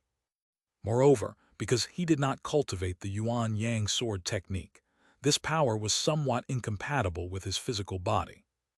However, Chen Mobai immediately received good news from Luo Yixuan. It turns out that Yue Zhudao has already returned to the sect. At the beginning of the year, Uncle Master Zhou Wangshen mastered the longevity body and broke through to the mid-foundation establishment stage. He emerged from seclusion in high spirits. Uncle Zhou was originally the guardian of Lei Kingdom, but because of Ancestor Zhou, he had been in seclusion and did not even participate in the great battle against the top of Hanshin Mountain. Many people in the sect had a lot of complaints about him. So after he came out of the pass, he didn't even celebrate, but rushed to Lei Kingdom to fulfill his duty of guarding it. Yue Zhudao was originally there to guard the area, and once the Zhou King God passed away, he was naturally relieved. Although the great battle between the two sects has ended, the hatred with the summit of Hanshin Mountain has been forged. In this year, there have been too many cultivators killed or wounded on the border of Lei Kingdom, and several disciples of Shenmu sect have also mysteriously disappeared. Without much thought, it was clear that the outcome was more likely to be bad. These matters cannot be traced back to the top of Hanshin Mountain, not only because there is no direct evidence, but also because there are many desperate rogue cultivators who take advantage of the gap between the two sects to hide in the border area, hunt down disciples of both sects and frame them. Although Yue Zhudao also took action and killed a large number of them, the eastern wilderness was not lacking in tribulation cultivators. If rogue cultivators don't plunder other cultivators, how will they obtain resources? After all, many independent cultivators do not have the inheritance of the various arts of cultivation and can only rely on plunder. After Zhou Wangshan emerged from seclusion, his attitude of facing difficulties head-on helped to salvage some of the sect's reputation. Junior brother Chen, after I returned I heard that you were in seclusion, so I didn't bother you. In Shenmu City, in Yue Zhudao's courtyard, Chen Mobai sat with him drinking tea. Try it, this is a gift from my master. Chen Mobai naturally brought 2 jars of fine wine, but Yue Zhudao had already brewed a pot of tea, so he didn't change the wine. The tea soup was apricot yellow in color, and the green buds in the cup were silvery white, standing in the tea water like slender needles. The buds were covered with white down, and with a gentle shake, they shimmered with silver light, while a clear and refreshing aroma rushed into his nostrils, making his mind clear and free from worldly cares. Take another sip, and the fragrance lingers on your lips and teeth. As it enters your stomach, it's as if all the restlessness in your heart has been swept away, leaving only clarity and purity. What excellent tea! After drinking it, Chen Mobai opened his eyes and felt that his spiritual sense had been slightly enhanced. It should be noted that his spiritual consciousness realm was already at the peak of the 6th level of foundation establishment. He had been working hard for the past 6 months, but he was still unable to break through this bottleneck. Perhaps his accumulation was not enough, or perhaps the opportunity for a breakthrough had not yet arrived. But when he drank this tea today, he felt his spiritual realm, which had not improved for a long time, begin to fluctuate, which startled him slightly. Perhaps we can use this spiritual tea to break through. What is the origin of this tea? Is it grown within the sect?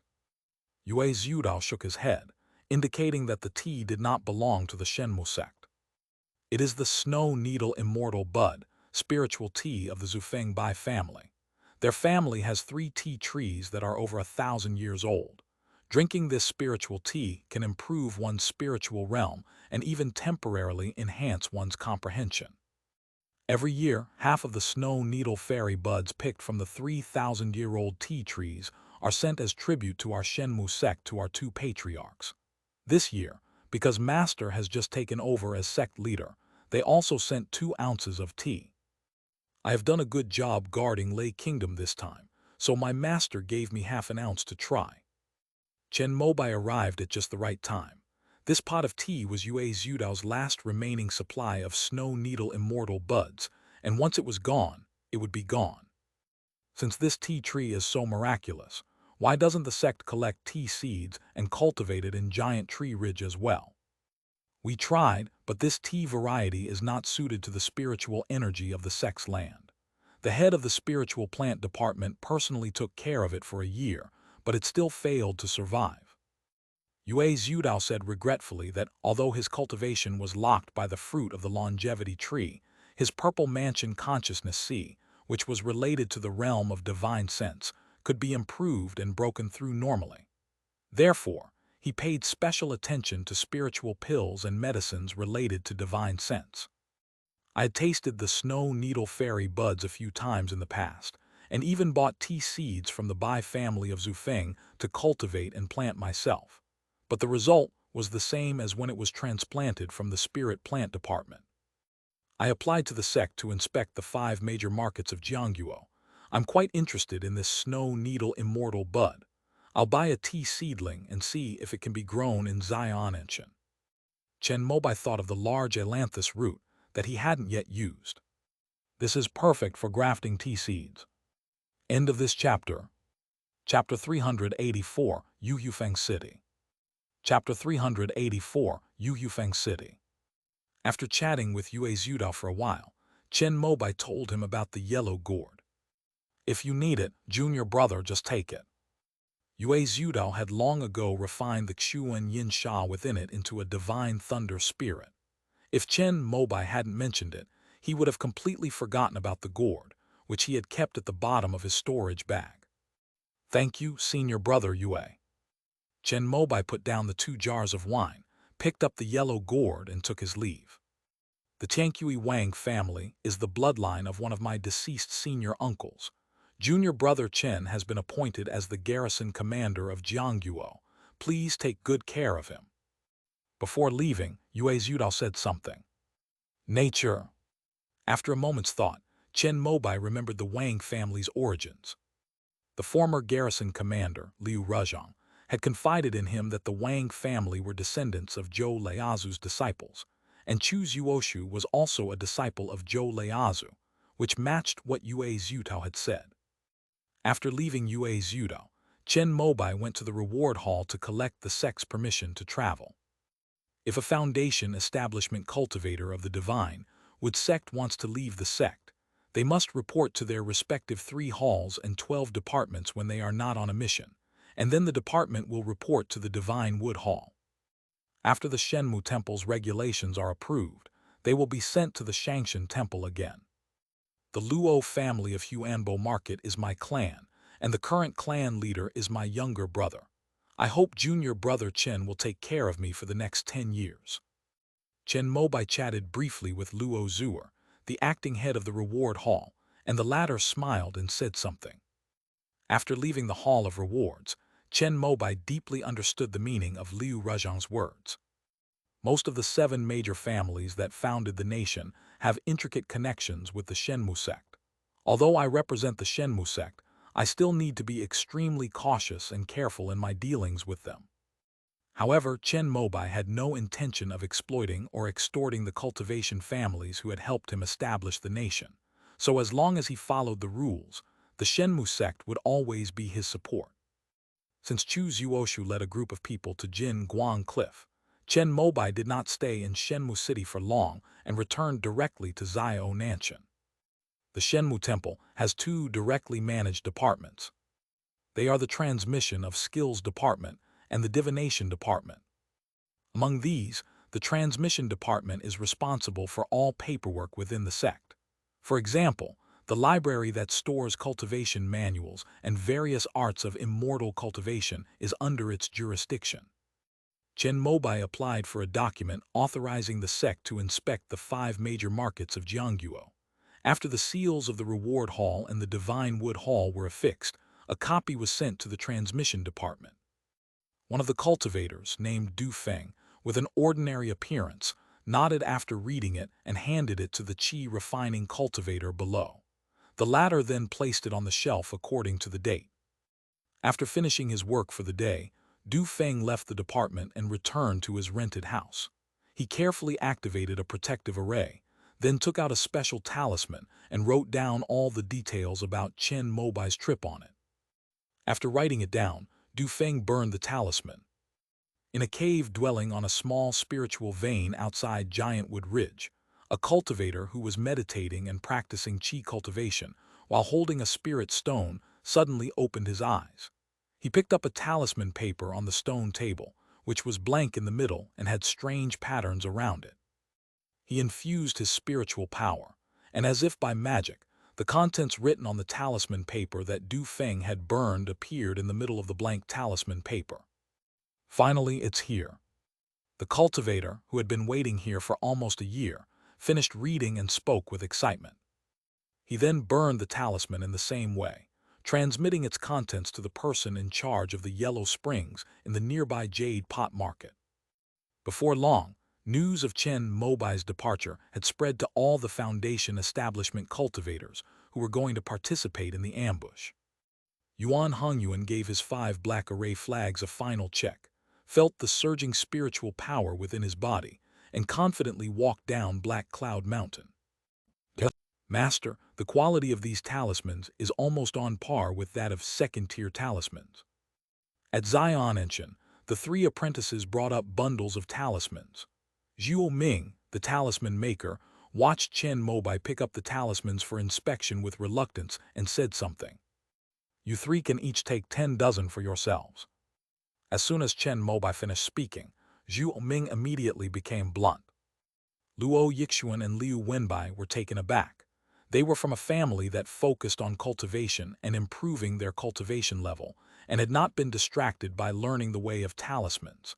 These talismans were useless to them. Senior Sister Zhuo, you can have this. Luo Yixuan was quick-witted. With a quick glance, she immediately took 10 coins and gave them to Zhuo Ming. This, Junior Sister, please accept it. Neither of us knows how to make talismans. Liu Wenbai also spoke up. Zhuo Ming secretly glanced at Chen Mobai, and seeing that he didn't object, she happily took it and put it into her storage bag. Minger, take an extra 100 dozen and sell them at Xianenshan shop in the future. After his 3 apprentices finished taking the items, Chen Mobai suddenly spoke again, saying something that filled Zhuo Ming with happiness. Although the talisman wasn't hers, having it in her storage bag made her, a talisman maker, feel exceptionally fulfilled. Master, how much should these talismans cost? Zhuo Ming touched the talisman paper, which was tough, delicate, and white, and had an exceptionally smooth transmission of spiritual energy. He asked with great affection. The same price as in the market, 1 spirit stone per dozen. Hearing Chen Mobai's words, Zhuo Ming raised her head in shock. Master, such fine talisman paper must have many complicated steps to make. Should we raise the price? As a talisman maker, Zhuo Ming worked with his father in a small faction's talisman paper workshop when he was a child. The talisman paper they produced was the lowest grade that circulated among rogue cultivators. It was yellowish in color, and you could even see unprocessed tree bark in the talisman paper. The quality was extremely poor. Slightly more advanced talisman makers, who are capable of crafting mid to high-grade first-tier talismans, usually purchase naturally formed spiritual objects that can be used in place of talisman paper. For example, bamboo strips, spirit leaves, and animal hides. Although it also requires soaking and refining in special medicinal solutions, it can ensure the smooth conduction of spiritual energy and the solidification and stability of spells.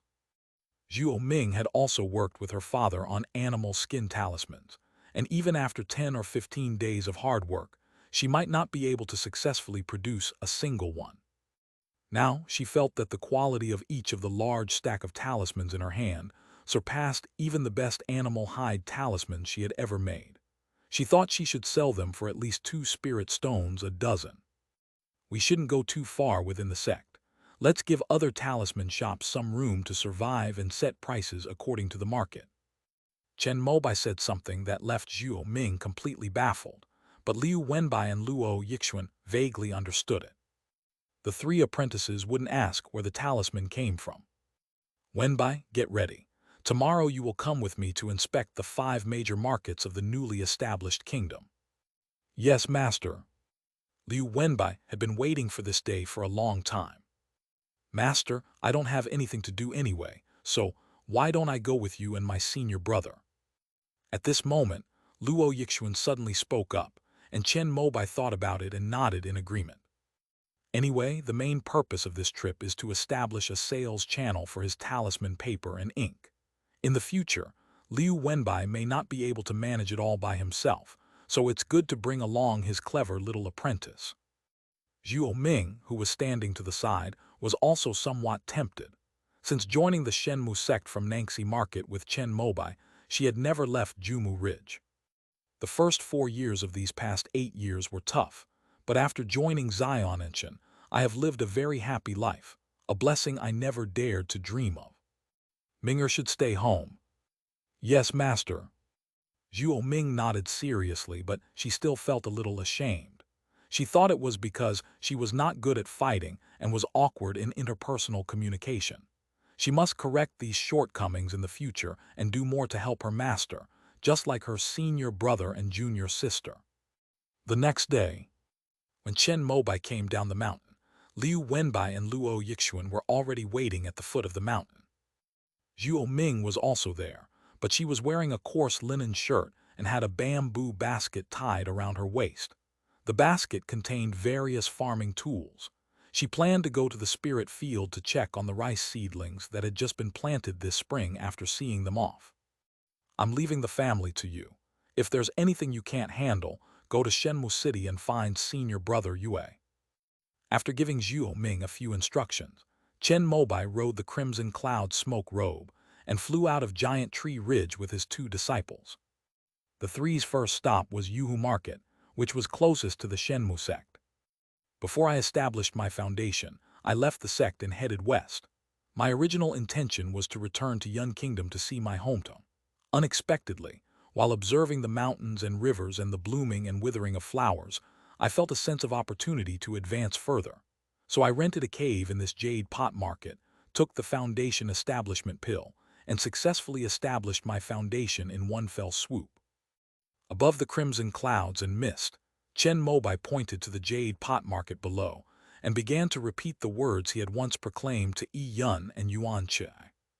"Our master is a genius beyond compare." Liu Wenbai sighed sincerely, while Luo Yixuan looked at him with adoring eyes. Chen Mobai chuckled awkwardly, feeling a little guilty, and descended on his crimson cloud-like robe. There were many independent cultivators at the entrance of the market, as well as some qi-refining cultivators who mingled in the market as guides. However, after seeing Chen Mobai descending from the sky, they all looked at him with awe, and no one dared to come up. As everyone knows, those who can fly are all foundation establishment cultivators. Such figures are simply beyond the reach of cultivators like them. Moreover, Chen Mobai and his 2 disciples were all exceptionally handsome and had outstanding temperaments. Luo Yixuan, in particular, possessed a fairy-like beauty, clearly indicating that they came from a major sect or powerful force. The survival strategy passed down among independent cultivators is that, when encountering such benefactors, it is best to keep a respectful distance to avoid getting involved in unnecessary trouble. "Let's go. If I remember correctly, the sect steward is in a shop in the center of the market." Recalling his previous experience in Yuhu Market, Chen Mobai led his 2 apprentices toward the tallest 3-story building in the market. "I have met the garrison commander." In the market, the deacon of the Divine Wood sect is named Pang Guangmin, a cultivator at the 9th level of Qi refining, who is now Chen Mobai's subordinate. Within the next 10 years, all disciples of the Divine Wood sect in the 5 major markets of the newly established nation will be under Chen Mobai's command. How many disciples of our sect are there in the market? 27 people. How is the industry? Of the 36 shops in Jade Pot Market, our sect controls 12. We use 4 for our own purposes and rent out 8, each for 150 spirit stones. In addition to the shops, the 48 first-tier cave dwellings and 24 second-tier cave dwellings above the market's spiritual vein also belong to the sect, bringing in approximately 800 spirit stones annually. Furthermore, our sect maintains the market's protective array, and the shops in the market contribute 360 spirit stones annually as compensation for the hard work of the senior brothers in the array department. Pang Guangmin was also a man of action, and he knew the Shenmu sect's businesses in the entire Yuhu market like the back of his hand. In that case, the sect can earn more than 2,000 spirit stones from this market every year. Chen Mobai mentally calculated the approximate amount of income. Reporting to the garrison commander, when Garrison Commander Liu returned to the sect at the end of last year to report, the total income in my report was 4,587 spirit stones. Pang Guangmin spoke these words cautiously, because he didn't know whether Liu Ruzhang would ultimately hand over this income to the sect. Wenbo, Chen Mobai called out to his eldest disciple. Some time ago, he was busy with the puppet factory and had Liu Wenbai in charge of checking the various sect information that Jian Guozhen could access in the transmission department. Reporting to Master, the quantity is basically correct. With outsiders present, Liu Wenbai spoke rather tactfully, but Chen Mobai understood his meaning, nodded, and said nothing more. But Pang Guangmin broke out in a cold sweat. Master, the income from the businesses that Deacon Pang mentioned in the market is fixed, so there are basically no problems with the accounts. However, it is easier to do accounting for the shops run by the sect itself. As Luo Yixuan spoke, she glanced at Pang Guangmin, who was constantly wiping his sweat, with a half-smile. Before she joined the Shenmu sect, she had spent a few years in the markets of Yun Kingdom and knew a thing or two about the ins and outs of it. Governor, I have records of my accounts for the past 16 years since I came here. If you want to see them, I can bring them to you. Without any hesitation, Pang Guangmin immediately began to prove his innocence. That won't be necessary. After all, it happened during senior brother Liu's tenure. If I investigate further, wouldn't the previous garrison commanders also become restless? Liu Ruzhang wasn't the only one guarding the newly established kingdom. Moreover, since it was the location of the Divine Wood sect, every guard had a powerful background and could probably connect to the two patriarchs. Why would Chen Mobai make enemies of these people? Come with me to take a look at the sect's shops. By the way, if I, as the garrison commander, hadn't come this year, wouldn't those 8 shops still be unrented? As Chen Mobai walked, he asked a question, and Pang Guangmin immediately followed behind him, answering quickly. Reporting to the garrison commander, the sect has a rule that if a cultivator who rented a shop last year is willing and their business does not affect the sect's reputation, they can be allowed to renew their lease. If I want to rent a shop this year, is there any way you can arrange it, Deacon Pang? Chen Mobai's words made Pang Guangmin sweat even more. Those who could rent shops from the Shenmu sect were naturally not insignificant figures. They were either cultivation families or merchant guilds from the eastern wilderness. If the garrison commander wants one, I will arrange one immediately. Ultimately, his superior's authority was stronger, and Pang Guangmin only hesitated for a moment before gritting his teeth and agreeing. End of this chapter.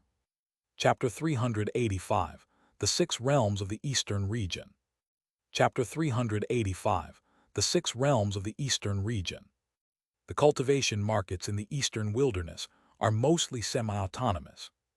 Because the Divine Wood sect split off from the 5 Elements sect, the power of the 4 kingdoms under its command originally belonged to the 5 Elements sect. However, in order to gain the support of the local cultivation families in the 4 kingdoms, the Divine Wood sect promised the cultivation families the right to govern these markets at the beginning of the split. That is why, in the first 10 years after the division, these cultivation families from the 4 kingdoms, even if they did not contribute to the Divine Wood sect, at least remained silent. As for those who were restless and made small moves, they were either purged or escaped. For example, the Silver Cloud sect, where Yu Lion previously belonged, is one of the cases of being expelled. After the Divine Wood sect's Golden Light Cliff and the 5 Elements sect reconciled, the cultivation families who had previously contributed naturally gained control of these markets.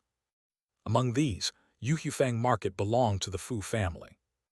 News of Chen Mobai's arrival in the market quickly reached the ears of the Fu family. An hour later, Fu Ziyuzhu, the head of the Fu family, arrived in person. Greetings, garrison commander. Fu Ziyuzhu was a middle-aged man who looked very refined and cultured. His neat and thick black beard made him look very simple and honest. Clan Chief Fu, you're too kind. We can just address each other as fellow disciples. Chen Mobai knew that this person was Fu Leiazu's nephew and had previously been a disciple of the Shenmu sect. However, the Fu family suffered heavy losses in the battle against the Five Elements sect, with all three Foundation establishment cultivators killed in action. Therefore, Ancestor Fu asked Fu Ziyu to leave the sect and return to the family to rebuild their homeland. Junior brother Chen. Upon hearing Chen Mobai's words, Fu Ziyuzhu smiled and changed his form of address. The two greeted each other on the street in the market. The people in the shops on both sides all recognized Fu Ziyuzhu, the head of the Fu family, and were all surprised to see him come over in person.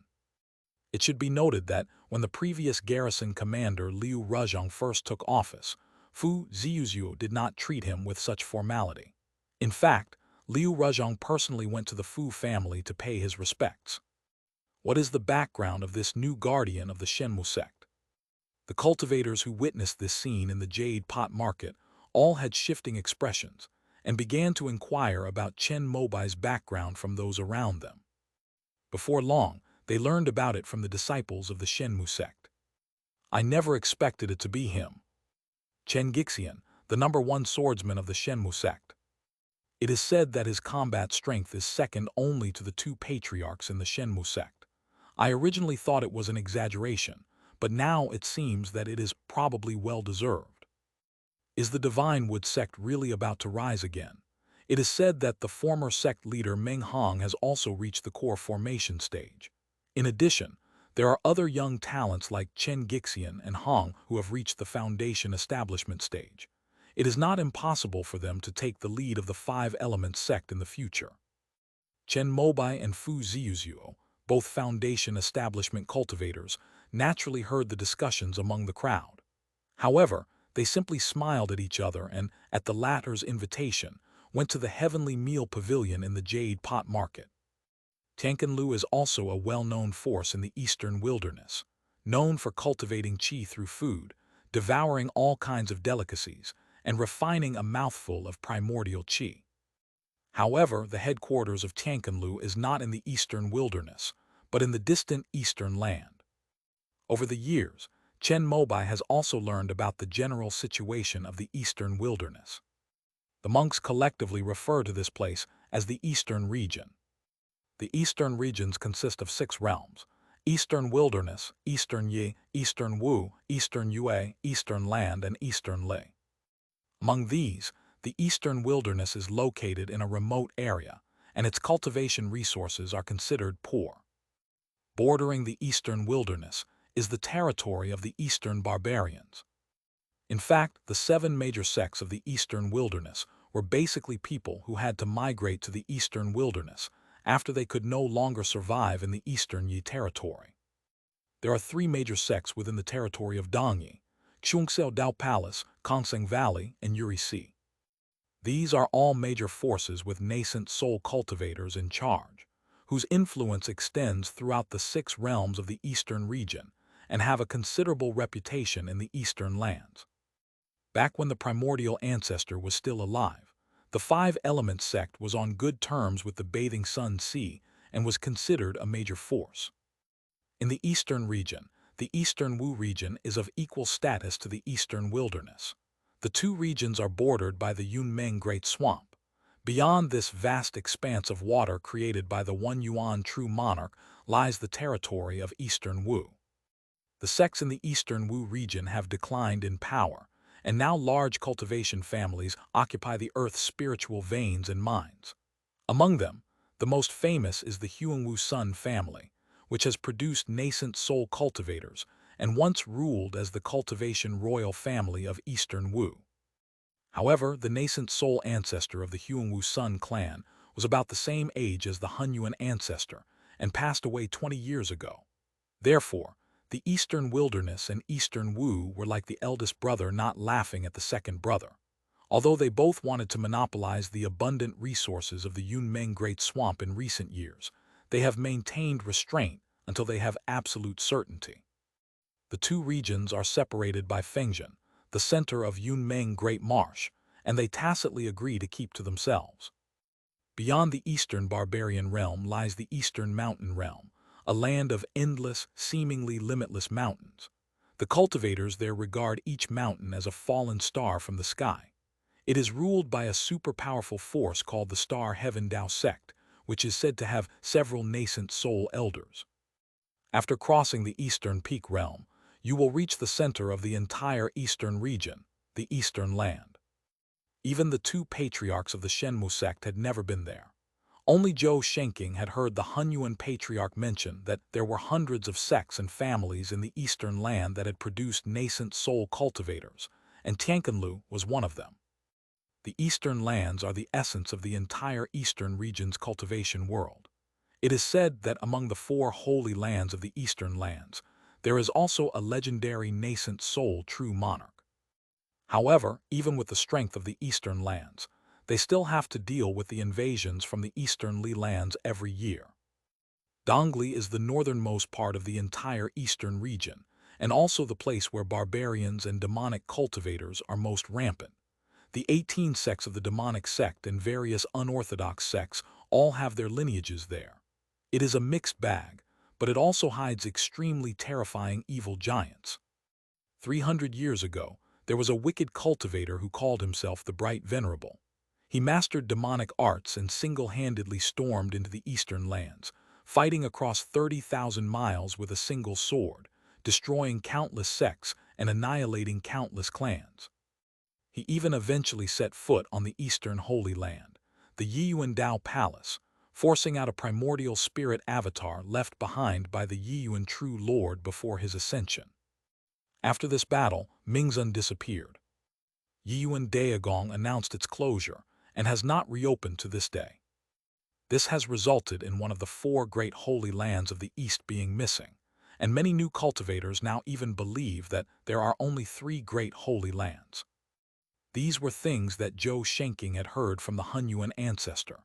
In order to let his younger disciples know the vastness of the world, he wrote them down and placed them in the library, where all the foundation establishment cultivators of the Shenmu sect could read them. At the end of the book, Zhou Shenqing wrote about one more thing. The Grandmaster Hunyuan once visited the Yiyuan Dao Palace, wanting to be accepted as a disciple of the true Lord Yiyuan. Although it was confirmed that he was indeed a disciple of Yiyuan, it was difficult to place him because of his high seniority, and it seems that things didn't go very well in the end. What follows is the story of how the primordial ancestor returned to the Eastern Wilderness and founded the 5 Elements sect. The Tianqinlu restaurant was quite expensive. Chen Mobai and Fu Ziyuzhu had 4 dishes and a soup for the 2 of them: Tiangxiang silver fish, Lingu chicken soup, braised pork ribs, stir-fried shrimp balls, Lingjiang scallion and xuankai, plus a pot of wine. It cost them 60 spirit stones. However, the high price was worth it. After eating, Chen Mobai felt that his blood and qi were stronger. The spiritual ingredients, which were cooked with special methods, were easily absorbed and refined by his body like pills. Even the pure yang spiritual power in his dantian and sea of qi fluctuated slightly. After his divine sense circulated for several cycles, a small drop of liquid spiritual power began to condense. If one can eat the delicacies of Tianqinlu year after year, why should one worry about not making progress? Chen Mobai sensed the condition within his body and couldn't help but sigh. That's what I thought at first, but it's just too expensive. It's only because you came to Jade Pot Market this time that I can legitimately use your name to pay for this spirit stone expense and put it on the family account when I get back. Fu Ziyuzhuo made a humorous remark that made Chen Mobai burst into laughter. Try it. The Jade Pot Spring Tea at this restaurant is quite unique. It can help digest the spiritual energy contained in the delicacies. Fu Ziyuzhuo opened another pot of wine and poured it for Chen Mobai. This wine is quite good, no worse than the one Minger brews. After taking a sip, Chen Mobai nodded slightly. However, since he had already digested it on his own, he did not feel any effect of the wine other than its taste.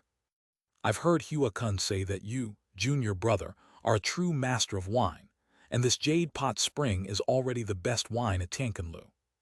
Fu Ziuzhu and Fu Hua-kun, the supervisor of the reward hall, are cousins. Fu Ziuzhu had long known from the latter that Chen Mobai was favored by their ancestor, so he came over to entertain him. Oh, does the heavenly restaurant not have any second-tier spirit wine? Chen Mobai could tell that this Jade Pot Spring tea was only of the first grade. He thought that given the origins of Tianquanlu, it shouldn't only have this kind of tea. We also have second-tier Jade Spring tea, but you need to order it a month in advance, and then we can get it from the Tianquanlu restaurant in Dongyi territory. Fu Ziu replied that he had passed his peak years. Although he was in the mid-foundation establishment stage, he had no possibility of advancing further, so he spent most of his time enjoying himself. Tianquanlu was also a place he frequented. How much does it cost? It depends on the grade. The lowest one is the second grade lower class, which costs 100 spirit stones per pot. This is the only one I've ever drunk. Upon hearing Fu Ziuzhu's words, Chen Mobai couldn't help but sigh at how barren the eastern wilderness truly was, where even drinking wine was unpleasant. Meanwhile, Liu Wenbai and Luo Yixuan on the other side had their eyes shining. They all knew that last year, Zhuo Ming and Yan Jinai had joined forces to brew a second-tier jade bamboo spirit wine. Although only 2 jars were successfully made, they were large jars weighing 20 kilograms each. The wine in Tianquanlu today is 10 liang, 50 grams, which means that the 2 large jars of wine last year were worth 6,400 spirit stones. This year, my junior apprentice also successfully brewed some second-tier jade bamboo spirit wine. After the jars are opened, I will have Wenbai send 2 jars to senior brother Fu. This is a small jar, usually containing 1 jin, 500 grams. Upon hearing this, Fu Ziuzhu laughed heartily, indicating that the meal was well worth it. After the two finished eating, they talked about some issues related to the market. When Chen Mobai mentioned that he wanted to run his own shop, Fu Ziuzhu immediately said that the Fu family could arrange for a shop to be rented from the Shenmu sect right away.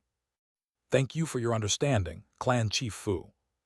Upon hearing Fu Ziuzhu's words, Pang Guangmin, who was standing to the side, spoke up with great gratitude. The 8 shops rented out by the Shenmu sect were actually managed by the Fu family, the market manager. The Shenmu sect only received a fixed amount of 1,200 spirit stones per year. They didn't care what price the Fu family paid for renting them out, but it was definitely much more. Liu Ruzhong was Fu Zongju's disciple and Fu Ziuzhu's junior brother, so naturally, the benefits wouldn't go to outsiders. If Fu Ziuzhu hadn't spoken up, Pang Guangmin would have personally gone to the Fu family to discuss the matter with them. If the Fu family takes a hard line, Pang Guangmin, caught in the middle, will definitely have a bleak future. However, Pang Guangmin clearly underestimated the influence of Chen Mobai's name. Before he even went to the Fu family, Fu Ziuzhu came over in person, with a very friendly attitude. With Fu Ziu's intervention, the shop's affairs were naturally handled with ease. Of the 8 shops of the Shenmu sect, 2 were operated by the Fu family themselves. As soon as Fu Ziuzhu spoke, the shop with the best location immediately began to pack up its goods. By evening, it had been completely emptied and cleaned up. Junior brother Chen, are you planning to turn this into a tavern? After finishing their drinks, Fu Ziuzhu and Chen Mobai came to this shop located in the center of Yuyufang. Although it was not large, it was next to 4 shops run by Shenmu sect, which made their origins clear. Sell some miscellaneous goods to earn some resources for cultivation. Chen Mobai said modestly, then pointed to the signboard at the entrance, where the original shop name had been erased and replaced with the 4 characters, Ziao Nanshan Shop. Fu Ziuzhu nodded. He had heard his cousin Fu Hua-kun mention that this junior brother Chen's shop in Shenmu City also had this name, and it was said that it mainly sold spirit rice and spirit wine, both of which were of good quality. The market for spirit rice is relatively stable, while the market for spirit wine is so-so, or even non-existent, since rogue cultivators only spend their spirit stones on improving their cultivation. A place like the Heavenly Dining Pavilion is one that independent cultivators wouldn't even glance at. With this spirit stone, they would rather buy a few bottles of pills. Chen Mobai stayed in Yuhu Market for 3 days, during which Fu Ziyuzu accompanied him the whole time, and the two's friendship grew stronger and stronger. Before leaving, Chen Mobai also treated Fu Ziyuzu to a meal at Tankanlu restaurant. However, this time we're drinking the alcohol we brought ourselves. It was completely different from Yuhu Chun, but each had its own unique flavor, which made Fu Ziyu very satisfied. Junior brother Chen, there's an exchange meeting for Foundation Establishment Cultivators in Tiankui Market in about half a month. I'll be going there too. After you finish your inspection of Qinghang Market, you can come with Old Ghost Liang.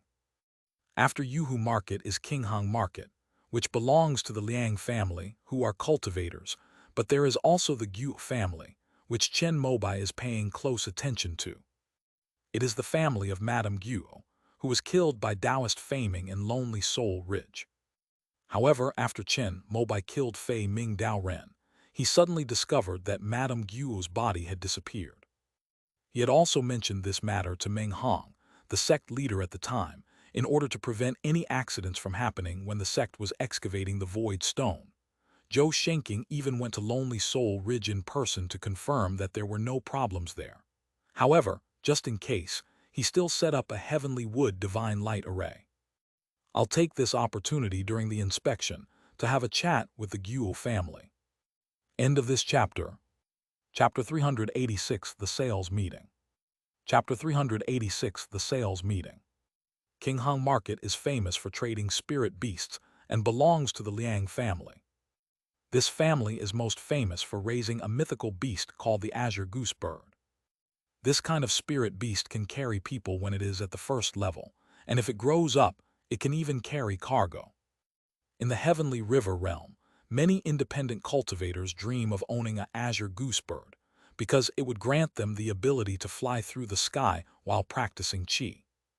The Liang family has 2 foundation establishment cultivators within the Divine Wood sect. Liang Yanyu, the deputy head of the Spirit Beast Department, and Liang Lingjun. Among them, Chen Mobai and Liang Lingjun had a decent relationship. Both of them were inspectors of the reward hall, and were also among the Foundation Establishment cultivators who followed Chu Zuoshu to fight at the top of Hanshin Mountain. Liang Lingjun was also among those who practiced the 8 Gates Azure Light Formation. The current patriarch of the Liang family is named Liang Jingui. He is of extremely high seniority and has lived for over 200 years. He is the oldest Foundation Establishment cultivator in the country. That's why he's called Old Ghost Liang. Chen Mobai naturally treated him with the respect due to a junior, and after Liang Jingui exchanged a few polite words, he accepted it without hesitation. Nephew Chen is a young talent. I had heard Lingjun say that he was talented, and seeing him today, I can see that his reputation is well-deserved. Despite his white hair, Liang Jingui's voice was still full of energy. He waved his hand, and immediately a graceful female cultivator presented Chen Mobai with a spirit beast pouch. It's a pleasure to meet you.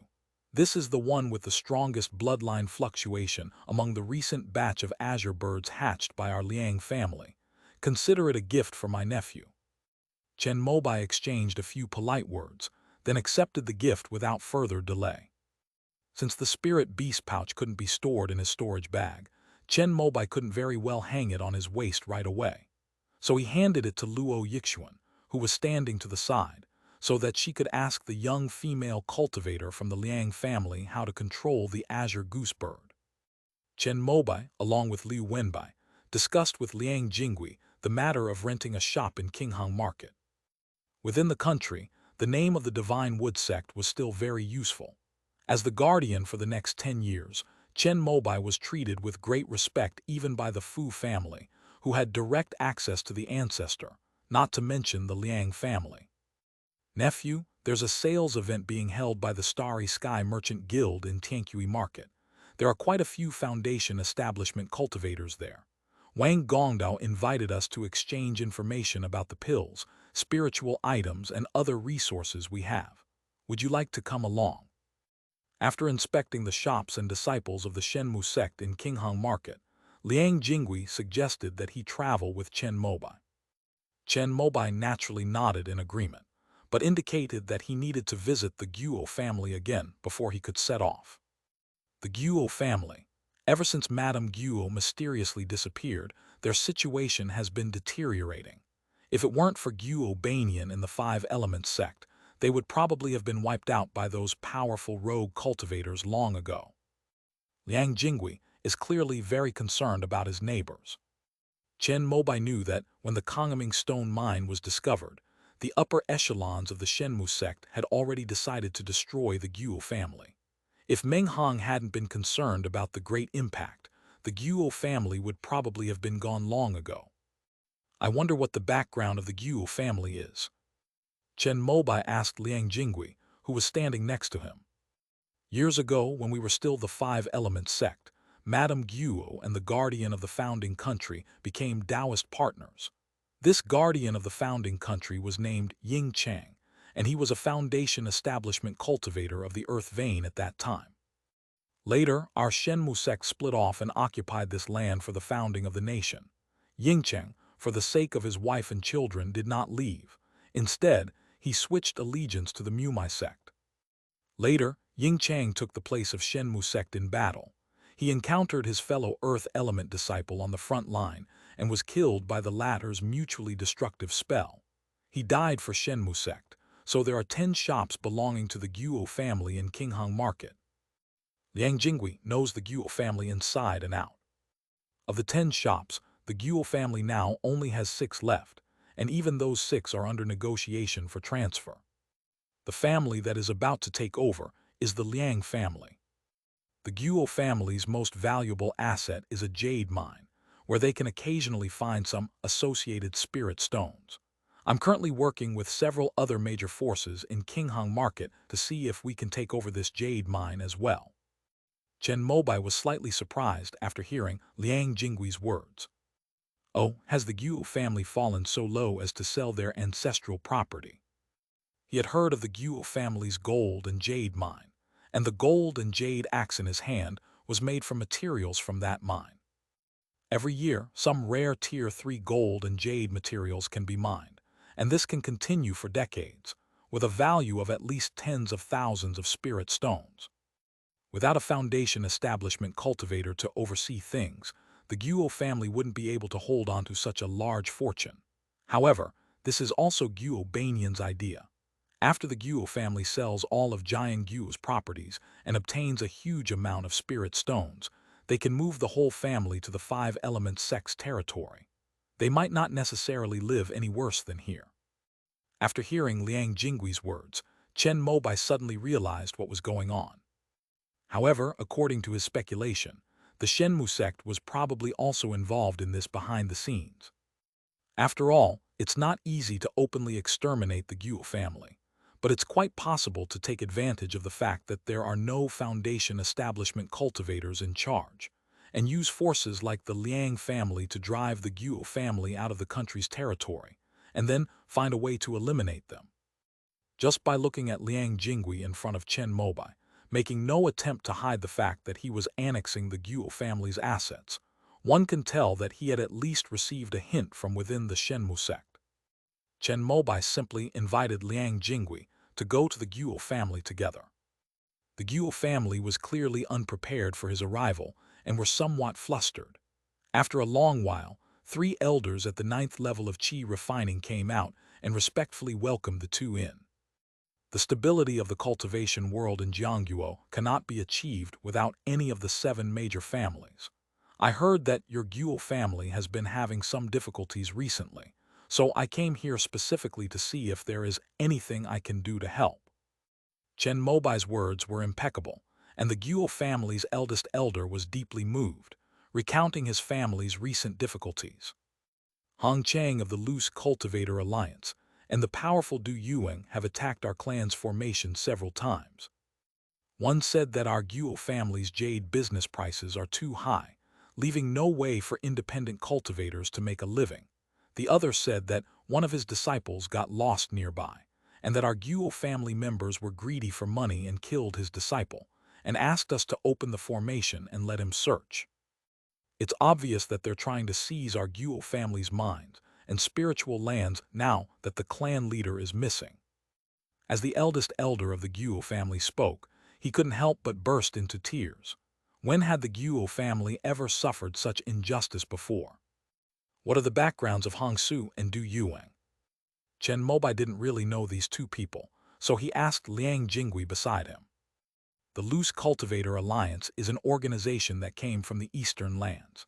Its purpose is to create a pure land for loose cultivators under the rule of the major sects, so as to prevent all the spiritual pills and medicines from being occupied by the major forces and arbitrarily priced. Although the Loose Cultivator Alliance in the Eastern Wilderness is not a big deal, it has absorbed a lot of cultivators. Hong Su is one of the leaders of the loose cultivators in the country, with a cultivation level of the mid-foundation establishment stage. Du Yuang started as a tribulation cultivator. He was very lucky and obtained a foundation establishment pill after killing a chi refining disciple. After reaching the foundation establishment stage, he became more restrained, but he still gathered a group of tribulation cultivators under his command, and often robbed small sects and forces that did not have foundation establishment cultivators in charge. After Liang Jingui finished speaking, Chen Mobai slapped his thigh hard. Those who rob and plunder are the black sheep of the group. If Du Yuang dares to cause trouble like this again, you should tell him to come to the Shenmu sect to find me. As for Hong Su, I feel that he has deviated from the original intention of the Loose Cultivator Alliance. It is necessary to correct his thinking. When I meet him, I will have a good talk with him. Chen Mobai's words deeply moved the Guo family's eldest elder, who, upon seeing him off, directly slipped him a storage bag. "Sai, I can't accept a reward without merit. After I deal with Hong Su and Du Yuang, if Elder Guo wants to express his gratitude, I will definitely accept it without hesitation."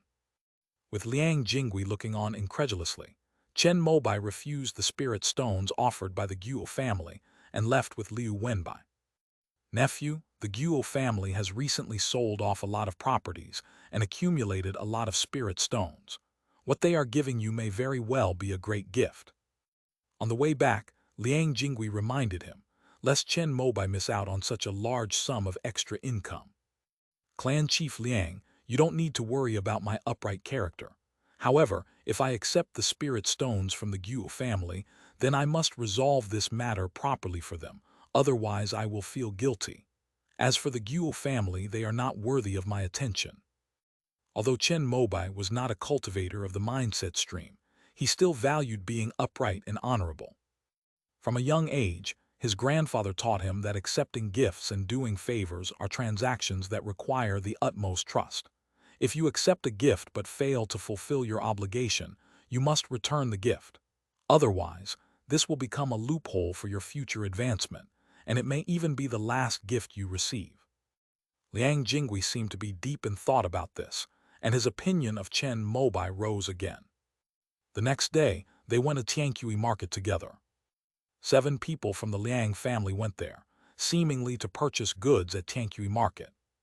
Chen Mobai, his 2 disciples, and Liang Jingui sat together on a giant second-tier azure bird. There was even a pavilion there.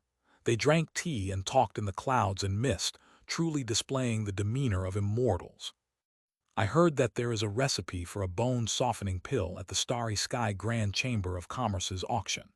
If you can win the bid, it will allow low-level spirit beasts to speak."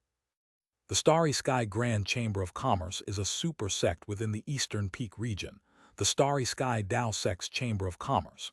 It has long been traveling between the 6 realms of the Eastern region, exchanging goods and earning countless spirit stones. This sales event is a unique form of auction in the Tian realm, where attendees do not show their faces. The guild displays its resources, such as elixirs and magical artifacts, and all cultivators can come in to visit after paying the entry fee. If you find something you like, you can tell the person in charge of the Chamber of Commerce your price. After the sales event ends, The merchant guild will compare all the bids and then privately notify the cultivator who offered the highest price to come and pay the spirit stones to collect the goods. The advantage of this method is that some cultivators will fill in a very high price to ensure that they can get the spiritual items they need, and the merchant guild guarantees with its own reputation that it will never reveal to outsiders who bought the items.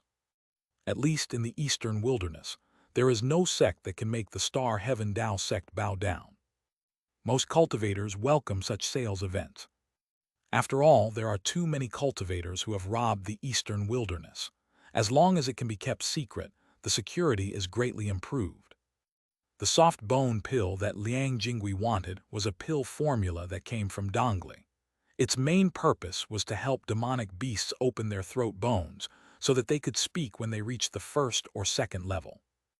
However, this pill formula is a genuine second-tier high-grade pill, which is quite expensive, and there are probably many people vying for it.